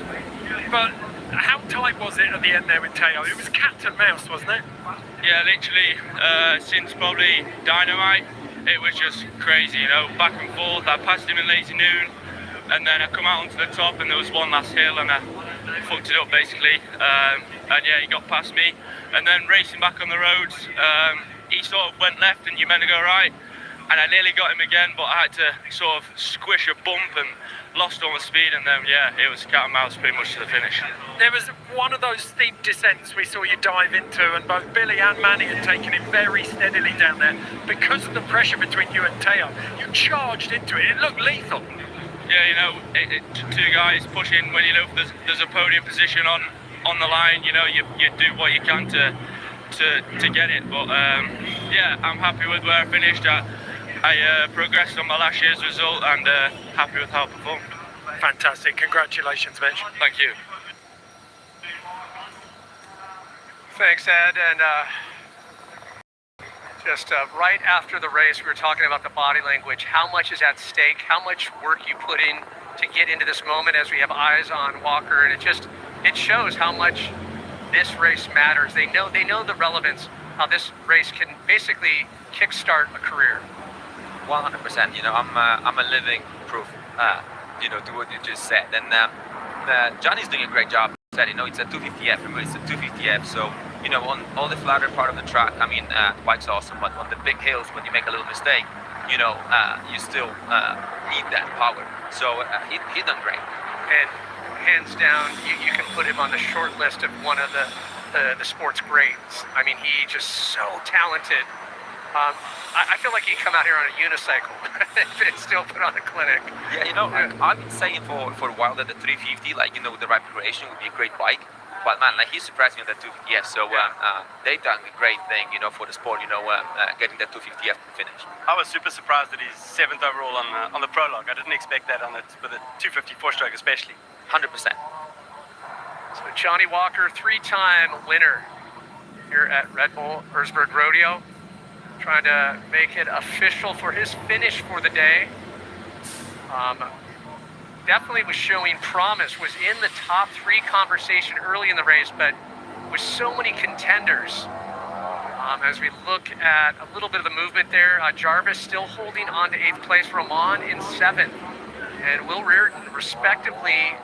He will, if things continue, still hitting that probably 30 more minutes of the allotted 4 hours allowed time for competition. It'd be interesting to see if Wade Young, Will Reardon can cross the finish line before that 4-hour mark. Do you love it on years like this where there's only just, you can count them on maybe 2 hands in terms of finishers? Is that the right amount of balance? Maybe Carl might have a different opinion. But. Yeah, he wants one finisher. You know, I told Carl, like, so true. I'm like, Carl, it's not happening, because if there's gonna be only one guy who can make it the finish, it means no one can do it, make it the finish, because the level is too high. I'm so stoked for Johnny. This is the first hard enduro that he's done since Berg last year. He hasn't done a single hard enduro in between on a brand new bike. He's done an incredible job here on that 254 stroke, on the Triumph. Johnny Walker, the highly coveted checker flag. Well, congratulations from Carl. All smiles. Such a gentleman. That's a solid job. Yeah, he should be super stoked for that. And trying to figure out who's taking the win, I think. Wicked sense of humor too, by the way, for those that know Johnny. He's a very funny guy. And jumping back in, it looks like Mario Roman continues on. So Jarvis still in 8th, Will Reardon, Wade Young just outside of the top 10. Got Gomez. So it's still some time on the clock, not sure where they are. And Mario, not too far back, is only more or less 1 minute 40 behind Johnny, so yeah, very tight between the two of them. I'm sure they would have seen each other out on the track. I think that the biggest kind of a little bit of a curveball, and in a good way, is that Kabachiev and Brightmore, you know, kind of changing things up, you know, on the podium and the top 4 conversation. But kind of the usual suspects. It is.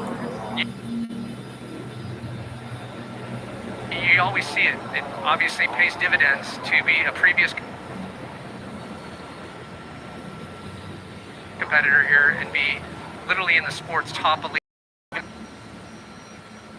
Be considered. But Teddy said earlier on about experience. You know, you can't just come here and win here for the first time. I know you did, but I mean... yeah, what were you thinking? Man, like, well, you know, it's, you can do it, but it's something that's really hard to do, and definitely, you know, experience, you know, plays a massive,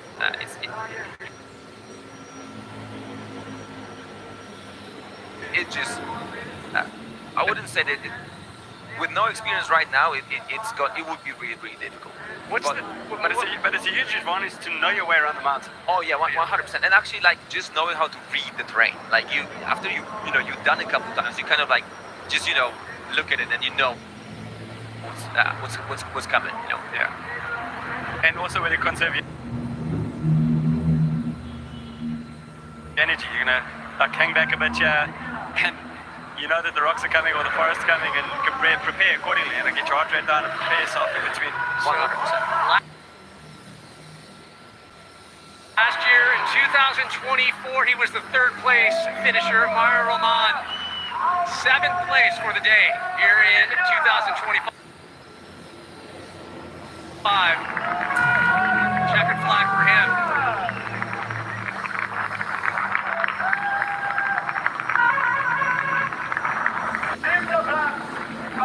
So few champions, so few finishers. Every year when you tell people the stats, that less than 1% finish this race, they just can't even wrap their head around it.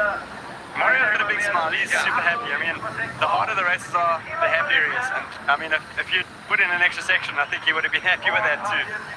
Yeah, Mario's really good at the longer, super tough races. You know, like, it takes a little while for him to get going. Yeah. Well, recapping Tristan's race, Tad, you were saying you've known him for so long, but it's this tenacity that we've come to know and love. What's changed most about his approach, do you think? I think it's just the confidence. He knows that he belongs, and he wants to show the world that he can win. Yeah, it's just so exciting to see. Like I said, the hunger clearly there, the skill set, having all the necessary tools to be a contender. I know he was hoping for a much different day. Came in with everything on point, but the Canadian not to be, as last year's second place winner is with our own Ed Lee. Ed? Tristan, I think it's fair to say that's one of the cruelest twists anyone's ever suffered at an Erzberg race. What happened? I would say Jarvis had it a lot worse.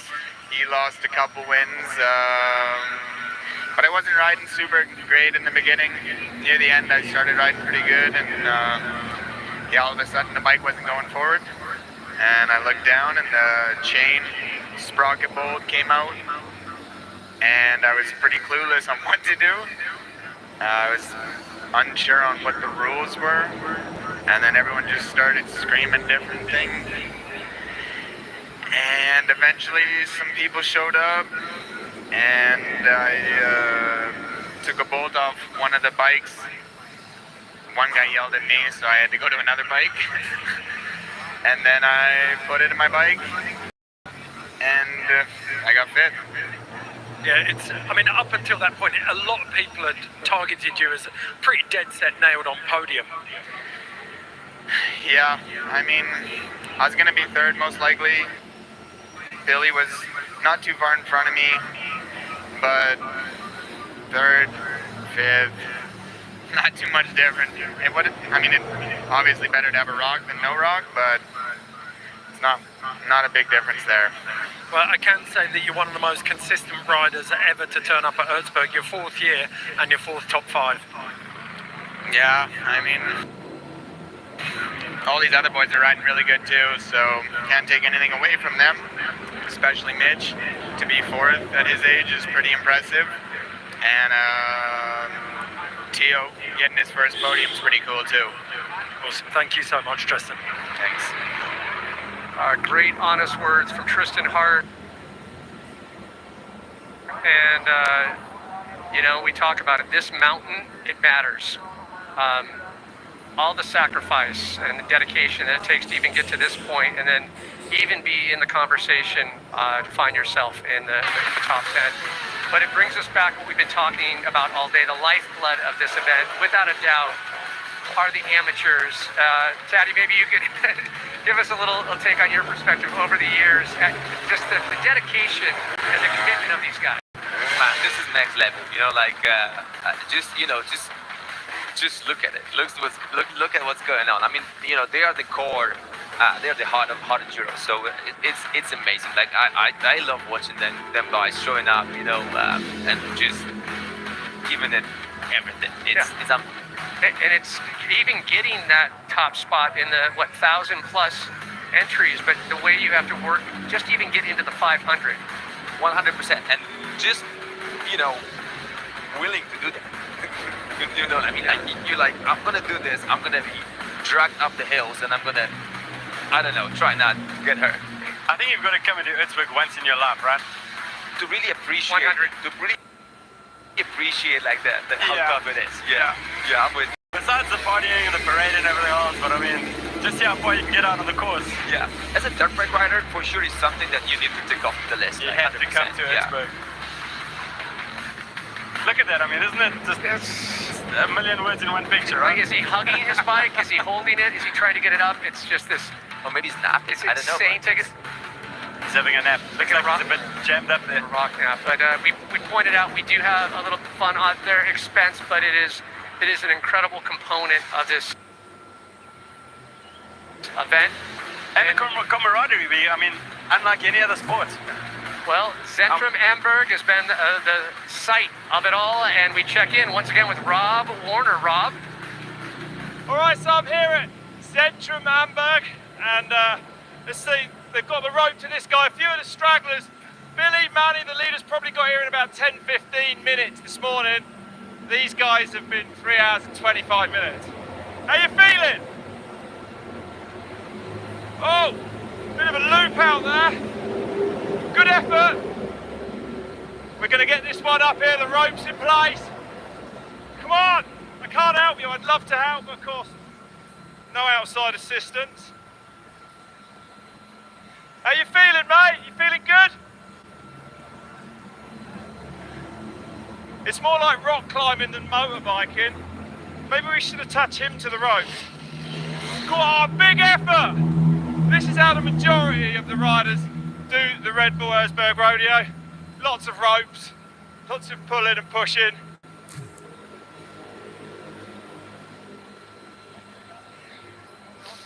Have you done the event before? Have you got further than this before? Yeah. He's done it! Yes! Another one out! Woo! Brilliant! You've got 35 minutes to get to the finish. Yeah, I think he's not going to make it. Well, just I was taped a little bit earlier. Time's a little off there, just a little less.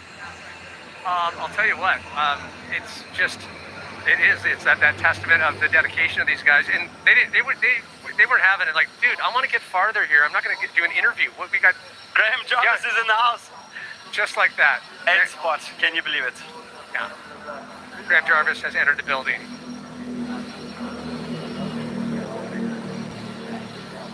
Yeah, going back to the amateurs, not taking anything away from the guys, they were still, serious about their business. So it's so awesome to see that they really want to get as far as they can. Well, those that like to get out the abacus and do the metrics, the previous record holder of the oldest finisher was none other than this gentleman, Graham Jarvis. So he's going to be now the new record holder, age 50. Now that he's turned 50, I think we need to challenge all other 50-year-olds around the world to come and finish Erzberg. All the dads watching and uncles, all the rad dads, you think you're cool, you're not cool. You're not competing at age 50. It's what a treat to see. I mean, how hard can it be, right? Well, if you ever all the interviews with Graham after the race, he just looks completely unfazed. Just stoic as can be. And just a reminder, finished 4th overall last year at 49. And he was actually in a podium position at some point last year. He was. Imagine a podium at 49. Yeah. Never mind 50. How many more years has Graham Jarvis got in him? I don't know. Oh man, he loves it. Like he just loves riding. He loves riding. He loves it, and I love too. In the past couple of years, he's really gotten in doing the clinics. One of the AM focuses, the rider from Iran, and going to one of his clinics, and that give back and keeping the sport going. It's almost like this cool philanthropy of hard enduro enthusiast. He loves it so much, and he's so good with the fans. Also, another one, sense of humor, super under the radar. The stuff that he says under his breath. It's that really dry humor. And it's pretty cool. He's got his rider academy. He's still doing his tours. He's living in Spain, living his best life. They've got the team going.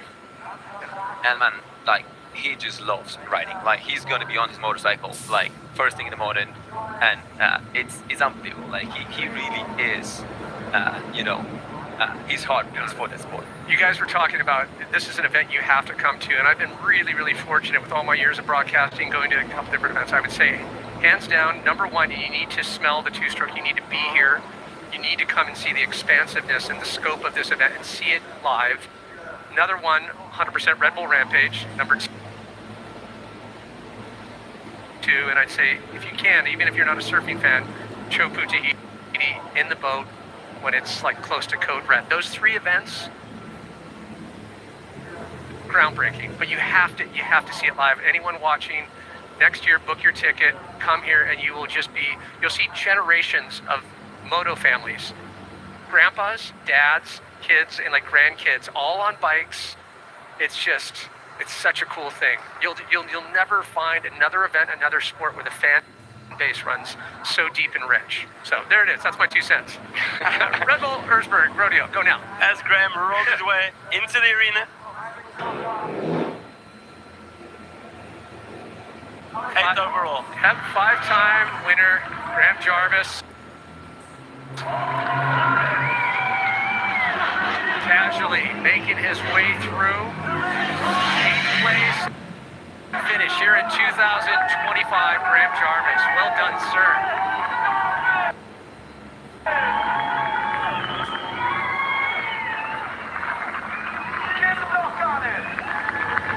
Carl's like, I've seen you before. You look familiar. Yeah. And looks like Graham's still got some energy at the end. Big smiles. What's that like, Teddy, when Carl's there? What does he have, is he saying little secret, little insight? What does he say? And where does that respect, obviously, once you are finished amateur, let alone a winner, right? Does he always look at you in a certain way, a little differently than others? Yeah, I mean, you know, I was lucky enough to win that race, like we said before, 5 times, and you know, he also lives, you know, that race. Like his heart is beats for that race too. So yeah, it's just that look.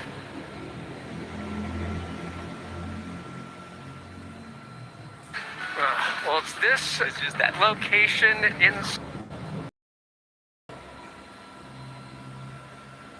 specifically the Blockwater Centrum Am Berg. Rob Warner for another update, Rob.